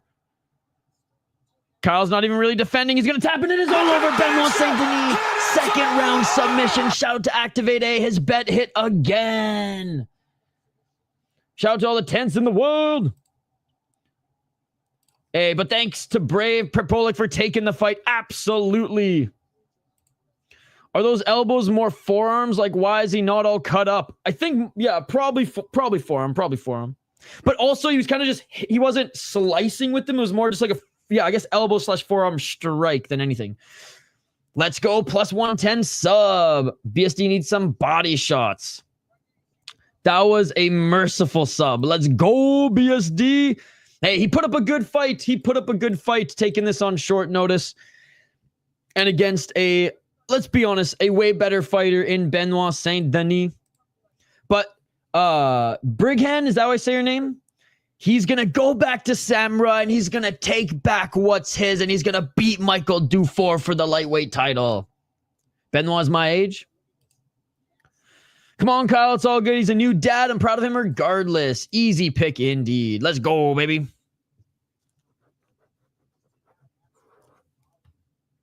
Shout out to the guy who mentioned BSD sub and winning me $10, but Alvarez would have killed this guy many times over. Dude, I honestly would have picked Alvarez as well. Hey, Benoit Saint-Denis and him still talking here. Good display of respect between them. Brittany's my name. Hey, shout out to Brittany. Thank you so much for hanging out with us here. The Canadians doing pretty good on the card here tonight. And again, if you know Kyle personally, tell him City Life Project, we were rooting for him. And that he's going to take back what's his in Samurai. Fuck Michael Dufour. Let's go, Kyle Prepelic. I actually like Michael Dufour, but Prepelic's going to kick his ass again. Benoit balls. Saint-Denis. Okay, now can Saint-Denis fight Yoel Alvarez?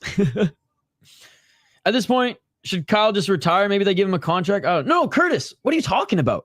He's active on the regional scene, and he's fighting, and he was supposed to fight for a title.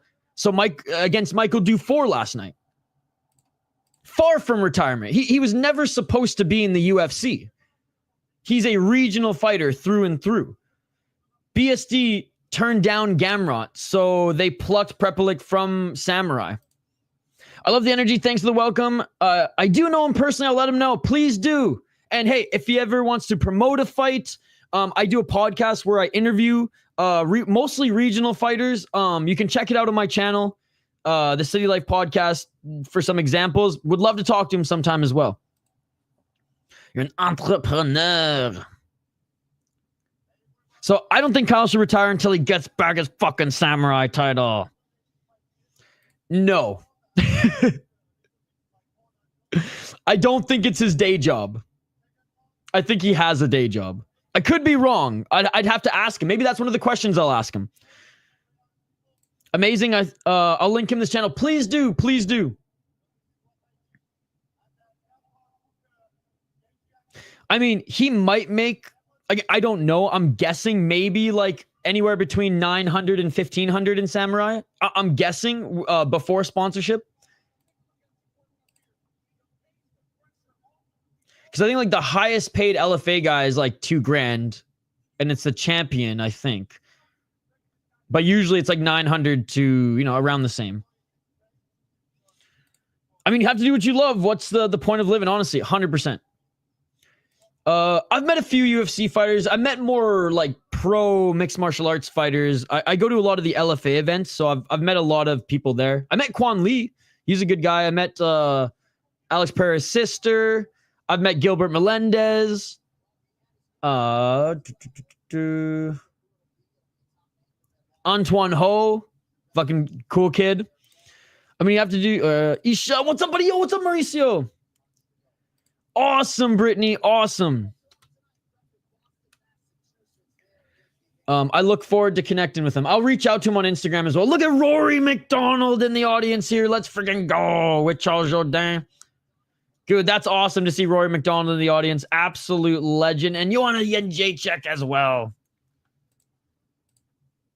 Oh, shout out to freaking Goldie trying to pronounce Jędrzejczyk's name back in the day.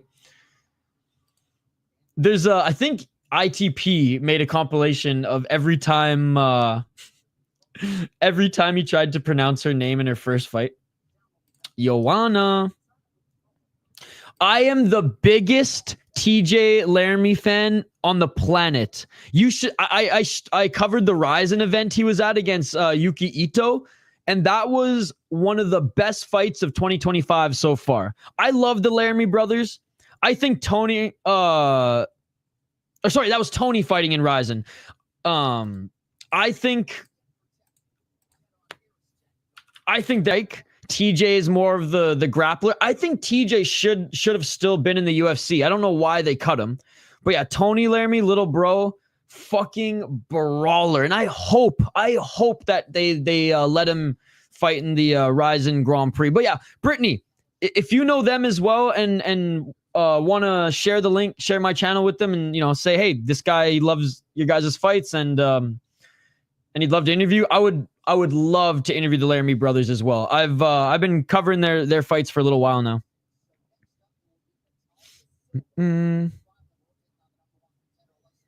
I say it like Jedzecic. Is the fight over? Damn, you just keep talking. Oh, the fight's been over for a while. The fight's been over for like almost 10 minutes. I love them. My brother's best friends with both of them. Yeah, I fucking love the Laramie brothers. TJ had a really good win in his last fight on the regional scene. I think it was in Unified, if I'm not mistaken.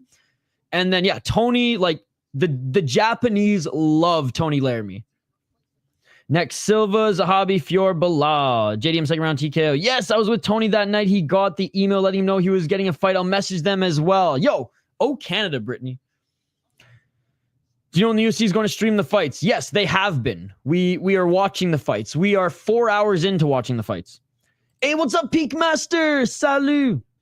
I like the odds on Grasso here. She's a good underdog. She's a good underdog. I did right. All the underdogs I liked on the card were Katona, which Modesta, Valentina, Ursulin, Radke, Grasso, JDM. So far, Katona hasn't worked out. Modestas, yes. Prepolich, I put him as just a fun one. Ursulin hasn't worked out. Rocky hasn't worked out. So yeah, Grasso, JDM, Valentina, the last underdogs that I like on the card. I've not met GSP. No, I've not met GSP. I haven't even met Rory McDonald. You know, he was a BC boy, but I think he still lives in Quebec. I met Ronaldo Souza. Oh, nice. And Puerto Rican retired MMA fighter. I forgot the name. My dad knows him a lot. You have to buy the pay-per-view. You have to buy the pay-per-view. So if you're in Canada, you'll buy it through Sportsnet. If you're in the United States, you'll buy it through ESPN Plus. And if you're overseas, I have no idea.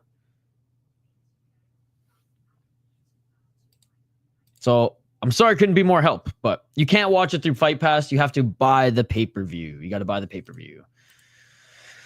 All right. 4 more fights left on this card. And honestly, this fight is probably, I'm going to jinx it. I'm going to knock on wood. Probably going to be more exciting than, even though I don't think there's going to be a finish here, probably going to be more exciting than the co-main event. Hey, at least this one's 3 rounds. Natalia Silva up against Alexa Grasso. I'm going with Natalia Silva on this one. She's 18-5-1 as a pro, 28 years of age, and on a hell of a win streak right now. 5-0 in her last 5 fights. 5 KO, TKO, 7 submissions, 5 decisions. Has not been finishing girls in the UFC, but on the regional scene, cleaned up. She's undefeated in the UFC. She was undefeated in Jungle Fights, undefeated in Fight Club MMA. Beat Jessica Andrade, beat Viviana Arroyo, beat Andrea Lee, Victoria Leonardo, and Bleda. Bleda was undefeated at that time. Beat Jasmine Jasudavicius before Jasmine Jasudavicius evolved, but still, she was 7-1 at that time. Like, she hasn't beaten a murderer's row, but she's beaten some pretty good women in the UFC of all different styles as well. She's extremely well-rounded.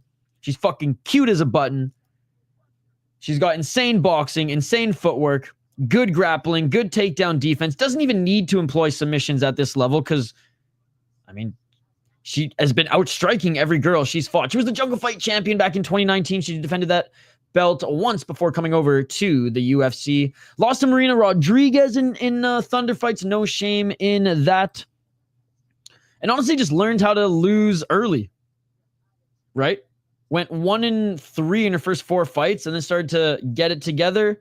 Started to fight. I mean, she didn't fight the best girls in Jungle Fight, let's be honest. But in her title defense, fought a pretty good opponent. And then the UFC proved that she deserves to be there and proved that she deserves to be at the top of the division and fight for a title next if it's not going to be Jasmine Jasudavicius. Alexa Grasso, the former champion, 16-4-1, 3-1-1 in her last 5 fights from the former champ. She lost the belt to Valentina Shevchenko, got absolutely wet blanketed, out grappled, and honestly didn't even really have the opportunity to strike. This was actually a pretty good fight. Both the women mixed it up. Yeah, it was a mixed martial arts fight. A lot of people are saying that Valentina Shevchenko should have won. It was really close. I honestly saw it going either way. And then the first fight, Valentina zigged when she should have zagged, and yeah, Grasso capitalized on it.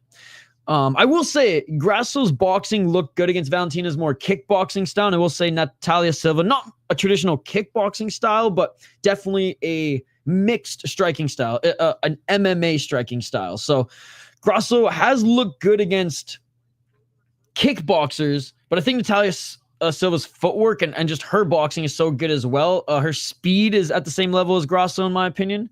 So this one will be interesting because I think Silva is more well-rounded. I think Silva is the better wrestler. Maybe Grasso's just pure jiu-jitsu is a little bit better. I think this is likely going to stay on the feet because Natalia Silva will probably escape from the scrambles if Alexa Grasso chooses to go that direction. Both of them are really good. Is Grasso a good underdog? Absolutely. But I think Natalia Silva is going to win this one via decision. Let me know your thoughts in the chat. Yeah, very clean kickboxing, good kicks, punches from everywhere. Plus boxing. Whereas Grasso's striking style is a little bit less dynamic. Natalia Silva, better grappler. And yeah, she just looked fucking damn good in the UFC, man. No. We're only on the second fight on the pay-per-view. Every favorite has won tonight. Is that so? That's true. No underdogs have won. I kind of like Grasso, but the other kid has this aggressive take TKD I like too. Low key, I've become a bit of a Grasso fan. I like her gym. Let's go Grasso. Grasso by sub. Come on, Silva baby. I think Natalia's going to win by decision. This card has been pretty good so far. People hype up Silva, but it's really easy to look good in women's MMA. And look what JJ did to Andrade. Okay.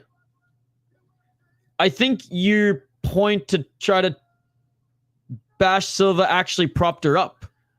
So, yes, Silva is good. Make sure you message Kyle or he can get in touch with you.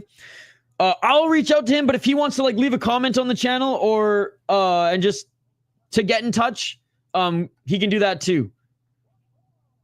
But you don't have to reach out to him tonight, obviously, because like suffered a loss. We'll give it some time for the dust to settle, but I'll definitely reach out to him. But yeah, just tell him the City Life was supporting him. Even though we picked Benoit Saint-Denis to win, we still are rooting for Kyle.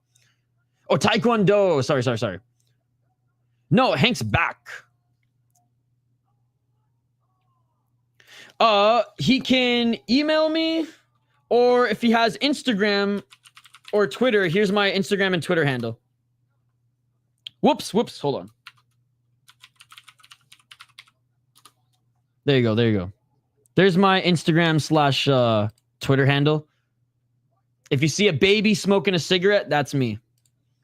All right, round one, ladies and gentlemen. Some people are probably like, wait, what? It's true. My dad put a smoke in my mouth, not lit, when I was a kid, took a picture, and it's now my profile picture on all social media. Round one, let's get it. Is Lopez in Grasso's corner? I actually didn't see. Silva, nice low kick. 4 minutes and 41 seconds on the clock.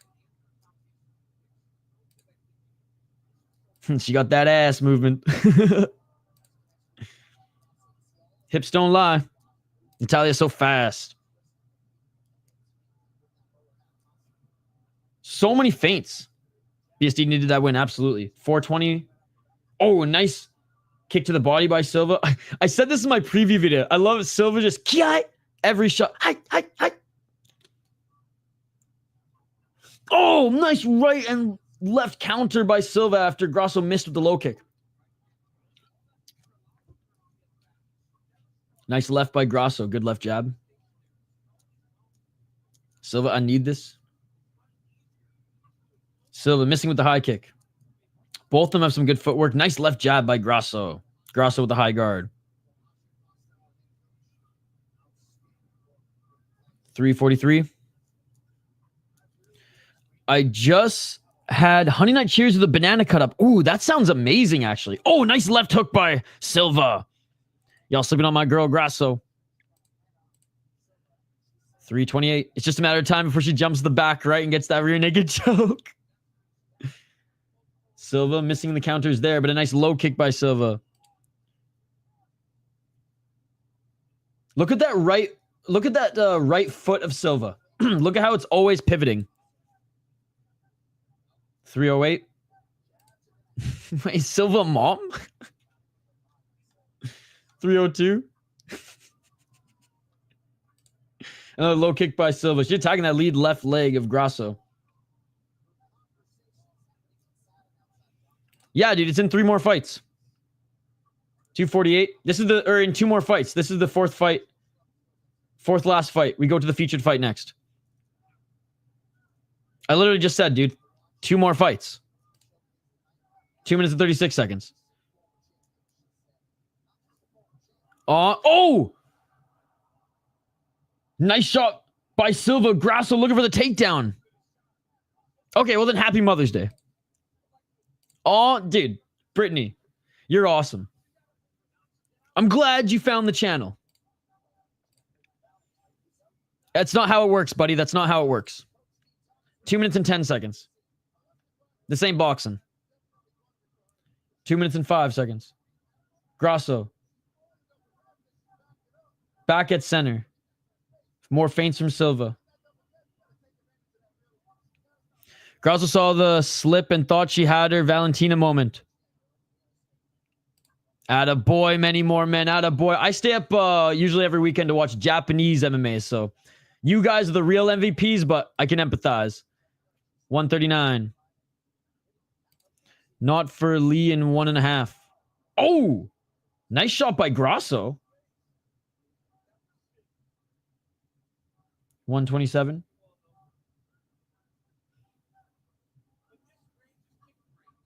Nice left by Silva.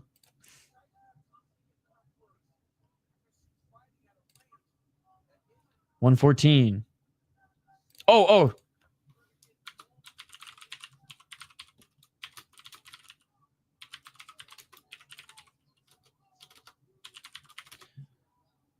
Feints by Silva. 1 minute on the clock.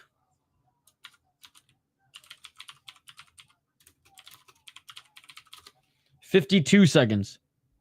I need Valentina and Belal. What's up, Smoking Purple still here? And Grasso walking forward. Silva bleeding a little from her nose there. Grasso's jab has been pretty on point.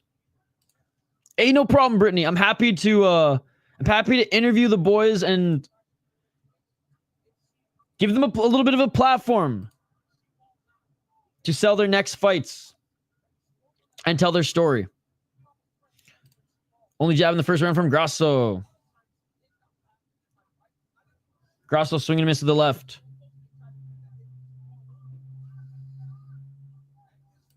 I don't think that's the case. Not to say that he's the most popular fighter, but I don't think that's the case. Attaboy, Janjaroba's dad. And that is it for the first round. How do you guys score that one? Pretty even overall. I think the first half of the round, Natalia Silva landed more shots. Alexa Grasso was starting to land in the third. Natalia Silva. Let's see if ESPN is even showing the numbers now.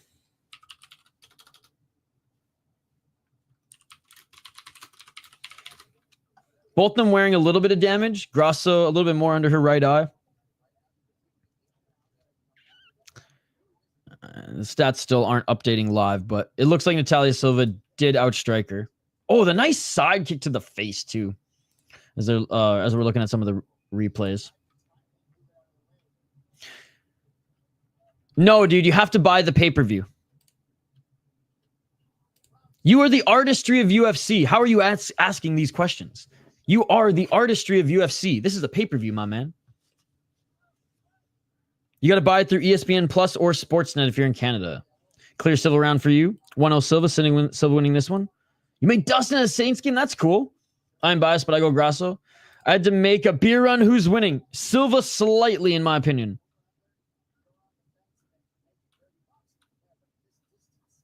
Four minutes and 41 seconds. I love watching the women fight. Well, not all of them, but I don't think it has anything to do with being inhumane. That's a crazy comment. 4 minutes and 25 seconds. A nice 1-2 by Silva. 4 minutes and 15 seconds on the clock. I don't necessarily like watching women's fights in the UFC, but honestly, pretty much in every other promotion, I'm all right with it. Like we saw a front kick Machida knockout last night in LFA by this one girl in 30 seconds. Oh, Grasso just missed with the follow-up left hook, but landed a nice right jab. Probably like 3. 349. Low kick by Silva. On the back foot now as Grasso's pressuring forward. Nice. That's cool that they're showing it at the pubs. They showed it at a lot of bars here in the States as well. Not Buffalo Wild Wings. Not in some Buffalo Wild Wings locations, though. Only the big ones. Because they're cheap and they don't want to pay for the pay-per-view. Silva's sort of a female wonder boy. Kind of, eh? 315. Feints by Silva. Oh, Grasso's starting to get her timing down well. And a nice 1-2 by Alexa Grasso. 305. Grasso with a nice right hand. Silva. Not able to get her range down in this second round. A lot of moving, but hasn't entered the pocket here. Silva looking more for the counter and like the perfect spot for her entry. Low kick followed by a counter left hook.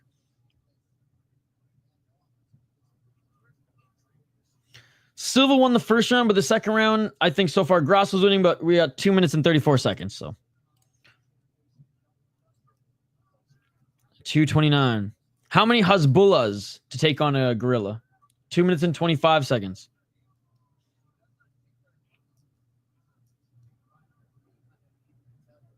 Most dad's belts can. Whoopsh.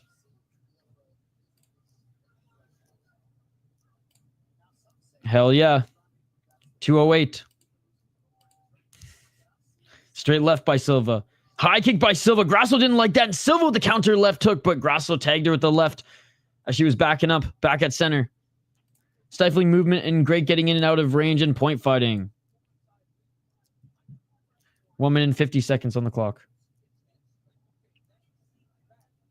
Yeah, I don't think women's MMA is that shit, to be honest. UFC, they're probably the least exciting fights.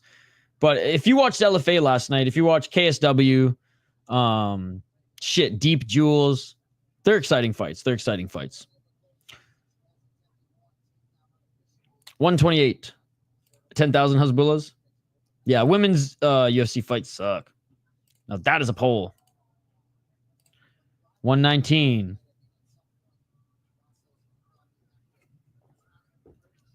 I don't judge fights. I just like watching them.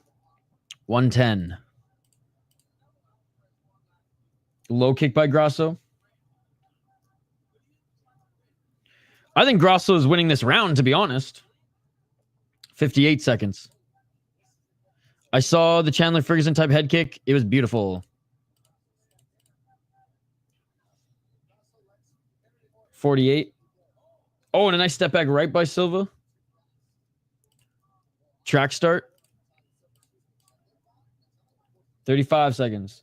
And Natalia Silva is fighting way too much of a counter game here.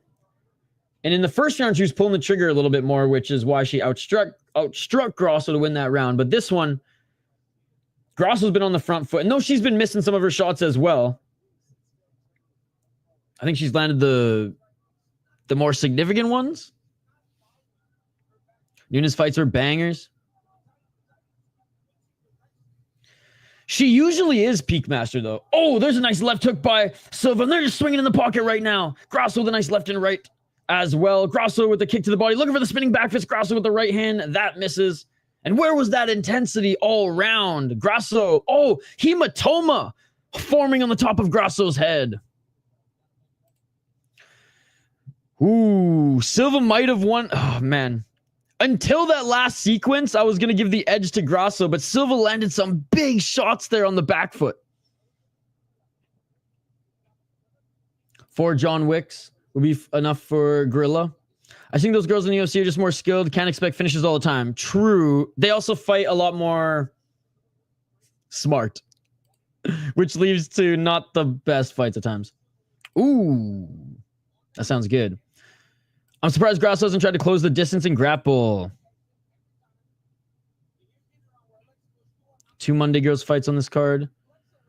Or at least bang like that. Hope UFC parlay hits because the Dodgers just fucked me out of winning 3 of them.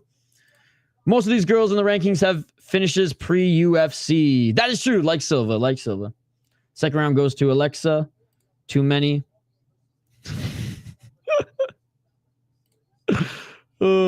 All right, round 2 round 3, and Alexa Grasso comes out swinging literally in this third round.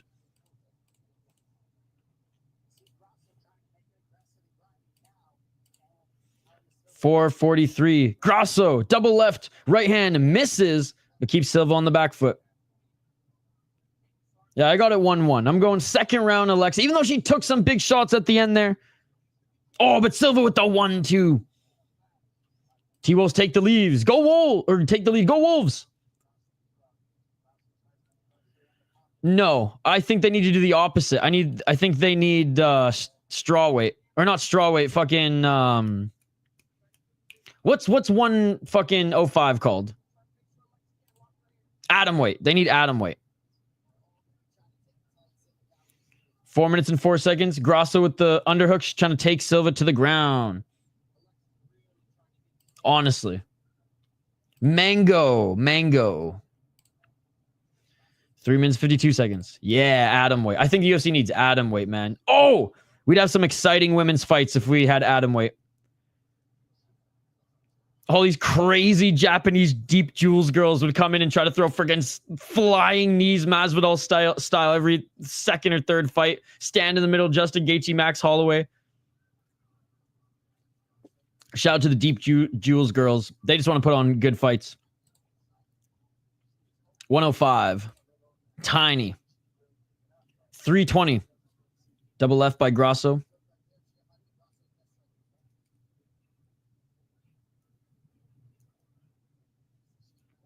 Silva misses with the high kick. Some men's 4'11 fighting when they're already aggressive as hell. Oh, nice shot by Silva. Dude, every other promotion has atom weight.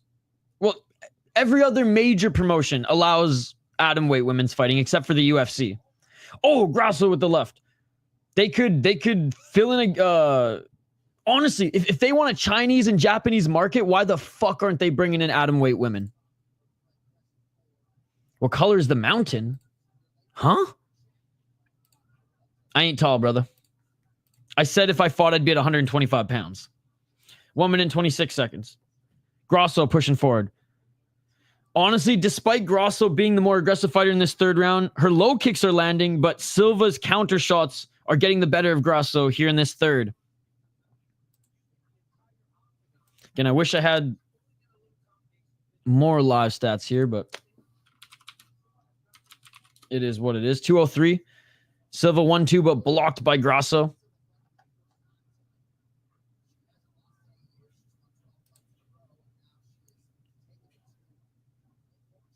Oh, beautiful side kick to the chest of Grasso.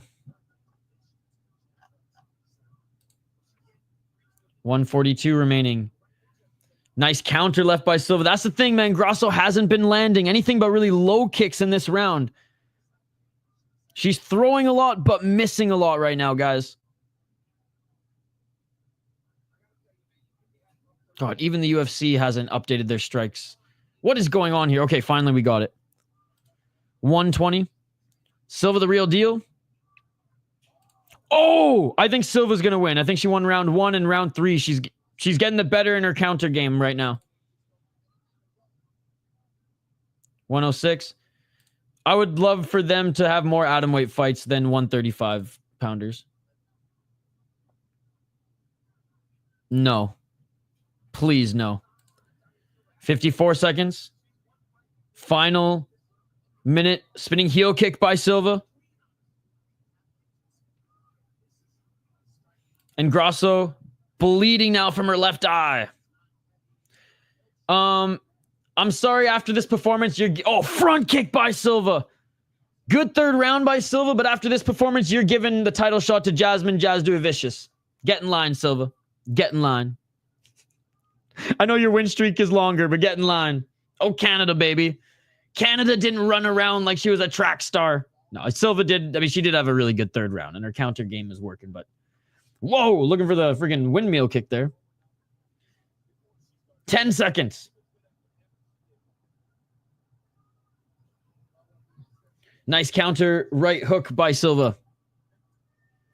Front kick by Silva, and that is it, ladies and gentlemen. Lackluster second round, but Silva won the first round. I think, didn't have a great second round. Allowed Grasso to actually just outstrike her. At least with the better shots. I don't know the numbers for the second round. But in the third round, Grasso was the more aggressor. She was more the aggressive fighter. She literally was swinging at air most of the time. And Silva was landing counters, was landing kicks. And Silva, I think the third round sealed it pretty clearly. Oh, hell yeah. Okay, I'll fire that up in a sec. Thank you so much, Sylvia Beauty. Hey, what's up, Cocky? A man? Jasmine probably going to face the winner of Macy versus Aaron Blanchfield. Silva whooped her ass. You being biased and Grasso's hot? I think Grasso's hot. I think her and Silva are beautiful.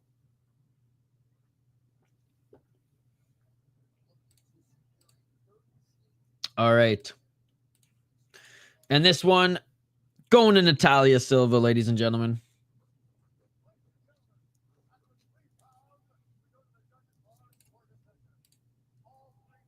We're listening in for the decision, but we know how it's going to go.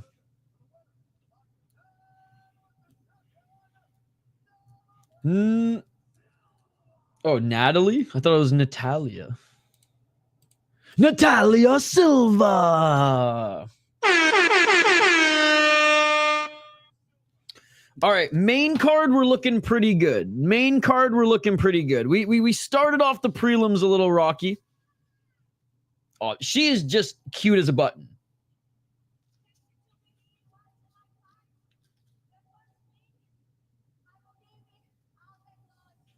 Natalie, that's what Bruce Buffer said. Natalie Silva. We got freaking Men in Black over here. All right, so yeah, Natalia Silva outstruck Grasso. Let me double check these stats. Let me just refresh the UFC's site one more time. Oh yeah, 74-54. 65 significant strikes to 45.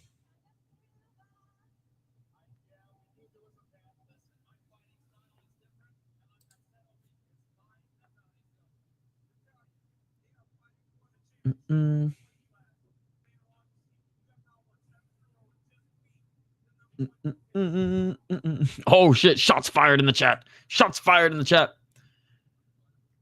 Yo, when Andrew A was Patty the Fatty, I would get him and Blake mixed up in the chat because of the profile pictures. All right, featured fight coming up next, guys. 3 more fights left on this card. Featured fight coming up next.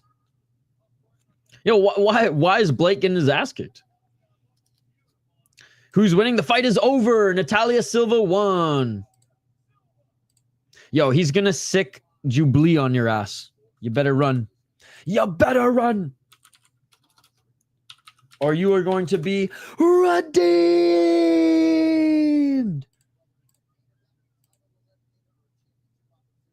All right, here we go. Again, I was a lot more confident coming into this fight, choosing Jose Aldo before his weight issues. But having said that, he said he's never fighting at 135 again, and I think that's smart. At his age, at this stage in his career, don't freaking kill yourself on the scale the day before the fight. Natalia Silva schooled her. We got an undercard fight for Hank versus No Chill. Let's go. Just came across this channel and it's lit. You know what? Bacon, Egg, and Cheese podcast. My favorite meal is breakfast. I'm literally going to eat breakfast for dinner after this fight card. So fucking shout out to Bacon and Eggs Cheese podcast. I'm literally going to subscribe to your channel right now because that sounds like a podcast that I want to A, listen to and B, salivate to. So that sounded a little sus, but you know what I mean. All right, Bacon. Is it Bacon and Eggs podcast? Bacon, Eggs, and Cheese. Bacon, Eggs, and Cheese podcast. Bro, I am your 434th subscriber. I don't see any bacon cheese stuff, but I see a lot of fight content here. So I'm down. Little Dragon Ball Z action as well. I'll check out your channel later, my dude. I feel like Jose might put up a good fight. I got Belal as the winner. Don't lie to me. Yeah, you're brunch. That's true. I actually don't eat until usually afternoon unless I'm road tripping. I don't eat breakfast when I do it's for dinner. 100%. Exactly. I usually don't eat breakfast. I usually don't eat breakfast until 11 or noon. Shout out to UC5. I'm rich. Ooh, sausage, egg, and cheese biscuit is the best. Those biscuits, man. Inspired by nature. Love the profile picture. And my stomach be rumbling. My stomach is rumbling more than Daniel Cormier's right now. Smelling those beautiful, beautiful. There's kind of a way that the Bell Center does their hot dogs that's different than everywhere. They use I think they use French bread instead of hot dog buns. I'm sure DC is just, I bet his stomach be rumbling for some of them French bread hot dogs at the Bell Center. My breakfast is around 2, 3 p.m. Yeah, no problem. Silva has a future as a track star. My breakfast is around 2, 3 p.m. To be honest, no one eats breakfast after high school. That's not true. That's not true. We should actually drink a lot of water first thing in the morning. Continue to flush everything out. And then, I think it's at least for 2-3 hours after you're awake.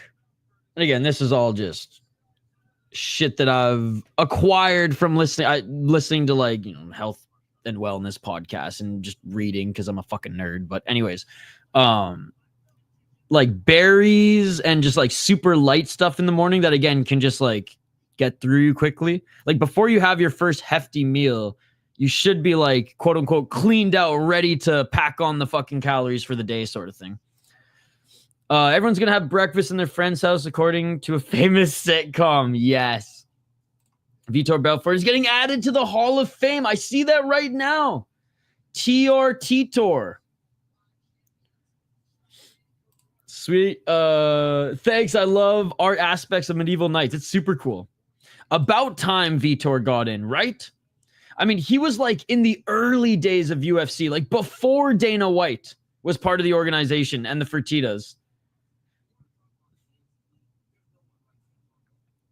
TRT added in.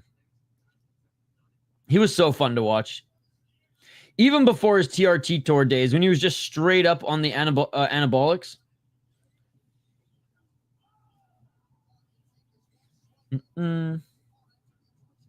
Skinny advice? Well, I mean, you can still pack in a lot of calories. I guess it just depends how good your digestive system is and how quickly your body processes everything. If it's slower, which mine sometimes is, especially with more carb heavy stuff, then I would rather be flushed out and ready, so to speak, before adding stuff heavy. And again, that's just little things to feel good. It has nothing about being skinny or fat. It just, feeling good, being able to perform at your best if you are going to be super active, or help with sleep as well. He took Bisping's eye and he gets inducted. Watch him walk out with a glass eye in his hand. Wait, Bisping's not on the commentary. If Bisping was on the commentary, that would be hilarious. 20-year-old Vitor over 20-year-old Mike Tyson in karate combat. Probably Vitor.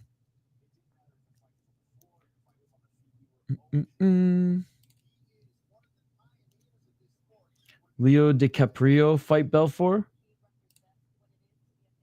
When? That's some high shit I just thought of. 19-year-old Vitor running through Wanderlei was epic. Dude, if it was karate combat, Vitor would spinning heel kick Mike Tyson. Good night, Jim Kite. Yo, thank you, Inspired by Nature. Bisping would find a way to make it about himself. True.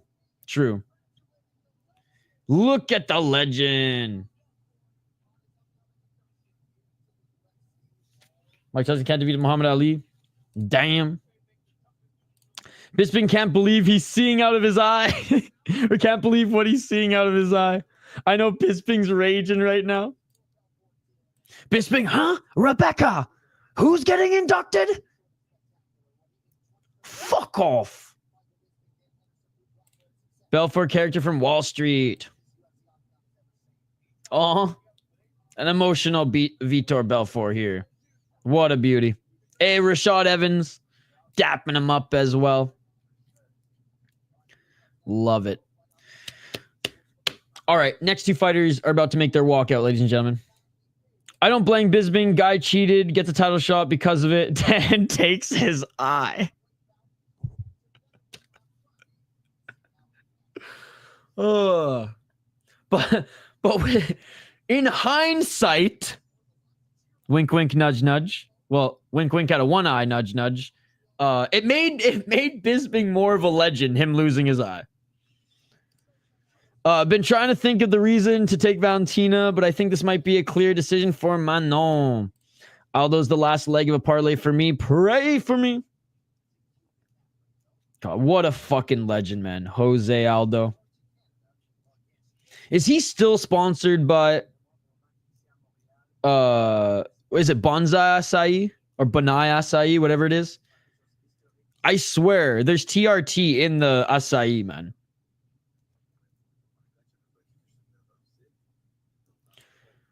I think about Bisping's eye. Yeah, that's true. That is a little fucked up. I was waiting for Mr. Grant to come back at me and be like, cancel this guy. He supports people getting their eyes knocked out. Oh, cold Isha tonight, guys. Cold Isha tonight. Is Aldo gonna win this? I think so.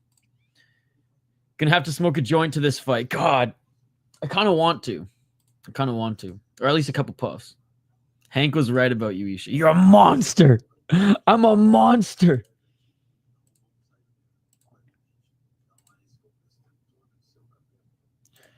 Wise poor people, get your eyes out, you mean? That's not what I meant. I was trying to find some positive, okay? And the positive is Bisping wouldn't be as much of a legend as he is now, facing that adversity. Maybe he would have never won a title if he had two eyes. Maybe the one eye helped him win the title. I don't fucking know, guys. Cancel me. He did not release his hit piece, which I'm very disappointed. I think he's still making one.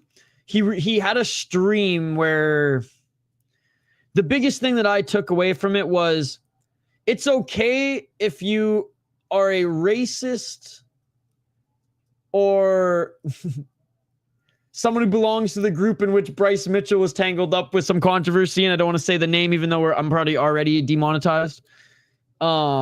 Basically, you can be all those things, but if you're nice to him, he's okay with it. That's ultimately the thesis statement that I took out of that live stream.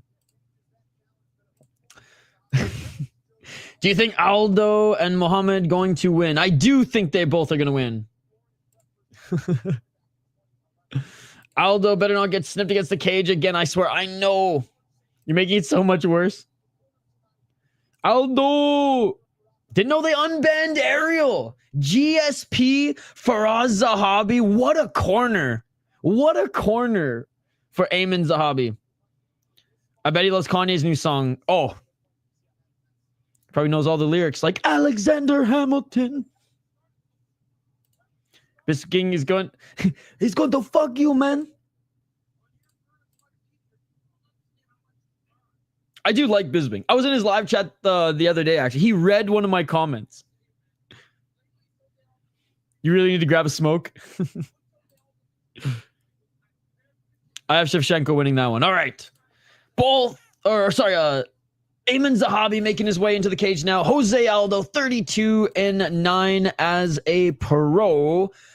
3-2 in his last 5 fights. Again, he hasn't been incredibly active. Lost against Bautista. Was actually looking good in the first 2 rounds. I think he should have won that one on damage because I think Bautista really only won the 3rd round. And it was via control time. Really impressive performance against Jonathan Martinez. Lost against Merab. Basically, Bautista and Merab pinned him up against the cage, and that's how they won control time. He stuffed their takedowns, right? Beat Rob Font when Rob Font was arguably in his prime. Beat Pedro Munoz when Munoz was, in his prime as well. And, after losing to Conor McGregor, man, he actually continued to have really good fights in the UFC. Enough to regain his title, but then losing it to Max Holloway twice. Beat Jeremy Stevens, beat Moicano, lost to Volkanovski, a prime Marlon Moraes, who split decision. Moraes didn't even knock him out. And then Piotr Yan. Piotr Yan's a fucking savage, dude. So no shame in that, especially in the later part of his career. Man, the title run he was on was insane. Korean Zombie, Ricardo Lamas, Chad Mendes, Frankie Edgar, Kenny Florian, Mark Hominick, Manny Gambirian, who is actually a very good fighter, man. Uriah Faber, Mike Brown, like, I don't even know what I'm doing here. You guys know how much of a legend the King of Rio. He's getting up there in age. His boxing is still sound. His takedown defense is still sound. His leg kicks are still good. Can't make 135 anymore, so I'm hoping that his weight cut issues don't affect his performance. I still think I'm going to pick him to win. Because Ayman Zahabi, look, I really respect what he's been doing. He's been on a great rise here, but he's no spring chicken. However, Jose Aldo has a lot more fight years on him, right? But he is 37 years of age, 12-2 as a pro, trains out of one of the best gyms, if not the best gym in Canada. Fiorot Zahabi, an amazing coach, and like GSP's in his corner, man. And TriStar is just a really good gym that has a bunch of international fighters, not just Canadians. 5 KO TKOs, 3 submissions, 4 decisions, 6-2 in the UFC. He is on a 5-fight win streak where Munoz, Bashrat, and Oriki Lang were good wins. Draco Rodriguez, sure, was 7-1, and Ricky Tercios was 11-2, but those guys weren't the best guys. Ricardo Ramos, solid fighter. Vince Morales, solid fighter. No shame in those losses. I think Ayman Zahabi either straight up knocks out Jose Aldo because he has power, or he tries to employ the grappling like Bautista and Merab. I think those are his only 2 paths to victory, and I don't think he gets either of them done. I don't think he finds Aldo's chin. Please don't. And I'm a little biased in this one because I just want the King of Rio to look good and just not get knocked out even in a loss. And I don't think Zahabi is going to be able to push him up against the cage and grapple him the same way that Merab did and Bautista did, because he's just not as good of a grappler as those two guys, not as strong as those two guys, especially up against the cage. So I am going Jose Aldo to win this one. Does Zahabi have a puncher's chance? Yes, and I think that is realistically the better path to victory, because I think if he tries to grapple Jose Aldo up against the cage, he'll just tire himself out. And Aldo, look, he's not going to get Bautista to Merab by Zahabi. I really don't think so. But again, the weight issues could affect Aldo's cardio and maybe performance overall. But I think overall, Aldo's just the better fighter everywhere, on the ground, on the feet. Takedown defense is still elite. The body shots are insane. His leg kicks are amazing. Still quick, and his cardio, again, has looked good. We'll see how it looks based on, again, what we saw yesterday on the scale. Aldo should still be 1 step ahead of Zahabi in this one. And I think, the only way to beat Aldo, if you're Zahabi, is to knock him out. Been watching this guy since the WEC. Those were the days, man. Hope Aldo gets a quick KO. Bisping shaking angry seeing Belfort in the Hall of Fame. I know how to save the UFC heavyweight division. Give them the secret juice. Hell yeah. Aldo takedown defense is still insane. Hey, you know something? Someone is recording you. You're live on Instagram. And it's over 30,000 people watching you call the fights. Yo, everybody on Instagram watching me right now, get your ass over to YouTube and subscribe to the channel. Let's go. Aldo, Dominic Reyes beat Bones, and we'll be champ in 2 divisions. You heard it here first. Longest shorts in the UFC deal. Zahabi's going full ACA on this one. Same Jose Aldo. I agree, Curtis Clark. Even on paper, it was a loss. Everyone knows the truth. 20% of Aldo show cheek. Show check is probably more than Zahabi's show and win check. That is true. Just need 3rd. No money line. Round 1, ladies and gentlemen. Let's get it on.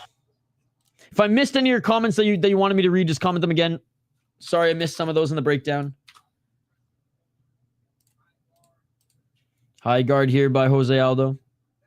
This is featherweight Aldo, so he might feel a lot better at this weight. Been a while since his last fight in this division. He said he's not fighting at 135 anymore, only featherweight again. He thinks Zahabi's going to win by decision. 30 seconds in, Zahabi with a feint there. Nice feint. With a feint there. Let's go, Aldo. Come on, legend Aldo.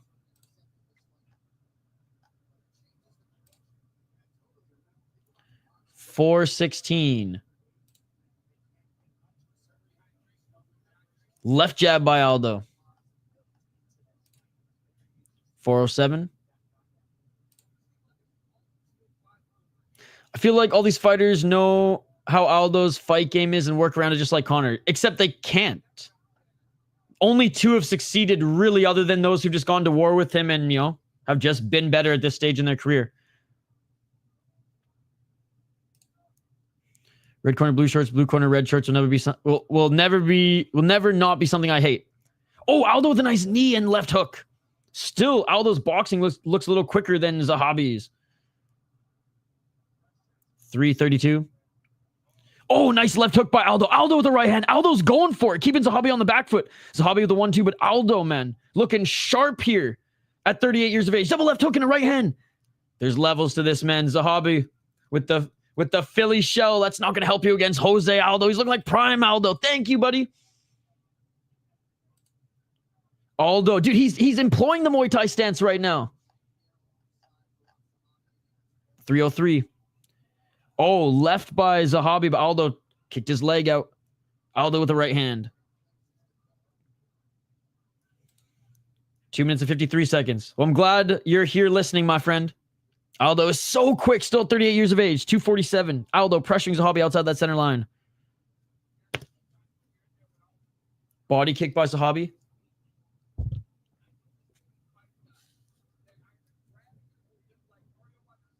Jose walking forward. Zahabi circling. 226. Muay Thai stance for Jose. Whoa, just missing with the high kick was Zahabi. Teep by Jose Aldo. Plus, he needs to get more wins for his legacy, and he has more experience. 210. Aldo looking for the front kick. Again, Aldo's going full freaking Muay Thai stance here, man. Literally just standing on his right leg at one point. Those body shots. Oof. Oh, big right to the body. Zahabi didn't like that one. That was a decent poker face, but I think we saw that frown. King of the favela should have had boxing odds on this syrup sipper. Aldo looks so good. How he made 136 is crazy, right? Because he's big for 145, man. Yep. 128. Left by Aldo. It's probably the closest to a title shot Zahabi will ever come, so he should make it count. Low kick by Aldo. Zahabi, double left. Zahabi just looking to get into boxing range, and Aldo's keeping him on the outside, and then Aldo's dictating when he wants to come into the pocket. Feints by Zahabi. 55 seconds. Aldo, front kick, Zahabi. He's going to look to have to try to catch that kick and sweep him in the second round. Oh, let's go. Oh, Zahabi keeping Aldo on the back foot. Almost landed a left hook on him. Aldo with some head movement. Aldo with some good boxing here. Nice shot to the body by Jose Aldo. Aldo. Low kick. Left hook to the body. Straight left by Aldo. Zahabi didn't like that. Kick to the body by Aldo. Aldo fighting Zahabi where Zahabi wants to fight him, in the pocket. And Aldo getting the better of him right now. Aldo step back left. 16 seconds. Oh, another left rip to the body by Jose Aldo, man. Tie clinch by Zahabi. Nice right elbow by Zahabi, but he eats a left hook by Aldo. Aldo, 5 seconds left. They're literally fighting in the pocket right now, and Aldo's getting the better of Zahabi. This is where Zahabi wants to fight him, and he's getting the better of him right now, and that is it for the first round. The King of Rio, ladies and gentlemen. What a great round. What a great round. Good last 2 minutes. If Grasso had just a little of this upper body movement we're seeing here, she wins her last fight, maybe. Vintage Aldo so far. Aldo's wild. Aldo fighting Ariel Helwani.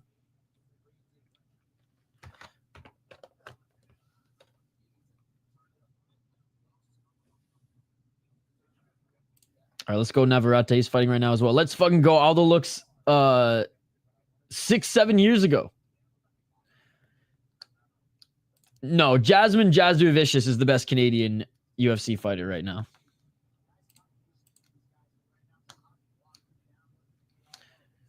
All right, second round coming up, guys. Again, I'm still focusing my attention on this one. I have Navarrete fighting in the background because, dude, Emmanuel Navarrete is one of my favorite boxers right now.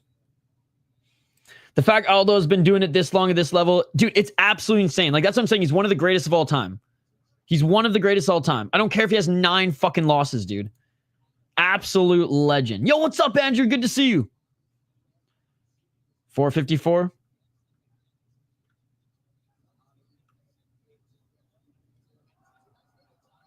Has anyone here tried Monaco? 441.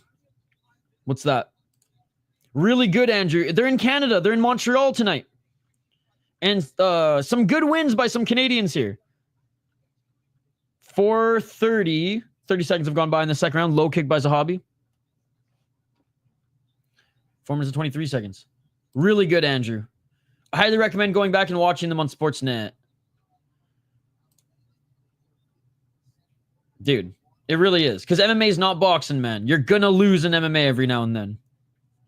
408. Zahabi, so jittery. Herky, jerky, perky, herky. And Aldo, so calm, cool, collected, and still so fast. We're a minute in. Dude, and already this Navarrete fight is all action. Aldo looking for that left hook, but just missed. I'm doing great, buddy. How are you doing? Aldo looking for that left jab, didn't land there. Body kick by Zahabi. Zahabi with a nice jab. 334. Aldo got to put the pressure back on. Zahabi with the low kick. I'm great with high class. Yes, you are, Sir Andrew. 319. Guys, I still think Emmanuel Navarrete versus Valdez 2 is one of the best boxing matches I've seen. Faraz with the left. Or sorry, Zahabi with the left. Faraz calling for more jabs here. Aldo, double left jab, but he got tagged by a left hook by Zahabi. Zahabi with the 1-2. Aldo didn't like that. Aldo on the back foot. Zahabi looking good in this second round, just pressuring him right hand to the body by Aldo. I do like Moosehead, but it's hard to find in Minnesota. No live stats. Nope. They're not working. 2 minutes and 44 seconds. They're literally not working on ESPN, so there's no point. Aldo winning easily the first round. Was worried about Aldo. He looked brutal at the weight cut. I know. But he's not putting on the same pressure as he did in the first round, so that might be affecting his long game a little bit, but he's starting to pick it up here at the 2 minute and 22 second mark. He does. Lucky Lager is my preferred Canadian beer, though. But no, from Canada, but I've been living in Minnesota for a few years now. I don't really watch football. It's kind of a silly sport. You're not allowed to fight. So, like, why would I even watch the sport if you're not allowed to fight, right? It's more just a game. 1 minute and 56 seconds. And I like watching sports, not games. Low kick by Zahabi on Aldo. Now, if you're allowed to fight in American football, holy fuck, I'd be a fan, but it's just too boring for me. What Aldo did to Faber's leg, right? Who's the favorite? Aldo.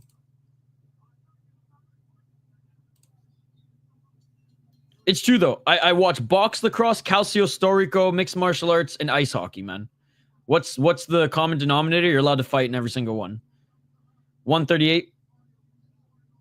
We're back at it. Can't fight in rugby. I wish. St. Pauli girl, hey! I actually live in Minneapolis, but I might move to St. Paul. I've been looking at some condos or some apartments there. 1 minute and 20 seconds. It'd be cool to live near the rink. Aldo, the setback right. Zahabi taking away all his space. Aldo moving side to side. Oh, nice job by Aldo, ducking under that left hand by Zahabi. Street ball. Another low kick by Zahabi. Aldo saying 2 now. 58 seconds remaining on the clock. Yeah, right to the dick again. Yeah, no. Jiu-jitsu now. Dude, Dave, I went to UVic, bro. I'm from Vancouver Island, born in Campbell River, baby. Dude, lucky. Dude, that's why I grew up shotgunning Luckies, my friend. 52 seconds on the clock. Used to do like kickboxing and striking when I was younger. Now just jiu-jitsu. Aldo needs to put the 2 behind the 1. 40 seconds remaining in this first round. Low kick by Aldo, but nice check by Zahabi. Zahabi still wearing more damage, and Aldo eats a left. Yeah. He was like 205 pounds, wasn't he, playing rugby? He was a big boy. Zahabi still not outstriking Aldo. Aldo narrowly outstrikes Zahabi in the second round, and Aldo did more damage. Oh, nice right hand by Zahabi. Aldo looking for that left, just missed. Zahabi's good head movement. And that is it for the second round. Aldo finishing the second round with a knee, with a flying knee. I think Aldo dominantly won the first round. Second round, a lot, not as dominant, but look at Zahabi's face, right? Like, Aldo's doing more damage, narrowly outstruck him. The leg kicks by Zahabi were good, but I'm still giving Aldo the second round. Not a closer second round than the first round, but Aldo won that nonetheless. But who knows? These judges are a little fucked, so we'll see. Tough round to score. I got a 2-0, though. How about a puppers? The roommate's dog sleeping. 180 people watching right now. Appreciate you guys. Aldo 2-0 in my opinion. Why do I do jiu-jitsu? Dude, it's awesome. And I don't want to get knocked out anymore. I didn't play hockey or anything like that growing up. I played soccer for a bit, but I liked fighting. I liked martial arts. I liked competing in striking competitions and things like that. So, but when you do that at a young age, you're going to get punched in the face a lot. And I don't necessarily have the best chin. So I got knocked out a lot before with the developing brain still. And I just don't want to get knocked out anymore. So jiu-jitsu is fucking awesome because you can still compete. It's super competitive. And yeah, it's great. I love it. 453. 3 rounds. Jiu-jitsu so fun. 444. Still good nose, buddy. Well done. I broke my nose so many times. I can't wear glasses that sit on the top because there's nothing here. Just a big hole. The worst, someone slammed my head on the ice. I got in a fight on the skating rink, Canadian, and someone slammed my head on the ice and just shattered my nose. That was the worst. 421, street fights, man. They fuck you up more than the sanctioned ones. 1-2 are the competitions by Zahabi. Zahabi eating a left jab. Great head movement by Aldo. Aldo ducks under but doesn't land that hook. Oh, Zahabi with a nice double jab. Aldo shaking his head. I do BJJ. It's fun. Let's go. Yo, what's up, Ish? Once again, ignore my government name, please. I don't feel like using my shitty old phone. No worries, buddy. No worries. Going the distance? I think so. 3 minutes and 52 seconds on the clock here. Oh, Zahabi with a nice right uppercut. Aldo starting to slow down, though. Probably.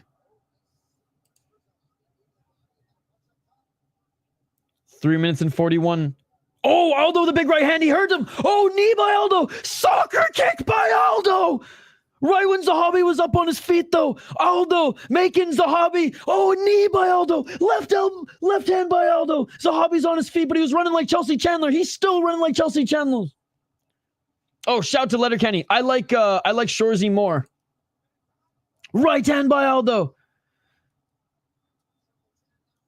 Not quite. He was literally getting up and his feet were on the ground and he kicked him. Yo! Shout out to you, Brittany. Pitter patter, let's get at her. Zahabi. Oh, Aldo looked up at the clock, dude. Aldo might have just gassed himself out. Aldo looked up at the clock. He might have gassed himself out because now Zahabi's coming back. Zahabi's coming back. 244.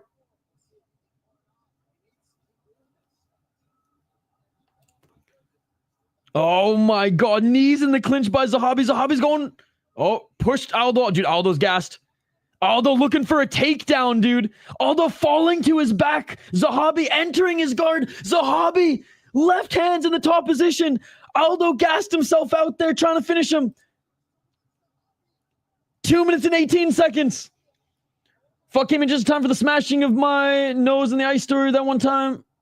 One time my little bro was bigger than me slammed my head into the concrete because he was acting up, so I headbutted his teeth. Ouch.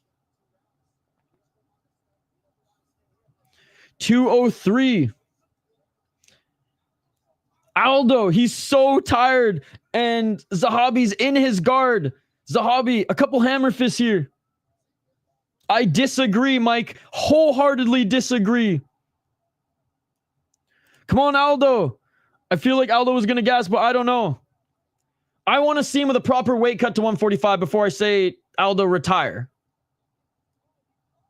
Oh, big right elbows by Zahabi.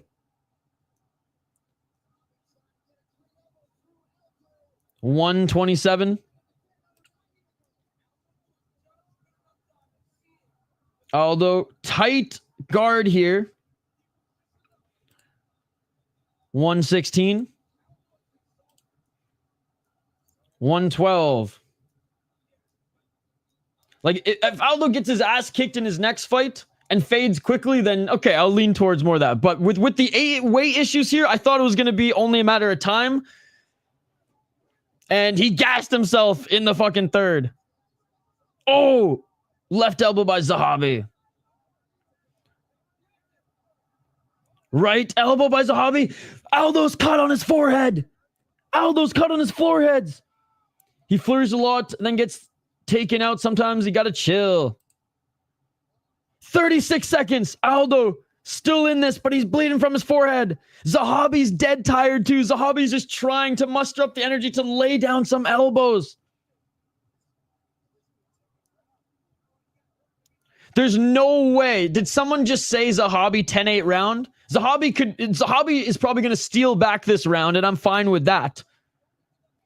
But this is 10-9 for Zahabi because Aldo almost finished him earlier in the round. What a crazy round. Fight of the night for sure. And that is it, ladies and gentlemen. That is it. Why is everyone saying Aldo retired, dude? He had a terrible weight cut. He was obviously going to gas. Not that bad. I didn't think. But I think one more fight at 145 and let's see how he does because he looked really good until the end.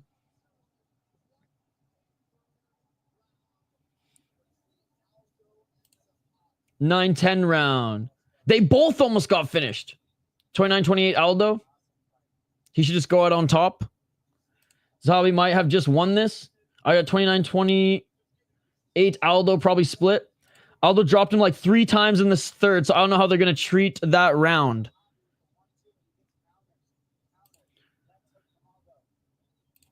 I think he looked good for the entire first round. I think half the second round he looked good as well. Didn't throw a lot, but still won the second round. And then almost finished him in the third. So I don't know why you guys don't think that was a good performance. Over 2.5 rounds. Zahabi winner. Aldo won by split decision. Also, Aldo should still win. I see Aldo gets it. Zahabi sounds like a great UFC name. Was looking like a 10-8 Aldo before the huge elbow. I want to see him at least one more time with a cut to 145 that's not compromised, right?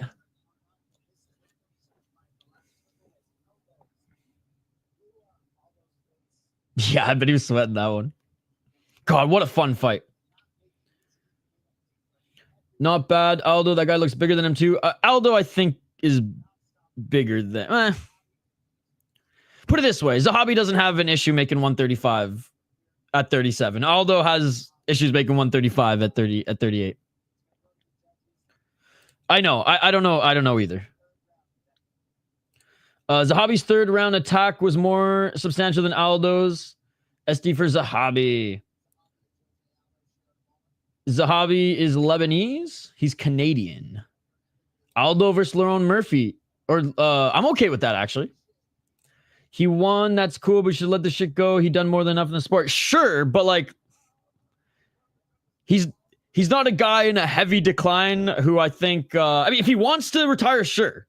But I think he's definitely got another 145 fight in him. Oh, Ayman Zahabi won. Ayman Zahabi won. All right, now Aldo has to come back for one more. Ayman Zahabi won. Damn. I still don't agree with that decision because even if he lost the third round, which I'm okay with Ayman Zahabi getting the third round. I thought Aldo clearly won the first, and I thought the second round, I mean, the strikes were close. I guess the judges thought that Zahabi did more damage in the second round, but I didn't see it that way.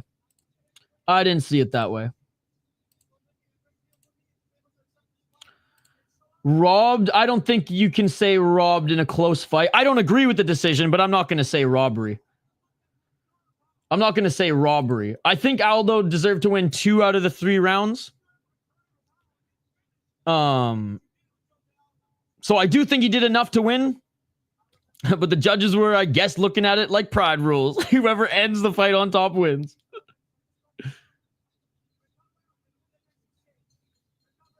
It was the second round. The second round was the swing round. Only because when I heard Aldo going crazy, he wasn't calling the time after 2:30 mark. We're golden, though. Aldo's tonight fight just shows the Bautista's robbery. Yeah, these 30-27 is in... I don't understand these scorecards. I don't understand this because we've seen too many 30-27s tonight. What is Montreal doing? Again, overall, the decision, whatever, man. Like, second round was the swing round. I don't agree with it. I don't hate it. That comeback was crazy in the second round. Aldo needed to do more. We were saying do more. He outstruck him by, I think, five significant strikes, and Zahabi's leg kicks were doing damage. However, Aldo did cut Zahabi in the second round. So, again, don't agree with the decision, but it was kind of like with Cutelaba and Bukauskas. I thought Cutelaba won 2 rounds, but one of the rounds was a swing. Oh, Aldo might retire here.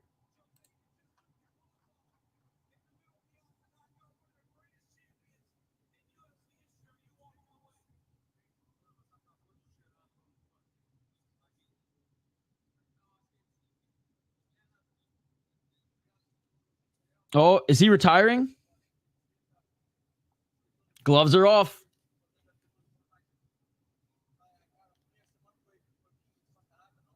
Dude, what a fight to go out on, though. Again, I would have been down, like I said, and would have been happy to see him fight one more time at 145. But if this is it, bro, what a fight to go out on. Sorry, guys, I'm just listening in right now. Again, I don't think it was a bullshit decision. I don't agree with it, but it was second round, man. It was a swing round. Swing rounds mean it could go either way. I switched to your UFC play-by-play. Was wrestling days for years, but you got this. Cheers, Dave. If Aldo retires, I wouldn't be shocked or mad. Who won, Andrew? Look what you did, you bastards.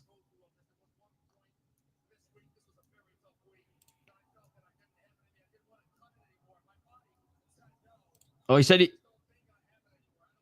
he says he doesn't think he has it anymore. He didn't want to cut the rest of the weight. His body was telling him no. And you know what? If his body's telling him that, this is the perfect time to hang him up. And what an honor to have watched this guy fight, guys, for the last like 20 fucking years. Almost 20 years. What a fight. Fight of the night that he goes out on. Didn't get the win, unfortunately. But holy shit, what a fight that was. And the King of Rio making his final walk back to the locker room here. God damn, man. What a career. What a career. And what an awesome fight. And Zahabi, man, you got to give credit to him as well in that third. 2 minutes and 20 seconds left. And he came back, man. He was almost dead. He got head kicked. Almost rising soccer kick style, man. And look at PK Subban.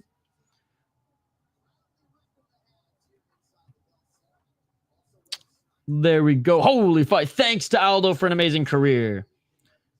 Ayman's a robbery. Okay, whatever, dude. He also got to ride off in the sunset on a win. Yo, let's go ahead. Ayman Zahabi by decision. Now I got Shevchenko decision and JDM KO left to win 400. I knew he was done. Respect to the legend. Rob Dalton's retirement fight. Removed judges from the UFC and from live.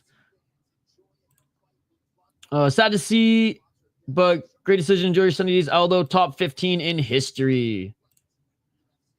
Now Aldo should retire if he stays in the UFC. Would give him more unranked randos. Well, I don't think Ayman Zahabi is a random, and Ayman Zahabi was ranked.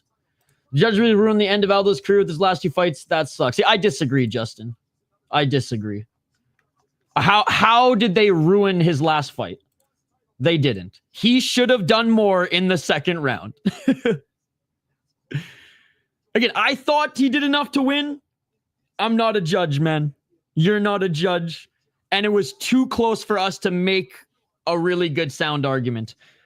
I picked him to win. I'm an Aldo fan. But I got to talk some reason, right? No, it wasn't a robbery. Second round was a swing round. I thought he won, okay? Just like I thought Yeong Cutelaba won. But second round was close. Second round was close. I do think Shevchenko wins, but we'll get into that in a moment. I think everyone uses the word robbery all the time, and we don't actually see that many robberies in mixed martial arts. But people think that in close fights, in swing rounds that don't go the way that their fighter wants to go or who they bet on, and it's a robbery. And again, I don't like this decision, but I don't hate it. And it was an awesome fight, so let's celebrate it instead of complain. Oh, yeah, for sure. For sure. Switch over to the shitty phone so I can hear the retirement speech. Damn, the end of an era. Dude, unbelievable. Yeah, again, I don't think it was a robbery. Okay, got you. I think they still would have put him up against guys like hovering around the top 15 anyways. But again, like I said, I would have been down to see him fight one more time at 145 because he looked good. He looked good until he faded at the end there, and he almost got the win. But great performance nonetheless. Great performance nonetheless. All right, co-main event of the evening. Let's hope Valentina doesn't stink up another fight for us. Oh, I'm looking at the Navarrete fight now. Yeah, big gash above his left eye. Another one bites the dust. I haven't really been tuning into the Nav fight, to be honest. I have it on in the background, but I'll probably just rewatch it. I'll probably watch it as I eat dinner later.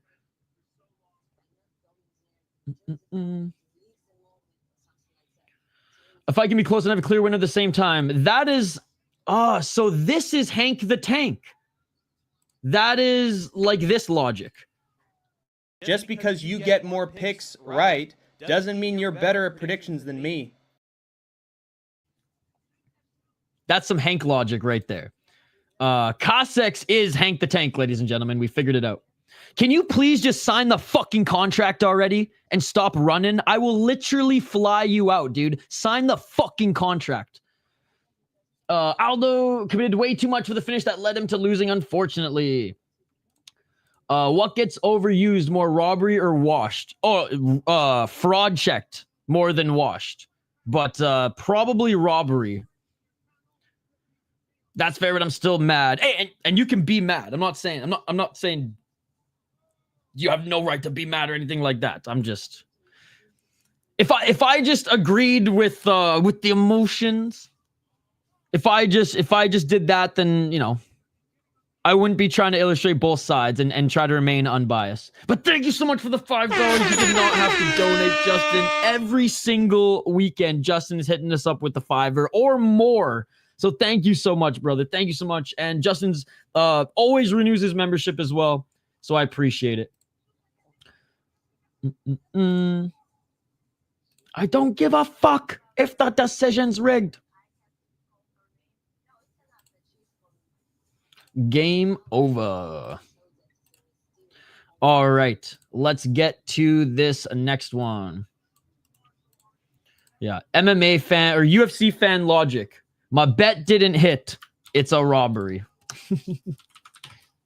There's a swing round where the chat is split. It's a robbery. Aldo entertained us for so many years, right? So many years, dude. Just because you get more picks right than me doesn't mean you're better at predictions than me. As a Chael Sonnen said that shit'd be iconic. The Frenchie barely beat Rose, who had one hand. I don't see her winning here.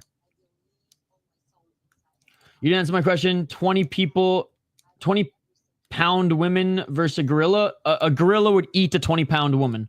Valentina KO, mark my words, unless loses, then forget everything. I think Valentina wins by stinking it up, laying on Manon, or holding her up against the cage in the clinch.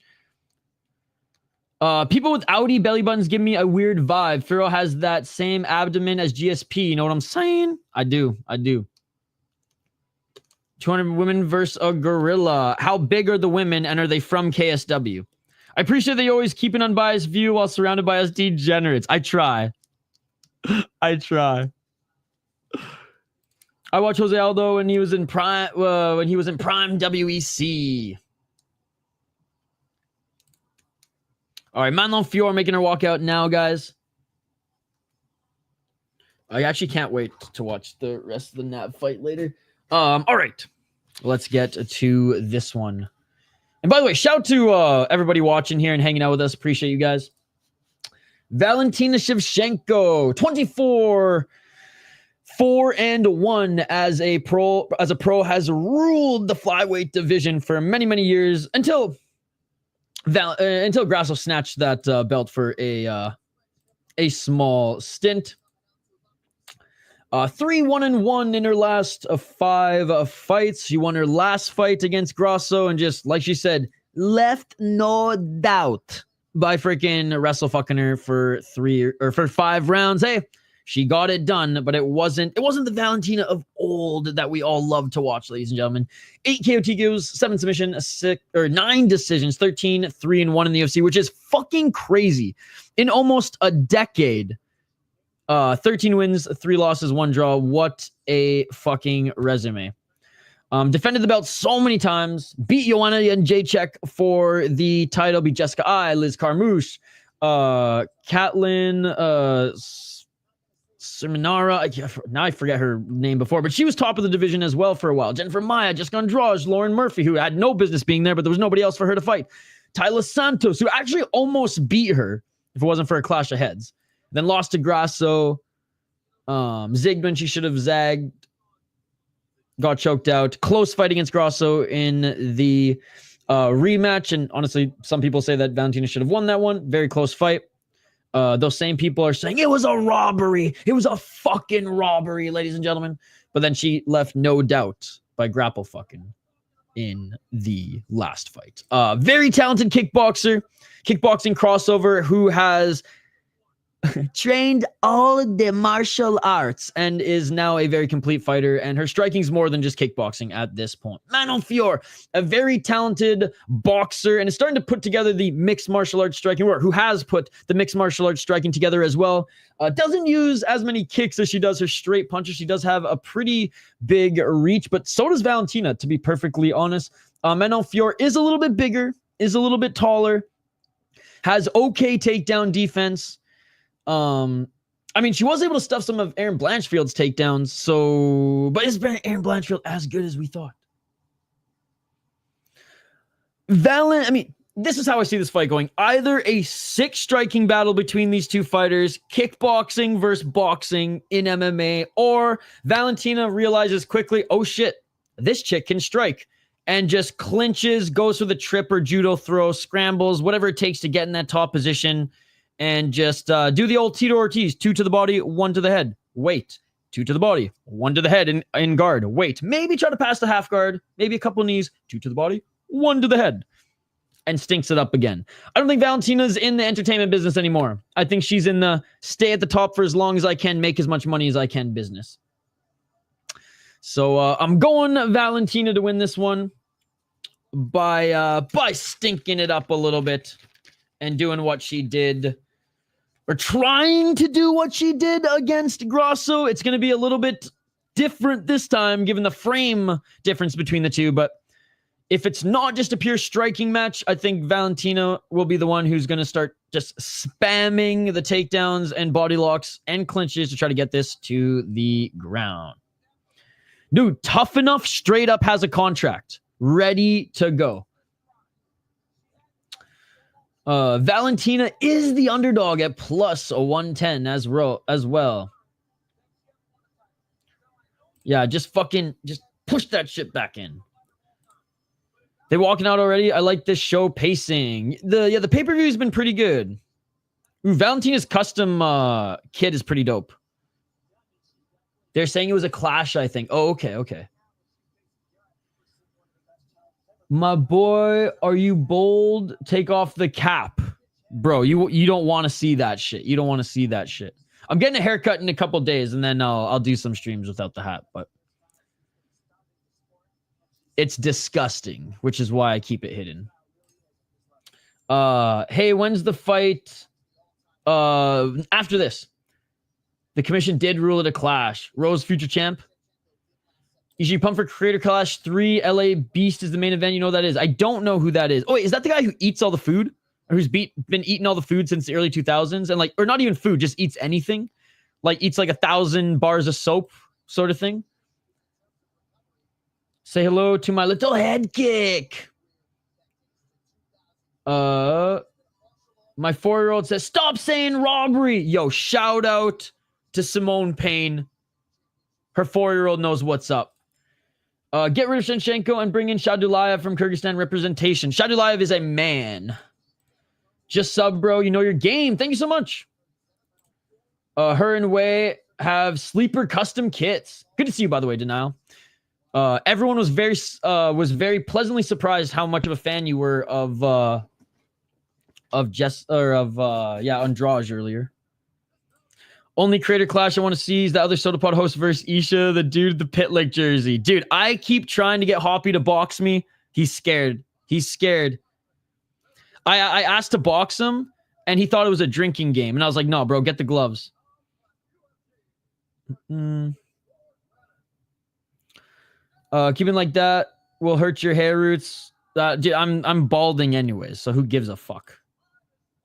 How's life in Minnesota? Great, Dave. Not yet. What fighter do you to retire? In my opinion, Chris Curtis. What about you? Goated was sad to see her lose, but not surprised. Almost any close fight is a robbery to UFC fans. I know. What fighter do I want to see retire? There's a clear answer to this, and I'm missing it. Who's an unk in the UFC that I'm forgetting who needs to retire? Fischel finally retired. He actually looked pretty good in his last fight. That's a good question. Chris Curtis, I'm indifferent. If he wants to keep fighting, whatever. If he wants to retire, whatever. No, Bruno Silva. That's the answer. Bruno Silva should retire. Go to a sad. Oh, yeah. That is my prediction. I hope we just see a dope striking match between them, but I think she's going to try to win that way again. Belal should retire. Bobby Green's another one. Are you intoxicated? If we're not going to dwell on feelings we don't agree, let's not dwell on the fact that we disagree. Miller!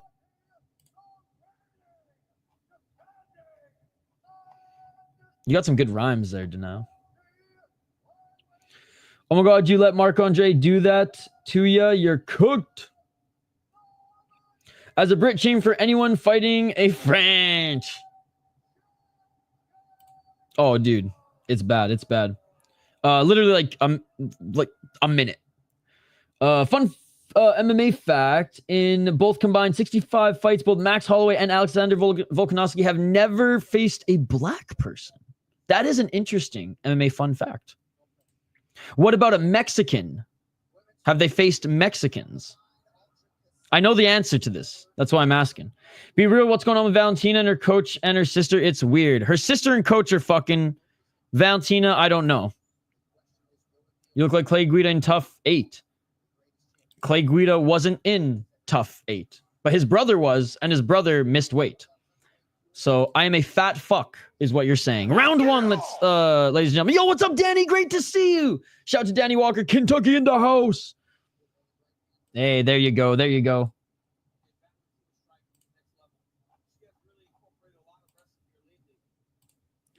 Do you want to throw up, Handsome and Hung? If you want to throw up, I'll take the hat off. You will literally puke, unsubscribe, and then try to kill me like Hockey from Home breaking into my house. Oh, nice right hand by Valentina. Wild to see Val start looking small for the division. Manon's just, like, look at that torso. She's long, bro. Always forget how old Manon. Keep thinking she's like 30, 32. No, she's what, 36? 35. 4 minutes and 11 seconds. Right hand by Valentina. Manon Fiorot has beaten some pretty good opponents to get the title shot, by the way. I think she should have got the title shot 2 years ago, to be honest. Double right jab by Fiorot. And Shevchenko with a nice right hand. Ricci, Leonardo, Bueno Silva, Jennifer Maya, Seminara. I think she should have gotten the title fight after this fight. Nice step back right by Valentina. Beat Rose, but Rose had a broken hand. And beat Erin Blanchfield as well. Not in the most dominant fashion, but still. I meant tough 9. Clay Guida was never on the Ultimate Fighter, but his brother was. And then he got kicked out because he missed weight. 325. Oh, nice high kick by Fior. 317, Steven.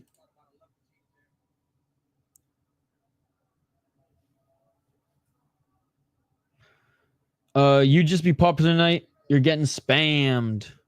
Little bit. 303. Oh, nice step back right by Valentina. All right, we got a striking match here, guys. So far. Oh, man, I just jinxed it, didn't I? Knock on wood. How's your weekend going, Denial? Busy with kids' sports and stuff this weekend? Oh, spinning heel kick attempt by Valentina. Fior moved to the right and got out of the way. 240 side kick by Manon. That's good, though. Is it fortunate as it is? We've been on it. It's been like Duck Hunt. Shooting down the bots. Step back right by Valentina. Got that Muay Thai stance here. Muay Thai versus boxing stance, or kickboxing anyways. As Manon Fiorot's throwing that high kick quite a bit. Oh, yeah. Manon's nose is leaking. Oh, nice high kick as Valentina stepped in there. That nose is erect. Dude, Manon's nose is fucked. Oh, Valentina with the 1-2. Let's go, Shevchenko. I think Rampage Jackson is. Right hand by Manon. Shevchenko for the win. Oh, I thought you meant that he was on The Ultimate Fighter. Yeah, okay, he fought in the finale, but Master J, you can understand why I'm confused here. I figured when you're talking about tough, you know, you weren't talking about a fight night finale. I thought you were talking about like the show. And Shevchenko gets the takedown right into half guard. Dude, we are 5 hours and 30 minutes into the card. 1 minute and 13 seconds. Valentina inside control. If we're allowed real MMA rules, not these fake ass, trash ass, unified, disgraceful, stupid North America garbage rules, Valentina could have just kneed Manon in the head. Busy doing says judo, b-ball, soccer, grilling, just watching the Wolves beat the Warriors and peeping the fights as well. Let's go, Denial. Sounds like a great day. 45 seconds on the clock. Valentina. Modified half guard side control. Just land some muffin shots to the body here. You're just going to let this round play out, I imagine. Valentina is quick, though, and she hits hard. Specifically for 5 rounds. Valentina is so quick, it's like different. It's like different from any other female fighter. Only way to deal with her is wrestling. 27. Except if you're Tyler Santos. Tyler Santos, I think, gave Valentina one of her biggest tests outside of Nunes. ESPN and Top Ringer taking over the shit. People forgot that Shevchenko still knows how to strike. Incoming the fraud checks. Yep. Round 1 just ended. And Valentina almost landed an elbow at the end of the round, but back to the corners there go. And Manon, nose busted up. Damn, how did the nose blow up like that from a jab? Training day today, let's go. Muhammad has arrived to the arena. All right, that's it for the first round, ladies and gentlemen. And Valentina, I said I wanted to see a striking match, and for the most part in that first round, we saw just that. Let's see if Valentina continues the action on the feet to start before taking her to the ground. And still, I caught the first 5 rounds before I just closed the iPad because I was really just paying attention here. I cannot wait to watch the rest of the fight. I think Natalia Silva can definitely match her speed. It was multiple right hooks. Being on your back with a nosebleed sucks because you swallow the blood. Manon's not using her height. Kyrgyzstan, Kazakhstan, Mongolia, all neighbors, tough people. Absolutely. Uzbekistanis now making some noise and fighting as well. I got fucking lucky because I had a pretty penny on Navarrete. Good fight overall, though. I'm excited to watch the rest of it. Yeah, I've been training all week, running at least 3 miles a day, then doing calisthenics. Dude, that's awesome. I've been getting back into the hill sprints and taking, jiu-jitsu a little bit more seriously. Before, I just kind of did the open rolls in a couple classes and did it for fun / something fun to do socially that's training. But now I'm getting into it. Let's get it all. All right, Manon looking for a takedown here, or at least the clinch. And Valentina, huge tie knee, or knee in the tie clinch. I don't know if it was a clash or not, to be honest. It was a good fight to the clash. My kid's only a striped white belt at judo, and he's over here breaking down Manon's mistakes. What a beauty. Oh, you're a wrestler now. And they separate back at center. 4 minutes and 17 seconds on the clock. Valentina with the front kick. Manon's nose is broken for real. Hell yeah, Scott. That cut will be like the Usyk Dubois low blow call.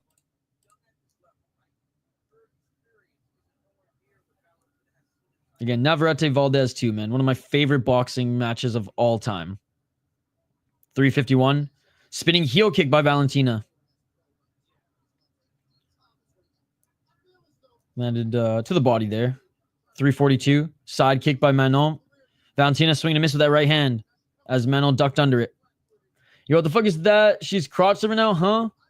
When takedown motherfuckers shooting for singles, unknown, they didn't like the exchanges. Oh, a nice right by Manon there. Manon, credit to her, she is being the aggressor in this round. Manon, right jab. 315.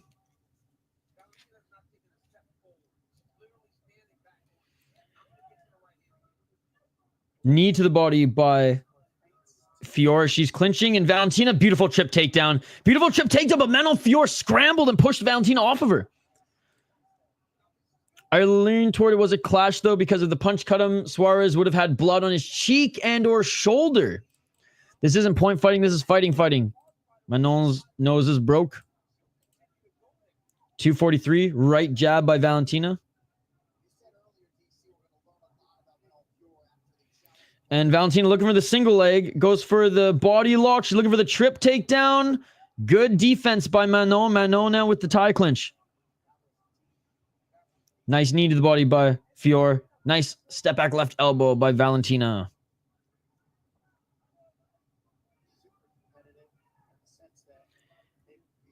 $215. And Valentina, a little cut under her right eye, or at least some bruising under her right eye. Nice right jab by Manon. And she's looking for the takedown here. Double leg. Good wide stance by Valentina. And Manon looking to lift her up here. Maybe trying to sweep her with that right hook. And instead, Valentina gives her back. Trying to break that grasp of Manon Fiorot. She spends some leg kicks. Or sorry, some knees to the back of Valentina. Valentina, good job fighting the hands here. 136.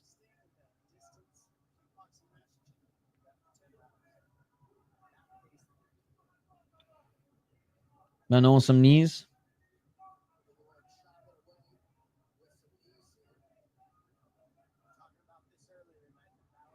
Shevchenko breaks the grasp. If you have to start fighting behind her length, agreed. She's trying with the kicks, but I don't think she's having as much success as she's hoped for. How's the rest of your evening going, Scott?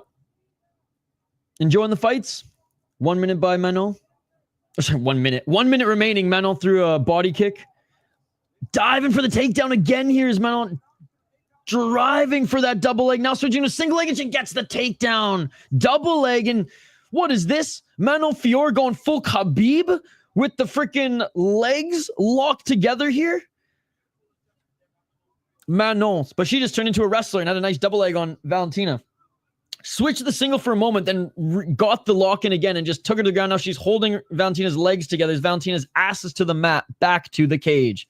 Who would have thought Manon Fiorot would be the grappler? 20 seconds. Manon sniffing some crotch right now. Manon Gary. You ain't wrong. 11 seconds. Oh, grounded knee. Grounded knee. Manon just landed a grounded knee and Marc Goddard missed it. Let's go. Let's go, Manon, my new favorite fighter. Superior rule set. Fuck the unified rules. Fuck the UFC rules. Bitch ass rules. Let's go, Manon. Let's go. Superior rule set. Superior rule set. Oh, she blocked it. She blocked it. She's still my new favorite fighter. Superior rule set, baby. Superior rule set. Oh, Manon's my new favorite fighter. Bro, I wish she would have just soccer kicked her in the face. Because even if she would have gotten disqualified, she would have won. She would have won in our books, ladies and gentlemen. We've awarded her the City Life belt. Fuck the unified rules. Superior rule set. I'm definitely enjoying the fights. You weren't around last week. I enjoyed last weekend more because I dropped from shrooms. Manon, future deep champion. And here I was thinking all French people were soft. Sockings and grounded knees tonight? Hell yeah. Manon Musasi. Valentina Simpson on Reddit would trade $8 billion to be Fiorot's position. Same with Napoleon Bonaparte, probably. Who needs UFC belt when you get a free membership to the City Life? Mohammed, but I'm rooting for JDM. All right. Round 3, ladies and gentlemen. Let's get it on. Let's get it on. 442. Yeah, got Valentina winning both rounds, by the way, guys. Despite Manon Fiorot trying to throw some superior rule set action, she's number 1 in my heart, but not on the scorecards. Low kick by Valentina. Manon Magomedov. That actually rings off the tongue. Manon Magomedov. Now I got it 1-1. Manon was like plus 500 after round 1 and now dropped to plus 140 after this recover round. 4 minutes on the clock. 1-1. Yeah, I got Valentina winning the second round. 356. If that knee would have landed, though, honestly, I would throw all the unbiasedness out the window, and I would just say Manon for the rest of the fight, even if she clearly lost the round. Right elbow by Manon. Valentina not moving at all here, very stationary, even more so than the second round. 1-1, 328. This fight proves how elite Smith's game plan is. He was the first to be illegally kneed in the UFC title fight. 318. And Shevchenko looking for the takedown. But good takedown defense by Manon. I mean, we saw a little bit of it in the second round. Then she's been a little bit more of the aggressor. And so far is in this round as well. Nice knees by Manon.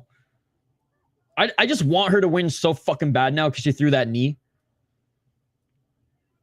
247. She's a real fighter, ladies and gentlemen. Superior rule set. 242. Fior is nasty in these clinches. It's them long-ass limbs.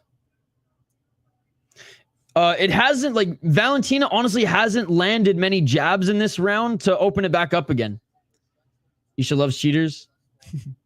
Not the ones who grabs cages or pokes eyes, but yeah, I love fighters who actually want to fight versus play fucking baseball. You know what I mean? Because, like, they're basically just chilling in the dugout if they're not throwing, you know, superior rule set action, right? 205. You guys don't want them to cap fucking shots per quarter in basketball, but you want them not to throw real strikes in fighting. It blows my mind, chat. It blows my mind. 1 minute and 50 seconds on the clock. 144. I was in Idaho streams last week, and after the first round of Bo versus RDR, I said the clinch is going to be the X factor. X gonna give it to you. And it was. Knee by Valentina, leaving the clinch here. But I got Fior winning this round just because Valentina's not doing shit, bro. You know, I love the ground and knees and wish it existed everywhere. It's the real anti-stall rule. Cutman is coming at the angle. 1 minute, 18 seconds. Nice left by Manon. Swing and a miss by Valentina. Dude, I'm literally calling every single thing that happens in the fight. No, dude. I'm going to read chat when nothing happens, and I'm going to call the fight when things are happening. Like right now, Manon is grabbing the body of Valentina. So, Brad, I will call the fight when shit's going on. I will read chat when there's nothing going on in the fight. Like right now, Manon is just holding on to Valentina. Knees to the back. And the irony is, Brad actually commented in the chat for me not to read the chat. 43 seconds. Manon with a couple knees. Imagine you're in a street fight and the rules are you can't kick around an enemy. Still holding the body of Valentina. I got you, Brad. I'm literally telling you everything that's going on. I mean, Brad doesn't have to shut up. I'm just saying. 25 seconds on the clock. I read his chat. 21 seconds. Manon. Looking for a single leg now. That spinning elbow was nice. That rocked Manon. 13 seconds left, ladies and gentlemen, in this third round.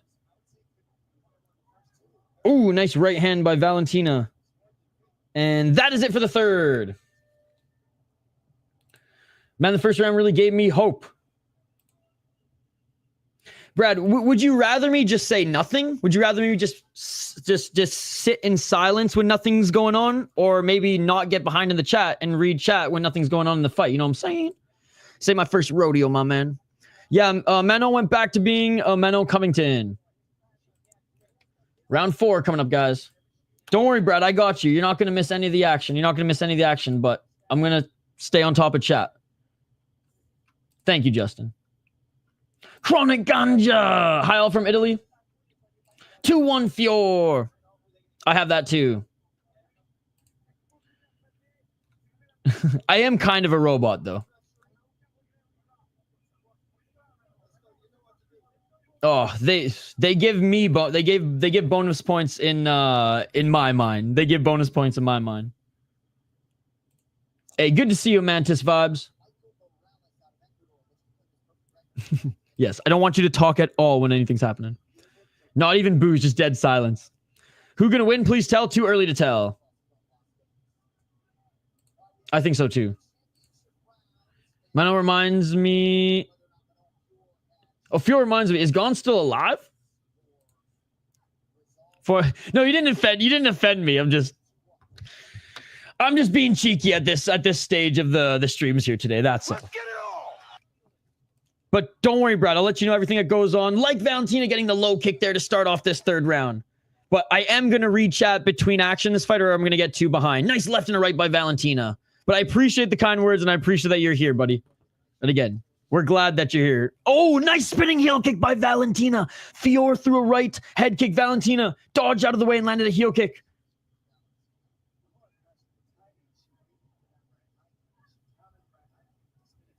I need a clock. I need a time clock. Step back right by Valentina. Round 4 of 5. Fior 2-1. 3:59.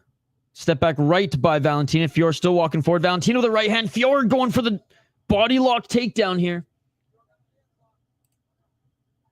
Spinning heel kick was sick. That's true. I've only had one coffee and one beer, so 3 minutes and 41 seconds. Jubilee ain't fighting tonight, by the way, Brad. 3:31. The Jasmine Jasudavicius fight was awesome. Last night's fight in LFA was awesome. Women's MMA is not boring. 3 minutes and 22 seconds. It's more boring than the men, but it ain't boring, brother. 3 minutes and 18 seconds. And people who say women's MMA is boring only watch the UFC. 3 minutes and 10 seconds on the clock. And finally escaping the grasp of Manon is Valentina. She throws the right hand. One coffee, one beer equals equilibrium. Low kick by Valentina. Left by Fiorot. Game into the Russ. Oh, Fiorot with a nice left hook. I think it's 2-1 Fiorot going into this round. But it also... Or sorry, 2-1 Valentina, but it could be 2-1 Fiorot as well. Valentina with step back right elbow. Valentina won the first round.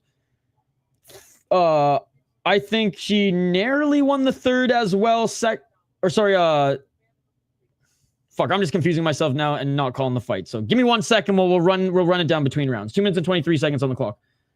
I'm just getting distracted because I'm watching the fight and trying to think back. But feint by Valentina. Oh, spinning heel kick again by Valentina. Yeah, it's either 2-1 Valentina or 2-1 Fiorot going into the fourth round. That's what I'm trying to say. 20 seconds on the clock. You bet on whoever you want, but don't blame me if it wins or loses.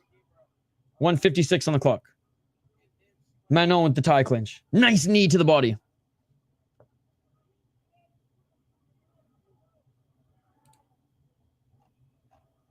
Clinching here is Manon again. Valentina with a knee.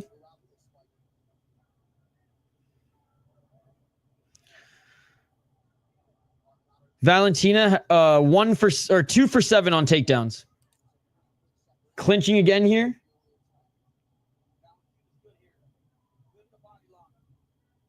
Oh, nice knee by Fiorot. She's got a great clinch.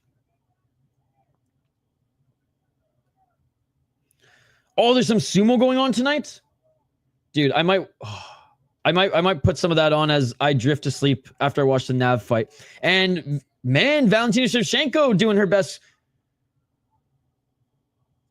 Chelsea Chandler impression, running away, but she gets the takedown. Fiorot threw a right hand and Shevchenko got the takedown. Valentina is a beast. 50 seconds on the clock and Manon right back up to her feet. Waiting for Val to get that spinning heel kick for the KO.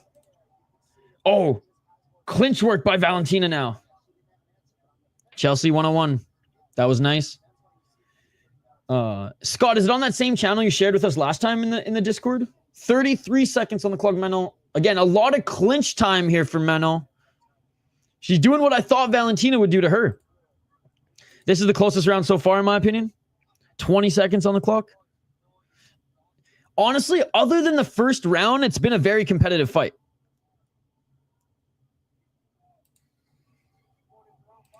Master J is your big sumo guy as well. Oh, big shot by Valentina. Valentina dropped Manon. Valentina in the full guard. Oh my God, saved by the bell. With 4 seconds left, Valentina dropped Manon. Landed 2 strikes in the top position and the time went out. Valentina stole that round. Valentina stole that round. Big knockdown. 3-1 Valentina for me. Me too. Me too, Activate A. Me too. Double right hook knockdown Manon. Whew. No extension on that weak spinning back fist before she got dropped. That's how you steal a round. 2-2 save by the bell. Valentina minus 145 live bet. Right on the kisser. 5th round kill. She needs to hunt. Oh my God. Oh my God. Valentina will finish her next round. I think this goes the distance, but Valentina has caught her a couple times. I think, yeah, 3-1 Shev or 2-2. I'm leaning 3-1 Shevchenko personally, but boy at UFC says 2-2. All right, here we go, ladies and gentlemen. Final round. That's what you get for doing a pirouette. 2-2. Let's get it Nice on. French word, by the way, denial. Fifth and final round, ladies and gentlemen. 4:54. Almost 6 hours into this stream. We did like a 4 or 5 hour KSW stream before this. We've been going all day, ladies and gentlemen. Thank you so much for hanging out. No Japanese MMA tonight, but I will be live tomorrow for Octagon first thing in the morning. I don't think I'm going to wake up at 3 a.m. for Rise. Sorry. I might stay up for like the first couple fights and hang out with Idaho, but I'm going to get some sleep. 4 minutes and 26 seconds. They're just circling. Fior with the right hand, getting into the clinch. Valentina with a nice knee. Fior underhooks, pushing Valentina up against the cage. JDM's going to show out. Watch, I hope so. I'm locked in. This nootropic got the shit talk rhyming tonight. Valentina running around. This fight is too close to bet on. 3:58. Nice underhooks by Manon Fior. And it's the label. It's giving you the ability to land those elbows and knees with ease, and a step back right elbow by Fior. Didn't land clean though, or else she probably would have cut Valentina on that one. I do want to see Ilya versus Islam, but I do want JDM to win. 3 minutes and 38 seconds. Oh, nice low kick by Manon Fior, but a 1-2 by Shevchenko on the counter. Manon Fior, nice right hand, nice left hand. Who wants it more? It's either tied going into this round, or I think Val might be up by 1, but still, Manon Fior looking good here so far. Right hand by Fior. She's been getting the better of Valentina in the clinch overall. 3:14. Low kick by Valentina.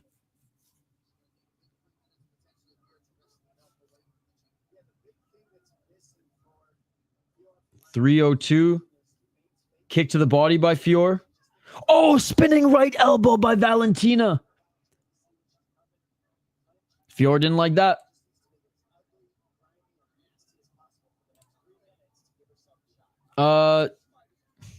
Neither. There's not really. I mean, JDM's the underdog, so probably JDM. I never bet on favorites. There's no point. 2 minutes and 36 seconds because I don't do parlays.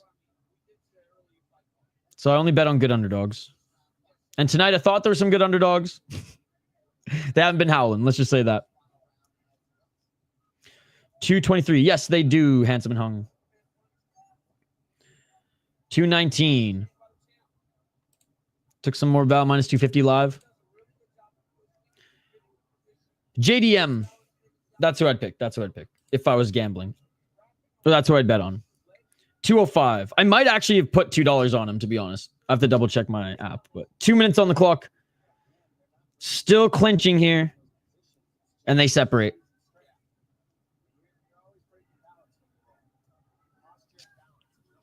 I don't know. There are no good refs right now. 140. Oh, high kick attempt by Manon Fior. Didn't land.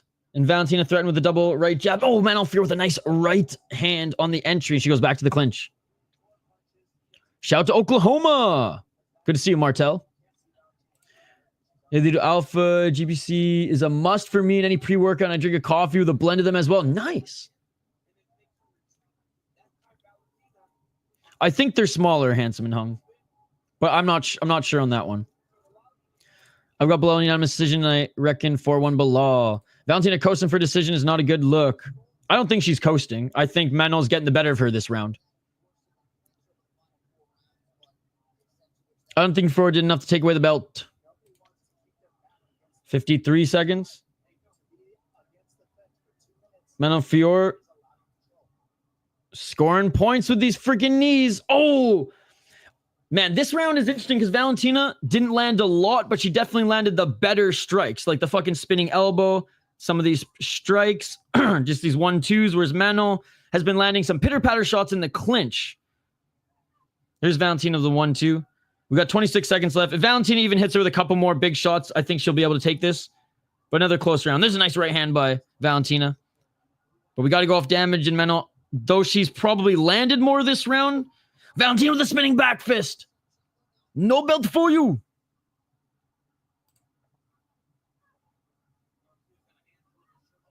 See, that makes no sense to me at all. I watch fights. I don't watch fucking numbers on the screen. You know what I mean? And that is it, ladies and gentlemen. That is it for the fight. At least Valentina fought more than she did in the Grasso number 3 fight. I don't know who the hell won that one. Razor close. Got to beat the champ to be the champ, and I don't think Manon did that.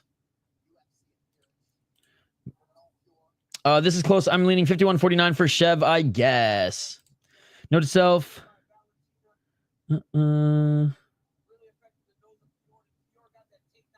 Kudos to these guys. That's what I'm fucking right. I won't be surprised with some wacky scorecards. All night we've had some wacky scorecards. I haven't been upset with the decisions because there have been some that are close, but the scorecards themselves have been wacky. As soon as we hear 49-46, we know. Is the Bowser terrorist fighting? No, actually. The terrorist already fought. BSD already fought. Benoit Saint-Denis already fought, buddy.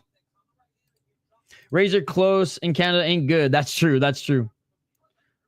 Well, actually, it's weird because the decisions themselves, I honestly haven't had an issue with. Even though I don't agree with necessarily the Aldo and Cutelaba one, I refuse to be a plebeian and a fucking sheep and scream robbery in a close fight with clear swing rounds. I refuse to do that because it's ridiculous to do anything otherwise, right? But the scorecards themselves have been wacky. That's all, Valentina. Yay decision. All right, we're listening in. 48-47.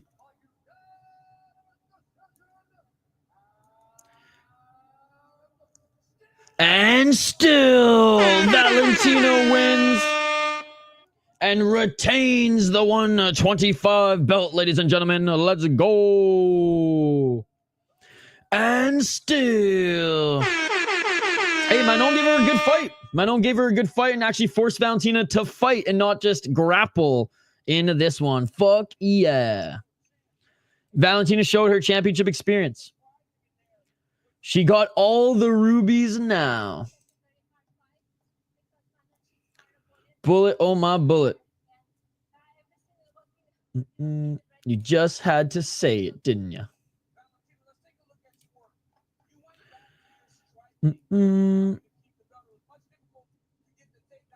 What do you mean worth it? If you're a fan of Belal, don't watch. Or if you're not a fan of Belal, don't watch. If you really don't care about the outcome, then watch. Generous to Manon, not to hear, no 49-46. How long can she keep doing this? Kyrgyzstan in the chat. All right. Mazel, you can... We're not talking fucking politics here, man. If you want to talk fights, you can stay, but you can fuck off if you're just going to be a dick. Belal will fall. Oh, I thought this was Belal Hassan. I am out. Yeah, Belal Hassan is the real Belal. Please don't fill the chat with complaint for the next fight. We all know who is fighting. Please! Valentina's breaking her nose in the first round. Change the complexity of this fight. Natalia Silva versus Bullet next. Honestly, Jasmine Jasudavicius had a better performance than Natalia Silva. She deserves a title shot. I think Valentina got one defense away from Nunes as most title defenses in women's MMA. Belal's last leg of the parlay. Good luck. And now this cringe-ass Riverdance impression could be Wei Li next. Just won $140. I was convinced the judges would rob Shevchenko because of the cage humping. Okay, guys. We're not going to get political in the chat here, so stop. Fuck off, UFC. Why? Win. I can't believe we lost Aldo. But what a fight to go out on. What a fight to go out on. It sucked to see him fade with 2 minutes and 50 seconds left, but it was such a fun fight. Bruno's was so brutal. I kind of root for Benoit Saint or for Power Bar, but still. If Belal wins, who's next? See, that's the question. That's the question. Welterweight is a fun division, man. It's a fun division. I mean, I don't think he can only wrestle. Just like I don't think JDM can only strike. But like his bread and butter is wrestling. His hands have gotten better. And JDM, his ground game has gotten better. But striking is his bread and butter, right?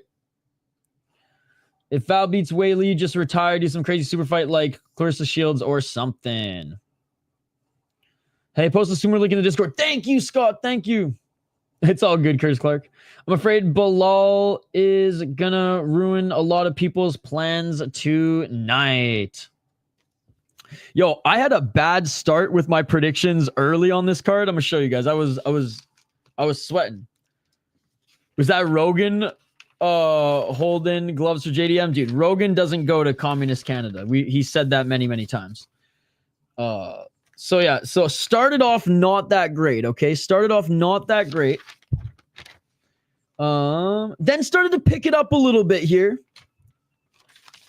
And now we got one more fight. God, I take way too many notes for these stupid UFC cards. Fake ass MMA trash. Anyways.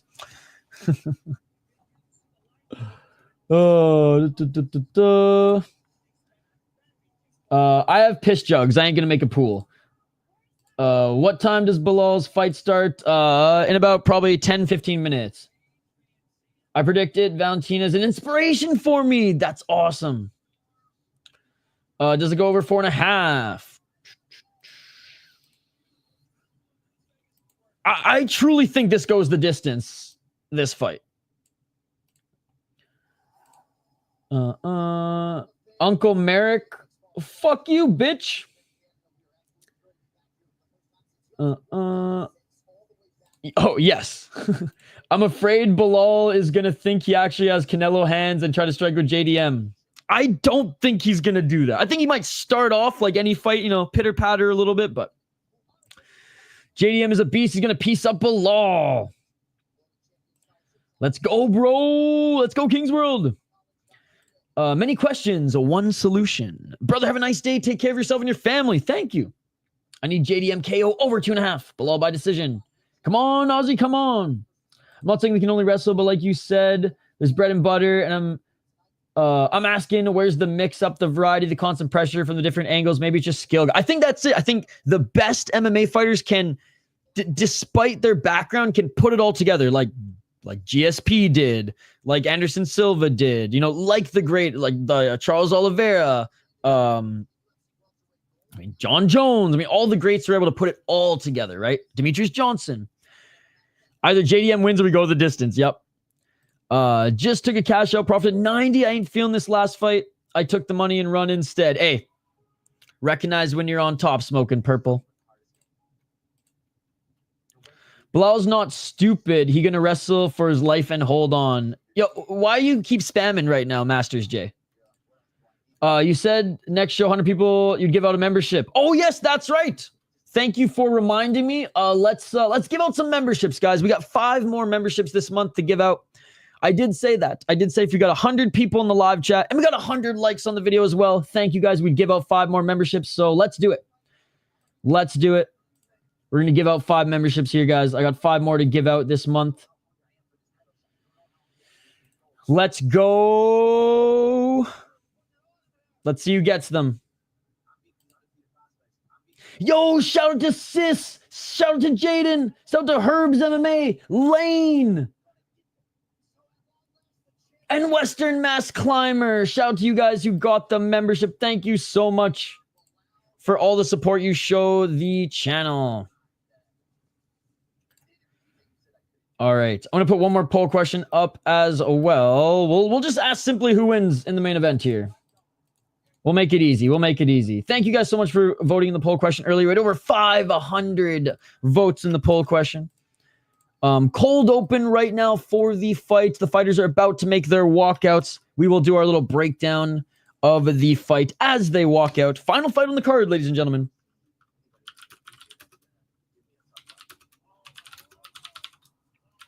All right, who wins the main event, guys? That is the poll question. Smash that like button if you haven't already, and thank you all for hanging out today. Yes, sir. Yes, sir. It's by random, Castle. It's by random. JDM starches Belal. If no Heart Leon, Edwards could almost do it. JDM is going to follow through.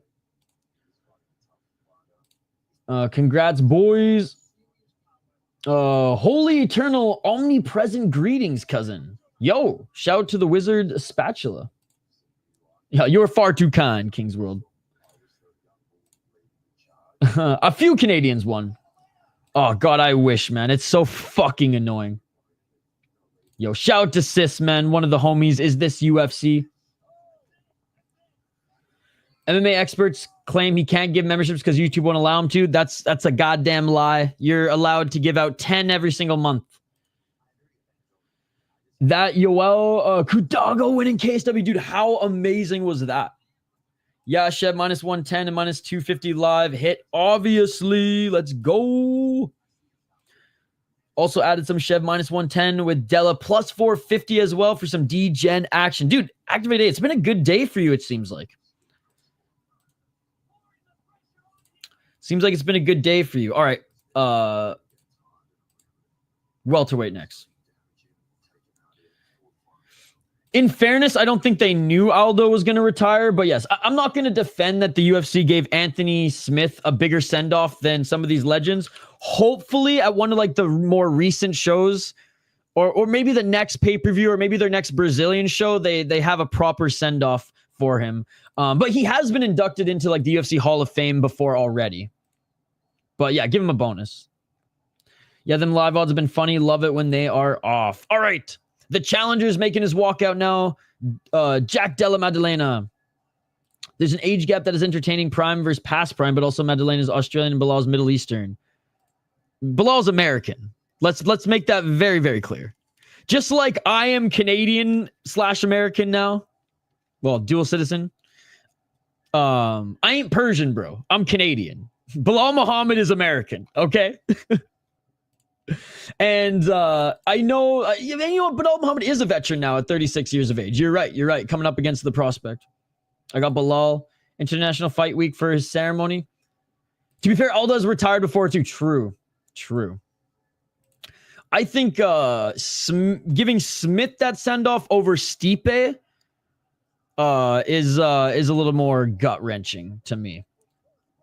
Dude is from Chicago.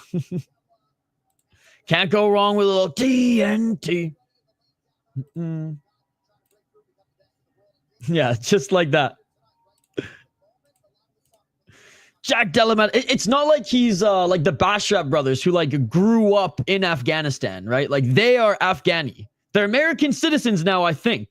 But like they're Afghani fighters, right? They represent Afghanistan. And I get that. I don't know about that. I am definitely the shittiest Persian probably on the... no, this is wrong. Sorry, King's World. I gotta disagree. Actual Persians are way cooler than me. I am a loser compared to actual Persians out there. UFC never liked Stipe, one of the most disrespected champs. Absolutely. My walkout song should be Mother by Danzig. Quitting on Chicago, I hate it except for I don't hate Chicago. I've never been to Chicago. I really want to go to the city. I hear it's a bitch to drive there, but I really want to visit it. I hear it's one of the coolest cities in the United States. I just hate the Blackhawks because they tortured my Canucks for so many years. Fuck Chelsea Dagger, bro. That shit gives me PTSD. Jack Della Maddalena, 17-2-0. He is 5-0 in his last 5 fights. He's the challenger, coming in at plus 155. 12 KO TKOs from the talented boxers. 2 submissions, 3 decisions. 7-0 in the UFC, 1-0 in Contender Series. Beat Gilbert Burns in his last fight, but Gilbert Burns has been in the decline. He beat Kevin Holland, split decision, outboxed Kevin Holland, but not a dominant performance. And this fight should have been a unanimous. I'm not saying that the judges got it wrong. I'm saying Jack Della Maddalena should have beaten Basil Hafez more dominantly, but Basil Hafez was still on the juice, allegedly, but probably, and I love him for it. And Jack Della was like going for guillotines. I think Jack Della was playing with his food a little bit too much in this one. Randy Brown's a great win. Emiv was a good win coming in. And Ange Lusa was only 7-1 on Contender Series, and Jack Della Maddalena was able to beat him unanimous decision. He was the eternal MMA champion.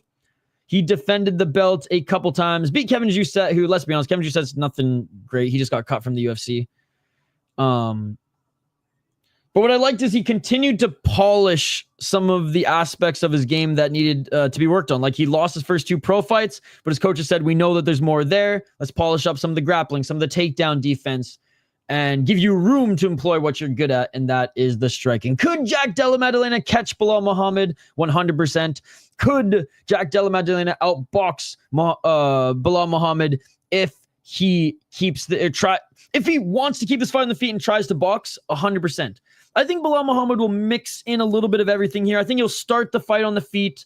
We'll probably realize quickly that, okay, Jack Della Maddalena, different style striker than Leon Edwards. He's very much on the back foot here and just half asleep at fucking 2 a.m. or whenever the fuck it was when they fought. But Belal Muhammad, man, love him or hate him. And I used to be his biggest critic, and I still am not a fan. But his development later in his career here, finally being able to put it all together, is cool to see from any fighter, personality and shit aside, okay? He dog walked Leon until the end of the last round. There was 2 rounds. There was 1 round where Leon got his back and wasn't able to finish him, and then the last round where Leon caught him at the end, was able to take him down, and then like just continued to slice up his face. I'm not gonna blame that fight and say that, oh, that wasn't Leon's best performance, that's why Belal went. Belal beat him. He beat him. Gilbert Burns, I will say in this one, there was a little bit of caveat because Belal Muhammad couldn't finish Gilbert Burns, who only had 1 arm, but at the same time, he schooled Gilbert Burns in that one. Sean Brady, I think we all were surprised with the outcome of this one, especially seeing how good Sean Brady has continued to be in the UFC. Vicente Luque, this was kind of when Vicente Luque was not doing well. And Stephen Thompson's a good win. I'm pretty sure, yeah, Luque, he avenged that loss, Luque, because Luque beat him earlier in his career, right? Yeah, Luque and Jeff Neal beat him earlier in his career. But other than that, he's pretty much taken out everybody else. Again, a little bit older, Maia. But in 2021, Maia was still, I don't know, was he not top of the division? Same with Stephen Thompson. We'll see how long Belal keeps this title. I don't think he's some crazy boxer like everyone says, but I do think his striking has gotten a lot better. Enough for him at least to hang and then decide what he's going to do versus just right away go for the grappling. I am picking, oh God, I forget his name, Belal Muhammad to win this one. Again, his last 3 fights have been good. Jack Della Maddalena will pressure him in the striking. And Belal's not necessarily used to pressure. He's the one who pressures guys, and he's a really good pressure fighter. Used to beating up on counter strikers, recently anyways. Jack Della Maddalena is a brawling boxer with really good technique. He's good at mixing in his low kicks as well. And his takedown defense, night and day from even his run in Eternal. Obviously, his striking's better. Belal Muhammad, though, elite takedowns, amazing grappling, and very good pressure on the ground as well. If he keeps it on the feet, I think, like everyone, JDM will probably piece him up, especially the shots to the body, man. Those are absolutely terrifying. Those are absolutely terrifying. Jack Della Maddalena, if he drops a guillotine, I'm going to just break my... It drops for a guillotine, I'm just going to smash my computer and crash out. I think this will be a close decision where Belal wins 3 out of the 2 rounds. Ground and pound or control time, baby. Odds, I'm rooting for Belal all the way. Odds are closer than I thought they'd be. JDM looks ripped. Holy shit, Richmond defeated DM and Bare Knuckle. Dude, I got to catch up on BKFC. Also, BKFC going on tonight too, guys. Added some split decision for either side. Belal plus 900 and Della plus 1,000. This is going to be interesting. Massive age difference could be a decider. I've watched so much MMA now that I don't even really look at the age anymore. These guys are elite athletes, and unless they're literally falling apart or being held together by tape and deep, Nakamura's still beating guys, bro. Which is just North Chicago, so like Twin Cities, and also Gary, Indiana, which is the ghetto suburb of Chicago. Chicago's an alpha plus world city. I got Belal, but now that I've cashed out, I hope Jack wins. This is the only current undisputed US champ. Dana White leaning over to Donald Trump. Don't be scared, it's just a beard. What are you talking about? Chicago flag looks weird. If you're ever in Chicago, make sure you visit O Block. Oh yes, and I'm actually gonna go there with a do-rag on, blasting who's some Chicago rappers. I'm gonna announce my presence in O Block to everybody. Dude, I've been seeing so many of these idiots on YouTube and stuff who like go to these, you know, pretty dangerous areas, big cities in the United States and Canada, and like, I'm surprised more of them haven't gotten killed. What's up, Glenn the Lima? King Von. Chicago rules all of Illinois. Yeah, I've never been to Illinois. GDM winning will be the worst thing for the UFC. Belal in ETW. Remember that beatdown. JDM, King Von, King Von. It would be nice, but too much BS there for me. And O-Block bump some. What? Belal for the win. O-Block pop music. Is that like K-pop? Islam going to delay it to Pure, and Shavkat will be delayed. Title fight also JDM. If JDM wins, pain. Let's go, Jack. Do not go to the south side of Chicago. Yes, I've watched enough Shameless to know. Win City Life Gang Project. Has Muhammad beaten anyone under the age of 35 in the last 5 years? Yes, Sean Brady, right? Sean Brady. Yeah, that's it. And Leon Edwards. Sean Brady and Leon Edwards. In a couple minutes here. JDM looks like old Connor with his beard and a busted up nose. Go to O Block and play some Quando Rondo. They'll love it. FBG Duck was... Oh, okay. Rapping / gang. Okay. R. Kelly and Yeez from Chicago. Watch from Lebanon. Play Bump G. I think some O Block pop music would be better. JDM title reign going to be short if he wins. The City Life Projects. Exactly. All right, guys. That. Last fight on the card. Main event of the evening. Round 1 starts now. We'll talk a little more O Block after this fight. And how we're going to get the City Life Projects going. Bro, if Hockey from Home breaks into my house, I'll be living in the City Life Project soon. Let's get it all. I'm not doing Rise tonight, but I might jump on Idaho stream for a little bit if he invites me. Right hand by Della Maddalena. I'm going to do Octagon tomorrow morning, though. 4:42 on the clock in this final fight on the card. Double left jab by Della Maddalena. Left to the body by Della Maddalena. Dude, when I'm in Chicago or when I'm in Illinois, you're the first person I'm going to call. Yo, shout to those watching globally here. Oh, nice right hand by Jack Della Maddalena and a step back right by Mohammed.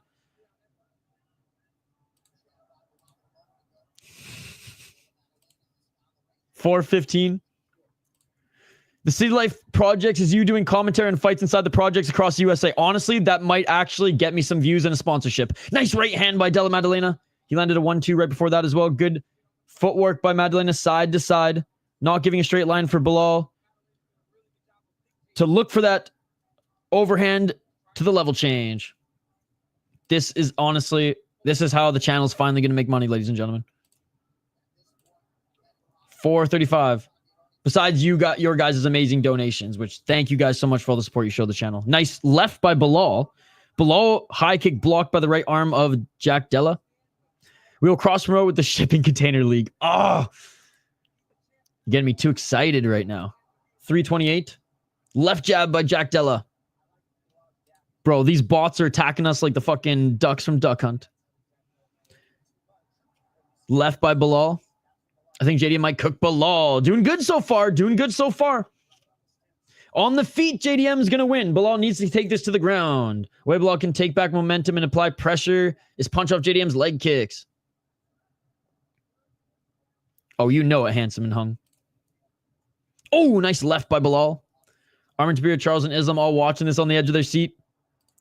Belal's stand-up seems decent tonight. Nice kick. 2 minutes and 47 seconds.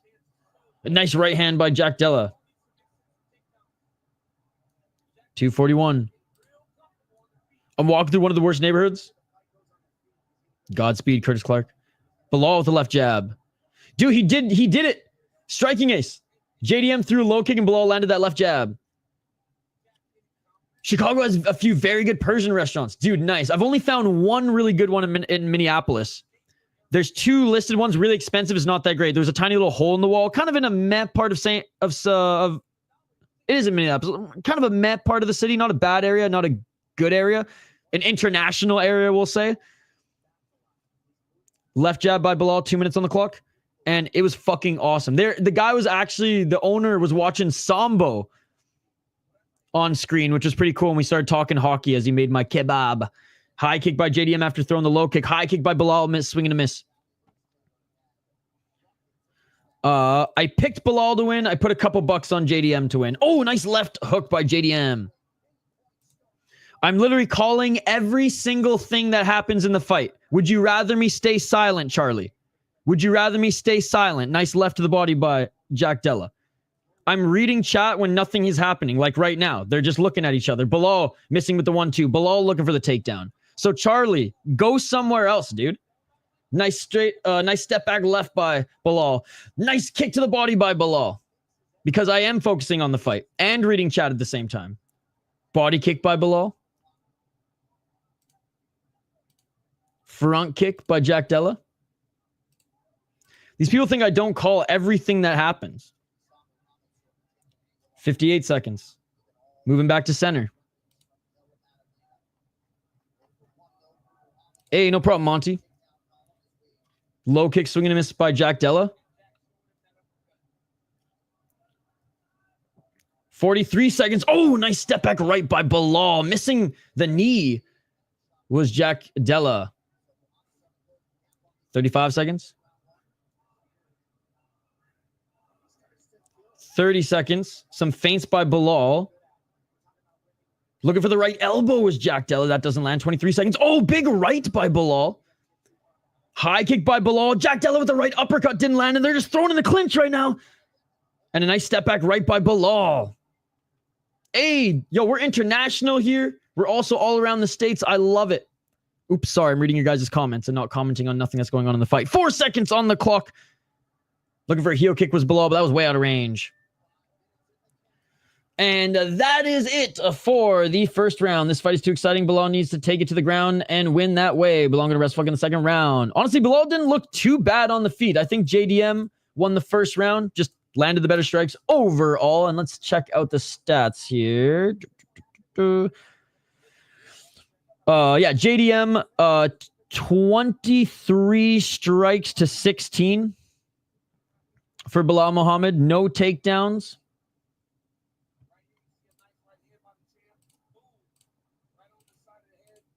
Each of them landed some good strikes. I think overall JDM landed the better strikes and he outstruck him narrowly, so we'll go with JDM. Muhammad's our boy here from Chicago. Yo, thank you, Handsome and Hung. Honestly. And it's cool to see that like the homies are still here, right? About to be the second. 10-9 JDM. 10-9 JDM.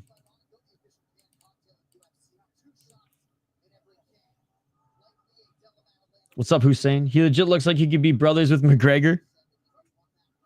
Round 2. Let's get it all. Sorry if I missed any of your guys' comments, though.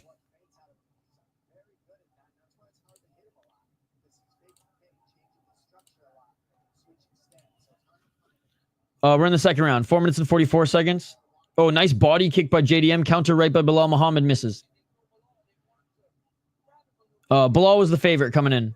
Pretty even fight. Belal impressing me on the feet. Absolutely. I'm not looking at the live odds, though, guys. Oh, nice right hand by Belal. Could have taken the first bite damage, which would be peak. Belal missing with the right hand. You know, Pope rooting for a Chicago-born brother. Body kick by Belal. Right hand by Jack Della. Jack Della trying to get that left jab going, but Belal reading it pretty good so far. Or now anyways, not so far, but now anyways, as we are in the second round. Go Gators! I don't really watch sports where you're not allowed to fight in. Nice right hand by Jack Della, missing with the left though. But go Gators. Calcio, Storico, ice hockey, box lacrosse, combat sports. That's my shit. Calcio Storico is so good. We're definitely going to stream some of that next summer. Or this summer coming up, guys. Front kick, but more of just like a little teep by Jack Della. And Belal Muhammad swinging a miss with his left and right. Belal skating around on the outside. Front kick by Della. You'll always have a place here, Handsome and Hung, and I hope you know that. You're a crazy motherfucker, but you are a crazy motherfucker. Nice left hook by Belal. Stars winning the Stanley Cup. They got a really good team. Oh, nice right hand by Jack Della. Oh, Belal with a nasty kick to the body. Belal's gonna throw more. Calcio Storico. I think Belal won round one. Hockey's goated. Jack gonna win this fight. Low kick by Jack Della. Calcio Storico is a mix of MMA, soccer, rugby, and American football. Oh, nice right by Belal. And it's an amazing sport. You can only play it if you were born in Florence, though. Belal has a chin. Belal needs to finish his combos with kicks. They are fighting right now. 2 minutes and 28 seconds in the second round. Belal goes for a takedown, and JDM blocks it. JDM is bleeding from his left ear because his little cauliflower ear friggin' popped. It's the Oilers' year. I hope not. I'd rather the Oilers win than the Maple Leafs, though. So if that's the sacrifice we have to make, then sure. 2:06 left jab by Jack Della, and they reset at center. 2 seconds. Belal's American, bro. From Chicago. Oh, okay. Looking for that left uppercut, but couldn't land. No. I will watch it, but I'm not going to cover it on the channel. Oh, nice right by Belal. Fun, tried to take down and got stuffed. But honestly, Belal's been doing good in the striking in this round. JDM's attacked up the middle is going to be key to him winning. We not seen Islam versus Ilya. Looking for the takedown here is Belal Muhammad, and a good defense by Jack Della. Great job by Jack Della Maddalena, but Belal landed a right hand. Jack Della Maddalena. Back to center. Looking for that jab. After watching PFL BFS card, had to take a break before coming here. Who's winning? I think Jack Della won the first round. The second round is close, but we'll see. We'll see if they give it to Della Maddalena. We'll check the stats after this round as well. 50 seconds on the clock. His parents are from Palestine. Just like one of my parents is from Iran, the other's from American, but I'm Canadian, bro. Well, I'm a dual citizen now, so I'm a halfer. 35 seconds on the clock. Oh, nice left to the body by Jack Della.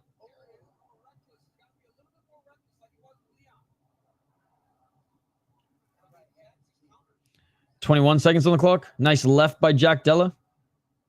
He's American Palestinian like I'm Canadian American, I guess. Oh, swing and a miss by spinning back fist. Imagine being more concerned with that in the chat than actually watching the fight right now. High kick by Jack Della and a follow-up spinning heel kick that didn't land, and that's going to do it for the second round. My religion is fights, dude. People punching each other in the face. Jack ain't going to win. Belal going to win. He's got God on his side. Isn't God on everyone's side? 2018 JDM. 2-0 JDM. Belal has been having a shocking amount of success from the naked overhand. Yo, what's up, Dave? Vancouver Island represent. My feed went down, so here I am. Yo, shout out to Big Daddy Dave, my Vancouver Island brother. Same, my mom is from Iran. Dad is from New York. That's so funny. Yeah, so dad from Iran, escaped the revolution in 79, landed in Mexico before he even came to North America, and mom's from Seattle. But they met on the West Coast on Vancouver Island, and here I am. Here I am. Round 3 coming up.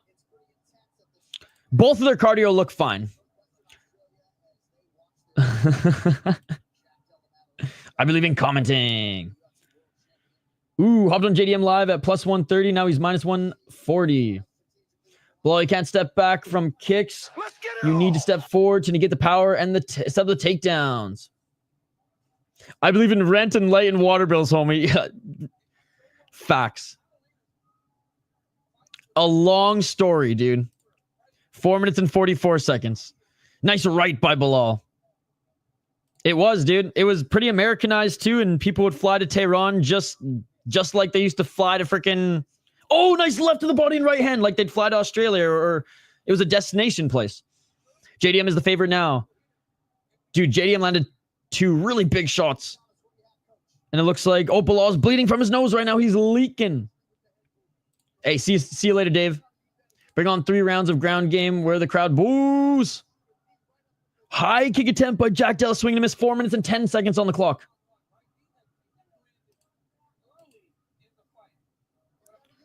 .402. Dovid, I should have known. I should have known that your name was Persian. I actually don't know if Dovid is a Persian name. It just kind of sounds like it. Isha is not a common Persian name either. Low kick by JDM. Looking for that high kick again, out of range. Belal has had success going to the body, but I think it's just because he hasn't successfully hit his target up high. Jack Della with a level change feint, I think, just to fuck with Belal here a little bit. 333, Jack Della. Double left jab, but Belal with a nice 1-2. I don't understand Belal's game plan. This pace ain't going to cut it for Belal. Yeah, Belal needs to start pressuring like he did against, well, Leon Edwards, Brady. 312, left hook by Della. It's a Jewish name, but my cousins all have real Persian names. Oh, okay. Well, that's a cool name nonetheless. Nice right hand by Belal. Game plans to pace him into a late finish, I think, like Brady. Oh, nice right jab by Jack Della. Belal did duck under the left hook and landed a 1-2 of his own. Significant strike, 60-53 for Jack Della Maddalena. Della never been 5 rounds. Wait, so the Eternal title fights weren't 5 rounds, eh? Shows how much research I did. 234. Neither of them look super tired, but Belal's never going to be tired. Oh, he just never went to a decision. He just finished everybody. That's why. Duh. 2 minutes and 18 seconds. Yeah, live odds, Jack Della minus 315. Oh, nice double left jab by Belal. Belal missing with the counter, right? You were saying no way and flipping out of your seat when Belal TKO'd Sean Brady. Absolutely, dude. I did not think that was going to happen. 2 minutes on the clock. Nice right hand by Jack Della. Muhammad ate that. Nice right and left hook by Belal Muhammad. I mean, oh, knee by Belal Muhammad. Who knew JDM for Shavkat would be for the belt? When he called out Shavkat, I was so excited. Now it's even more special because it'll be for gold. And Jack Della with another 1-2. Belal needs to stop headhunting. Dude, Belal's doing what we all didn't think he was going to do. Keep his promise. And not... Well, I guess he did technically shoot for a takedown. But still, 1 minute and 24 seconds. Belal with the front kick. Nice, dude. That's super cool. 109. Right hand by JDM. You got the finish, I'm pretty sure. Yeah, that's why. Nah, super old Persian name. Super old. 55 seconds. Some king's name back in the day. JDM's winning. 50 seconds on the clock, in my opinion. 44 seconds. Back at center. Belal walking forward. Feint. JDM with a pop left jab. Belal with the right uppercut. JDM with another left. JDM with another left hook. Dude, JDM's just landing the better shots on Belal. And in those exchanges, Belal's landing 1 or 2 good shots out of like 5, and JDM's landing almost all of them. But a nice right elbow by Belal. And he now looks for the takedown. Right hand by Belal. 20 seconds on the clock. Looking for the double leg late here. A lot of Belal bettors screaming at the TV. Dude, that's amazing. I mean, it's amazing what she did. Terrible that she had to go through that. Dude, our parents' generation and above, they're the real MVPs. Oh, Jack Della looking to take Belal Muhammad down. Belal Muhammad with some hammer fist. Belal Muhammad is grabbing the shorts of Jack Della, and he's going to be warned by Herzog for going full Muhammad Mokayev. Yo, don't go full Mokayev. Stay Belal. Don't go full Mokayev. Stay Belal. 4th round, ladies and gentlemen. It's Mother's Day in Mexico. It is Mother's Day in Minneapolis right now, too. Happy Mother's Day to everybody. God bless everybody here. Belal just ate those shots.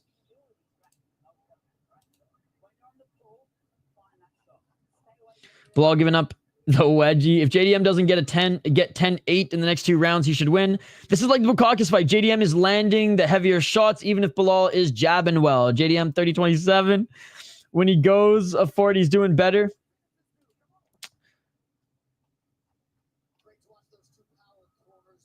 The deep water. This is a good fight. I respect Belal for the stand-up, but also he can't take him down. Mother's Day should be every day. Exactly that. Exactly that. Belal has been doing decent damage. He wobbled JDM a few times. Respect to the moms. I gotta stop betting on favorites. I always lose. Dude, the only time I bet is on underdogs who I think have a good chance to win. Belal's bugged out eyes. Doesn't he have a lazy eye? Oh, nice left and right by JDM. JDM running backwards like Chelsea Chandler. 4 minutes and 35 seconds on the clock. Well, we got 2 more rounds left, guys. JDM with the right hand. I don't think he took round 1 personally, but it was a close one. Nice 1-2 by Belal. And these are championship rounds, guys. JDM never fought a 4th and 5th round. That for a card that had a lot of good underdogs on paper, of course, barely any of them deliver. Left and right by Belal.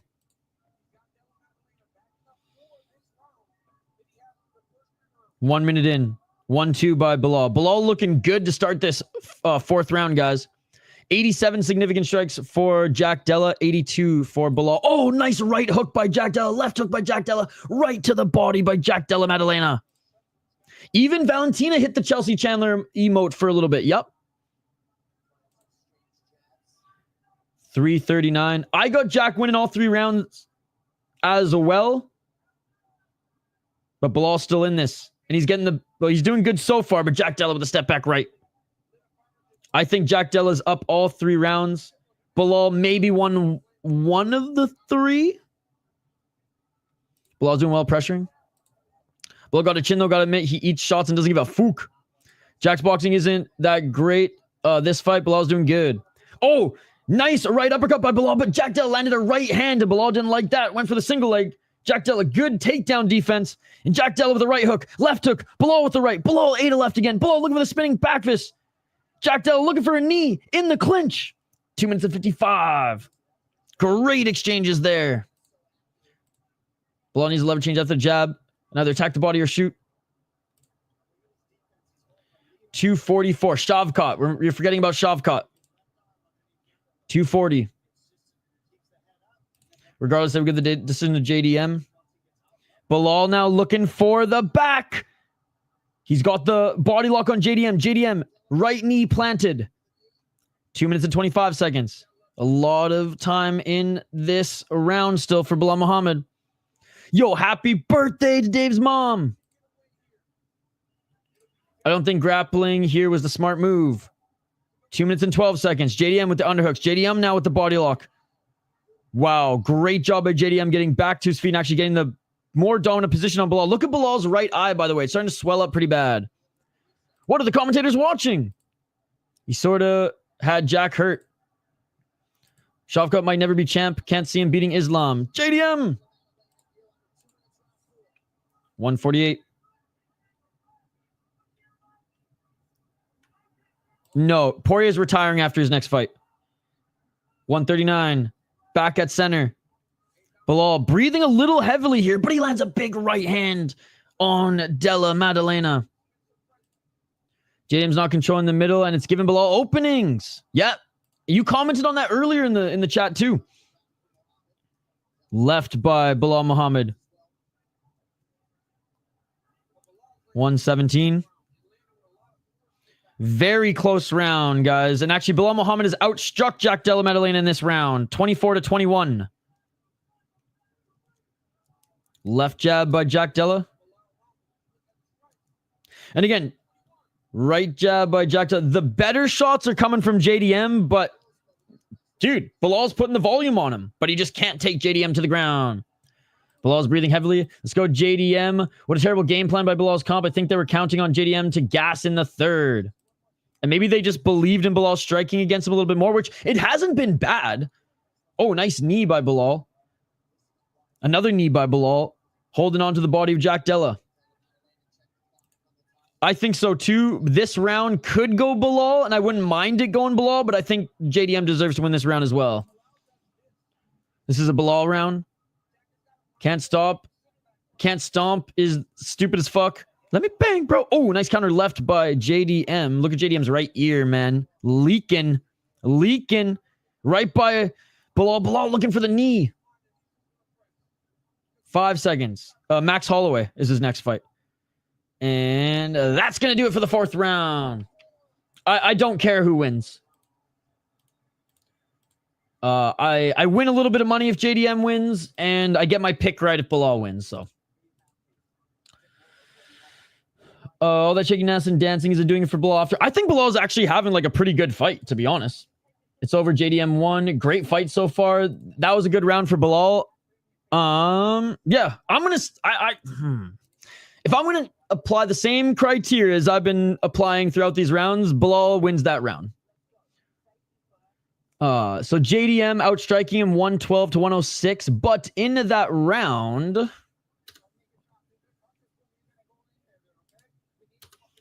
Okay, won't show me the round strikes. Yo, I have a 3-1 JD. Jelani, how was your fight? Guys, Jelani literally fought today. How was your fight? I'm not being biased. I'm telling you, I do not care who wins. I'm not being biased. I give 0 fucks who wins this fight. Personality-wise, I like JDM over Belal, but this fight is delivering, so at the end of the day, I don't care who wins because this has been an awesome fight. Going in, I said, would be cool to see JDM win, but the fact that the fight has been like this and a fun, competitive fight, even though JDM is up, I'm happy, bro. I'm happy. It's a win-win for me on both sides. 4 minutes and 42 seconds, so round 5, ladies and gentlemen. Let's get to it. Double left by Belal. Yo, what's up, Exploring the Car? Good to see you. 4 minutes and 30 seconds. Oh, nice body kick by Belal. And Belal's pressuring JDM here. Draw incoming. Belal going to go nuts this round. Pace pressure, and that's what he's doing so far. Low kick. Probably 3-1 JDM. Draw impossible. No 10-8s. Oh, nice step back left by Jack Della. Step back right by Jack Della again as Belal pressures him. Oh, big left. Another big left by Jack Della. Another left and a right by Jack Della. Belal's wearing it more. Belal take a sub. It was good. I got a quick TKO due to a cut. Let's go, Jelani. Jack Della Maddalena. Oh, just got cracked with the right hand, but Belal Muhammad bleeding under his left eye. Odds a lot closer now. Here comes the Covington pressure. Hey, you want some? Well, it's not over till the bell rings. What's that Randy Marsh quote? I ain't hear no bell. Oh, and Belal Muhammad just took down Jack Della. Jack Della tried to scramble. Belal Muhammad in half guard. I got a JDM up 3-1. But Belal Muhammad just got the takedown. JDM looking like a tall McGregor right now. Belal Muhammad looking for the arm triangle choke. He's in half guard though, so it's going to be tough to set up here. Now postured up. 2:56 in this 5th round. Belal finally got the takedown. And let's see Belal. Oh, nice. Left forearm strike from Belal. Shit. There's some left hands by Belal. Oh, left elbow by Belal.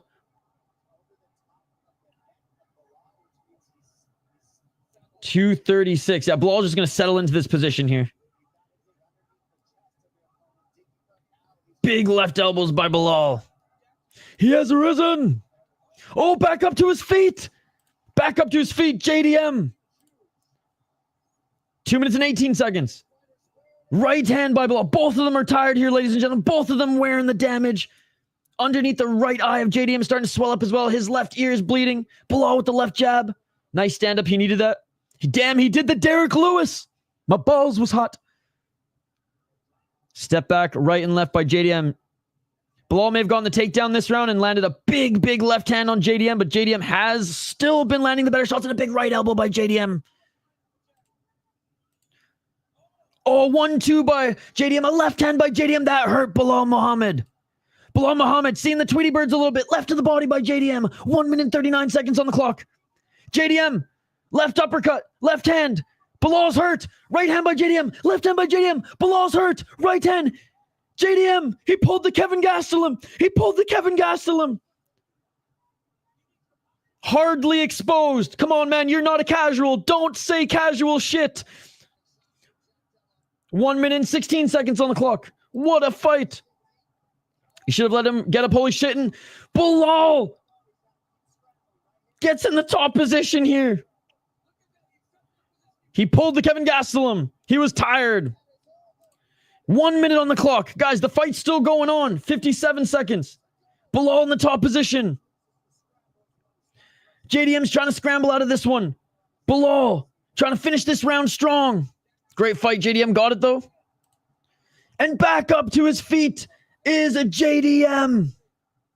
Knee by Belal as he's holding JDM up against the cage. No, JDM almost tripped him. JDM with the knee. 35 seconds on the clock.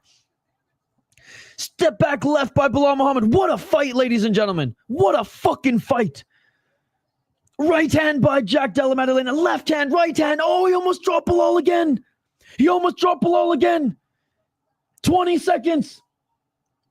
Left by Jack Della. Right by Jack Della. He's going to win this fight. Jack Della with the left. Della with the front. Kick. Left by Jack Della. And it is all over. What a fight, man. Standing O. Standing O. Jack Della Maddalena is going to win. Jack Della Maddalena. 4 rounds to 1. And he beat up Belal in the 5th round. What a fun fight, ladies and gentlemen. What a fun fight. What a fight. And no, it's Belal over. What a fucking fight. Belal was paid for the stand-up fighting to lose. And shut up, Sean. Belal took him down because he knew he was losing. That was so sick. 3-2 JDM or 4-1. Going away from your bread and butter in a title fight. JDM versus Gary. Shav versus Belal. Good fucking fight. JDM is a gangster. Yo, thank you so much, Justin. Bro, you already donated tonight. You didn't have to do that. My man, Justin, with another $2 donation. I will say this. Belal Muhammad has got an iron chin.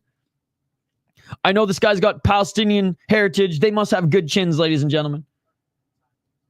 He's got a Mexican chin. JDM is a dog. Is all over and new. I got a 49-46. Never knew he was this good, bro. Bro, I don't understand how he didn't knock him out. JDM just lost me a lot of money for not getting the KO because Belal is a great chin, man. That was an awesome fight. Thank you for the live commentary. This is what I needed. No problem. I hope to see you next week or tomorrow morning for a little Kazakhstan mixed martial arts. Good effort by Belal. JDM. Bro, JDM is the next superstar. He's fucking sick with the entertaining as fuck and love the Aussie attitude. Belal is tough as fuck, man. Damn, he's got heart and a chin. Dude, I will say, my respect for Belal as a fighter rose after this fight. He got beat up, don't get me wrong. But he fucking continued to walk forward and throw down instead of just wrestle fuck for a decision. So, respect, man. He also called himself Canelo, but he's got to hype a fight somehow. Again, I'm not a fan of Belal, but I respect that performance, dude. Not the smartest game plan, but I respect he went full Japanese MMA for us. No! A lot of people were saying to bet JDM by KO, but I wasn't falling for that BS. Hey, I got my last pick wrong. I thought Belal would get the better of him in the clinch, and it was actually Jack Della. Dude, congratulations to the new welterweight champion of the world, ladies and gentlemen, and what an amazing fight. What an amazing fight. If Belal won that round, he would have won. It was 2-2 on 2 judges. Wow. Facts, props to Belal for standing and banging. Islam versus Ilya is vanquished.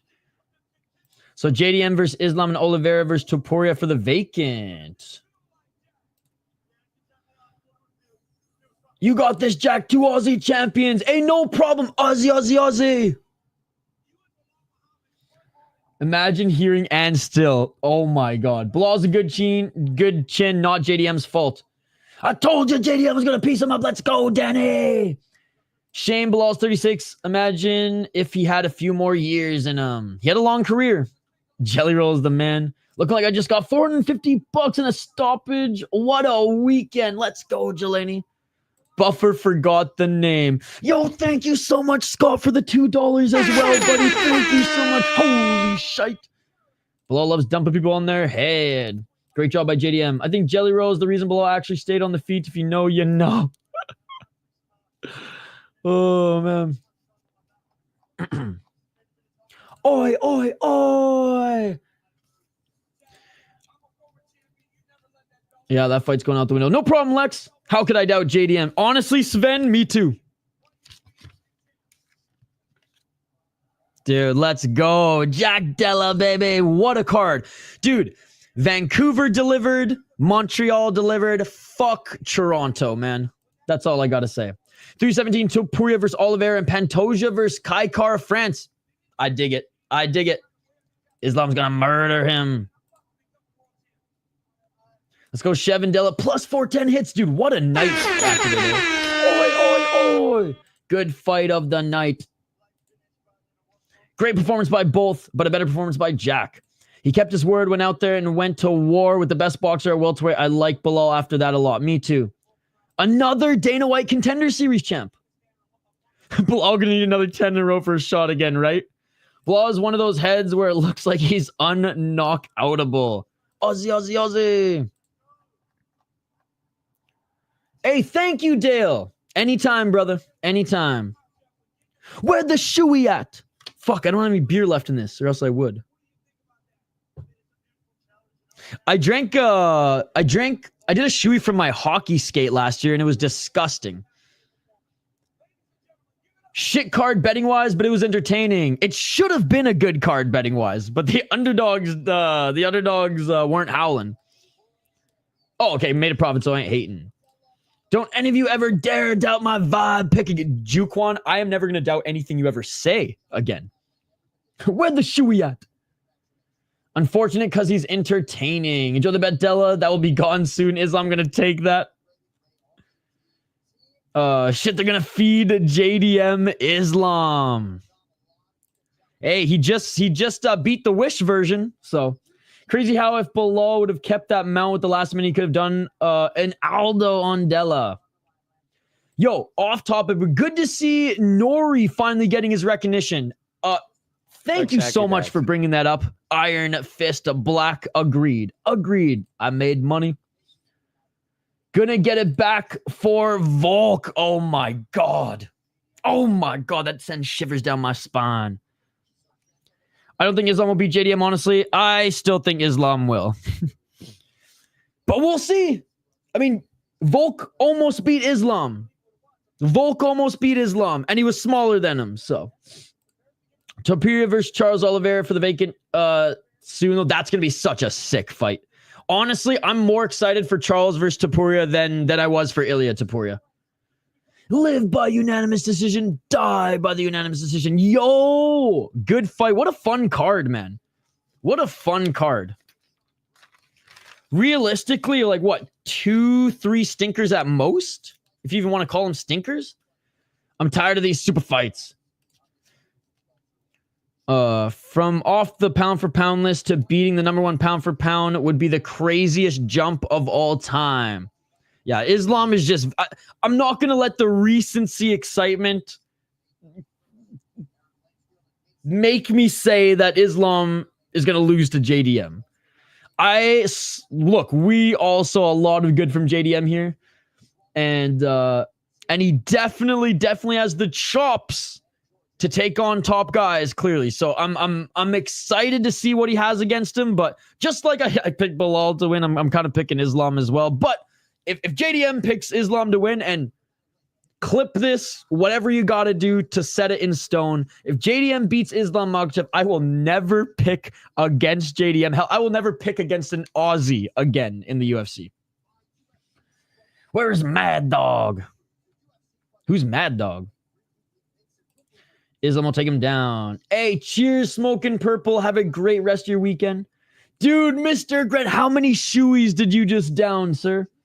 JDM, baby. JDM all day. I'm off to bed. Back to training tomorrow for my next fight. Guys, can everyone give Jelani a round of applause? He literally fought today, beat his opponent in Muay Thai, right? And is now in the live chat hanging out with us. Hey, have a great one, the Striking Ace. Islam vs. JDM is a banger. I'm so excited for that. I'll be live for Rise here in a little bit. Been a long day, though. Yo, guys, go support Ido Skatesman. Yeah, I don't think I'm going to go live for Rise, but I'm going to eat some dinner, and if you're still live, I'll jump on and shoot the breeze with you for a little bit. I'm going to be live for Octagon tomorrow morning, though. Islam put up a better fight than your mom did, but in the end, they both took it in the ass at the end. So, wait, Islam took it in the ass from my mom? Jeez. That's fucked up. I didn't realize he was that much of a submissive. Australia, the better UK. Sounds good. My mom fucked Islam Makhachev in the ass? That's news to me. Flopping around, refresh the stream. Belal lost flopping around. Man, I wish Islam would leave the Aussie champs alone. Dude, like, I don't really even want to go there, bro. JDM won. UFC did Belal dirty. They wanted Islam to move up. Belal won that. Belal did not win that fight. I don't know what fight you were watching. Belal did not win that fight. He won the fourth round, but he didn't win that fight. I'd be proud of my mom about the UFC champ. Oh my God. All right. I shouldn't have even read the comment. I took the bait. You didn't watch the fight flopping around. You didn't watch the fight. And again, no bias here. Before you say bullshit, I picked Belal to win. You didn't watch the fight if you think Belal won that fight. I'm not Indian, no. That'll make my eye go real crazy. Okay, shut the fuck up. You stunk up the division for a year, back to unranked. Hey, my respect for Belal Muhammad went up after watching that fight. I had it 3-2 JDM. I had it 4-1 for JDM. Fourth round was the one I gave to Belal, but first round was close as well. No problem, Blake. No problem. All right, guys. Dude, how am I so... Okay, I went running yesterday. I did some hill... I was just like, I did one of these. I'm like, how am I sore? I literally been sitting for fucking 10 hours today streaming. I'm Ron Burgundy. Go fuck yourself, San Diego. He had an amazing fight, but he lost the fight.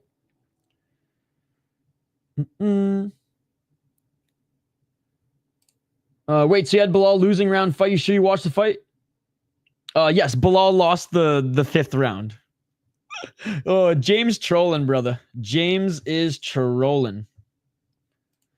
4-1 is wild to me, but scores were all over the place. Well, what other round did he win, you know? JDM outstruck him and landed the better shots in every round except for the fourth. And the first round was close, but again, it was Bilal's jab versus JDM's everything. Cantello hands. I mean, 37-year-old guy can't beat a 20. That's. I'm just gonna not even read the rest of the comment because that's the stupidest shit I've ever heard. 4-1 JDM Belal won't round. Sorry, Shanks, but it's just that's just a dumb thing to say, and I can't read the rest of the comment. I'm sorry, bro. We literally just saw Nakamura beat Sakuraba's kid. You know, and we see unks left, right, and center. Oh wait, was Glover Teixeira the champion? I forget. You know, like. Definitely age is a factor. Don't think it was a factor in this one. Bilal's cardio looked awesome and his chin was iron. So his age had nothing to do with this. Nothing to do with this. Not even a little bit. Sometimes it does. But bro, Nakamura just beat Sakuraba's son. Bunch of bias crybabies in this chat. JDM beat that man 5-0. I don't think he beat him 5-0. I think he beat him 4-1. Again, look, man, Ali in the playbook, if you guys are going to make fun of other people from being biased in the chat, you guys can't be biased for JDM. JDM won the fight, but he didn't win all the rounds. Big Red was yapping in my ear the whole time in my defense. This is why you're doing commentary, not stand-up. If you'd have ended the stream right after, go fuck yourself, San Diego, I would have cried left. Oh, that would have been good. He got a takedown the first two rounds for Belal. Round four. Now I'm going to send bias. I love JDM 4-1. In Australia, the small country, or New Zealand. Huh? I don't understand that. Again, man, you didn't watch the fight. I'm sorry. I love you flopping around. There's no way. I know the judges had it 2-2 going into the fucking fourth, but the judges' scoring was fucked, man. Ugh, all like their scorecards. It was 3-2 for me. No choice. Subscribe to you when you're watching Black Comment. I know. I'm just teasing. But again, like, the fact that you think Belal won the fifth round is concerning, James. 50-40 Belal, according to that one psycho judge earlier. There you go. Again, guys, I don't know why we can't just celebrate how awesome that fight was. It was an awesome fight. In my opinion, Belal showed that he's got dog in him and actually like took the fight to Jack Della Maddalena. Jack Della Maddalena, as we all said, if it stayed on the feet, he was going to piece him up, and that's what he did. But it was an awesome fight. I mean, I'd put all my life savings on Tom against Jones because we all know after 36, 37 years, you are not winning shit. I think that's a different circumstance. I don't think age is the factor there, Shanks. I don't think age... I think Tom Aspinall beats him because he's better than him. I think he's better than him everywhere. I don't think if John Jones was a heavyweight at 28, he'd be as good as he was as a 28-year-old in... or 28 or even 30 in at light heavyweight. Now, if Tom was a light heavyweight, John probably still would have beat him, but it's not like John tore through every single one of his opponents. What I'm just saying is I don't think age, unless it's like obvious wear and tear throughout their career, is that much of a factor. And the last 2 years of me covering MMA globally has proven that to me.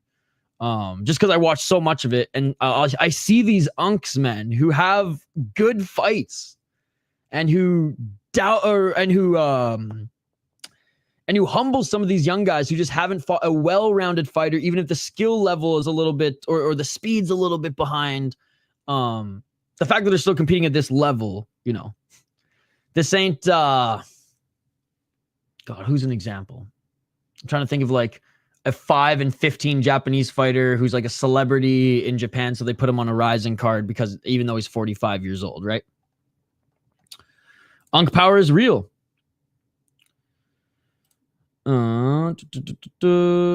Well, and like Belal's not even 38. He's 36. Wish we could have gotten Islam versus Ilya. Sean Brady versus JDM is the real future for welterweight. Maybe Buckley's in the mix too. JDM hit him with the more significant strikes in every round. I think in the fourth, actually, Belal was up by like a few. I think it was like 3 or 4. And honestly, like look good in the fourth round. So, the playbook room is making me sound like I'm arguing that Belal won the fight here. Who gets bonuses? It was a crazy night. Islam tweeted, time to become double champ. Didn't even say anything for Belal. Oh my God. Belal beats everyone else? Belal beat Brady, Ali. Dude, Belal beat the fuck out of Brady, Ali. Dude, come on, Ali. He beat the fuck out of Brady, dude. You're better than that, man. You're better than that. He beat the fuck out of him, man. Better than the last Canada card. Oh, yeah, dude. Like I said, fuck Toronto. The Vancouver card was awesome. The Edmonton card we don't talk about. Put the Montreal card delivered. If Ilya dominates Oliveira, we can throw him a title shot. Yeah. All right, guys. Oh, as much as I want to stay on and yap with you guys for another fucking 10 hours, it's time to go to bed. If Belal didn't lose this fight, he was going to lose the next one for sure. You just said, though, that Belal doesn't beat Brady. He literally beat his ass. And again, I picked Brady to win that one.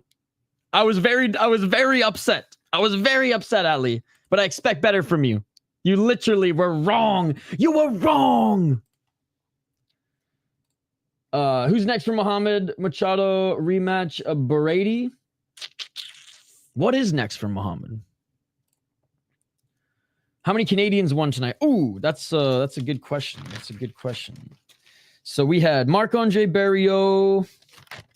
So 1, Jasmine. We had 3 win. 3 Canadians win.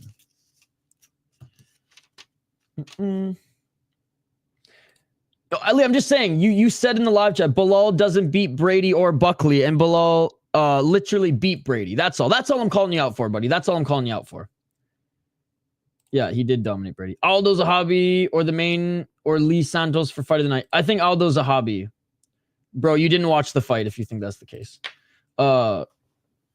He had a great performance. It was a fun fight, but JDM won. JDM won. Okay, guys, I gotta run. Again, some context now. You made the text. I called you out for it. Okay, you should have worded it better then, brother. You should have worded it better then. Okay, guys, I gotta run. I literally streamed 5 hours of KSW before UFC. It's time to eat. It's time to eat. Thank you guys so much for joining. I literally appreciate you all. I love the conversations though, especially when it gets heated back for yo, Ben. What the fuck?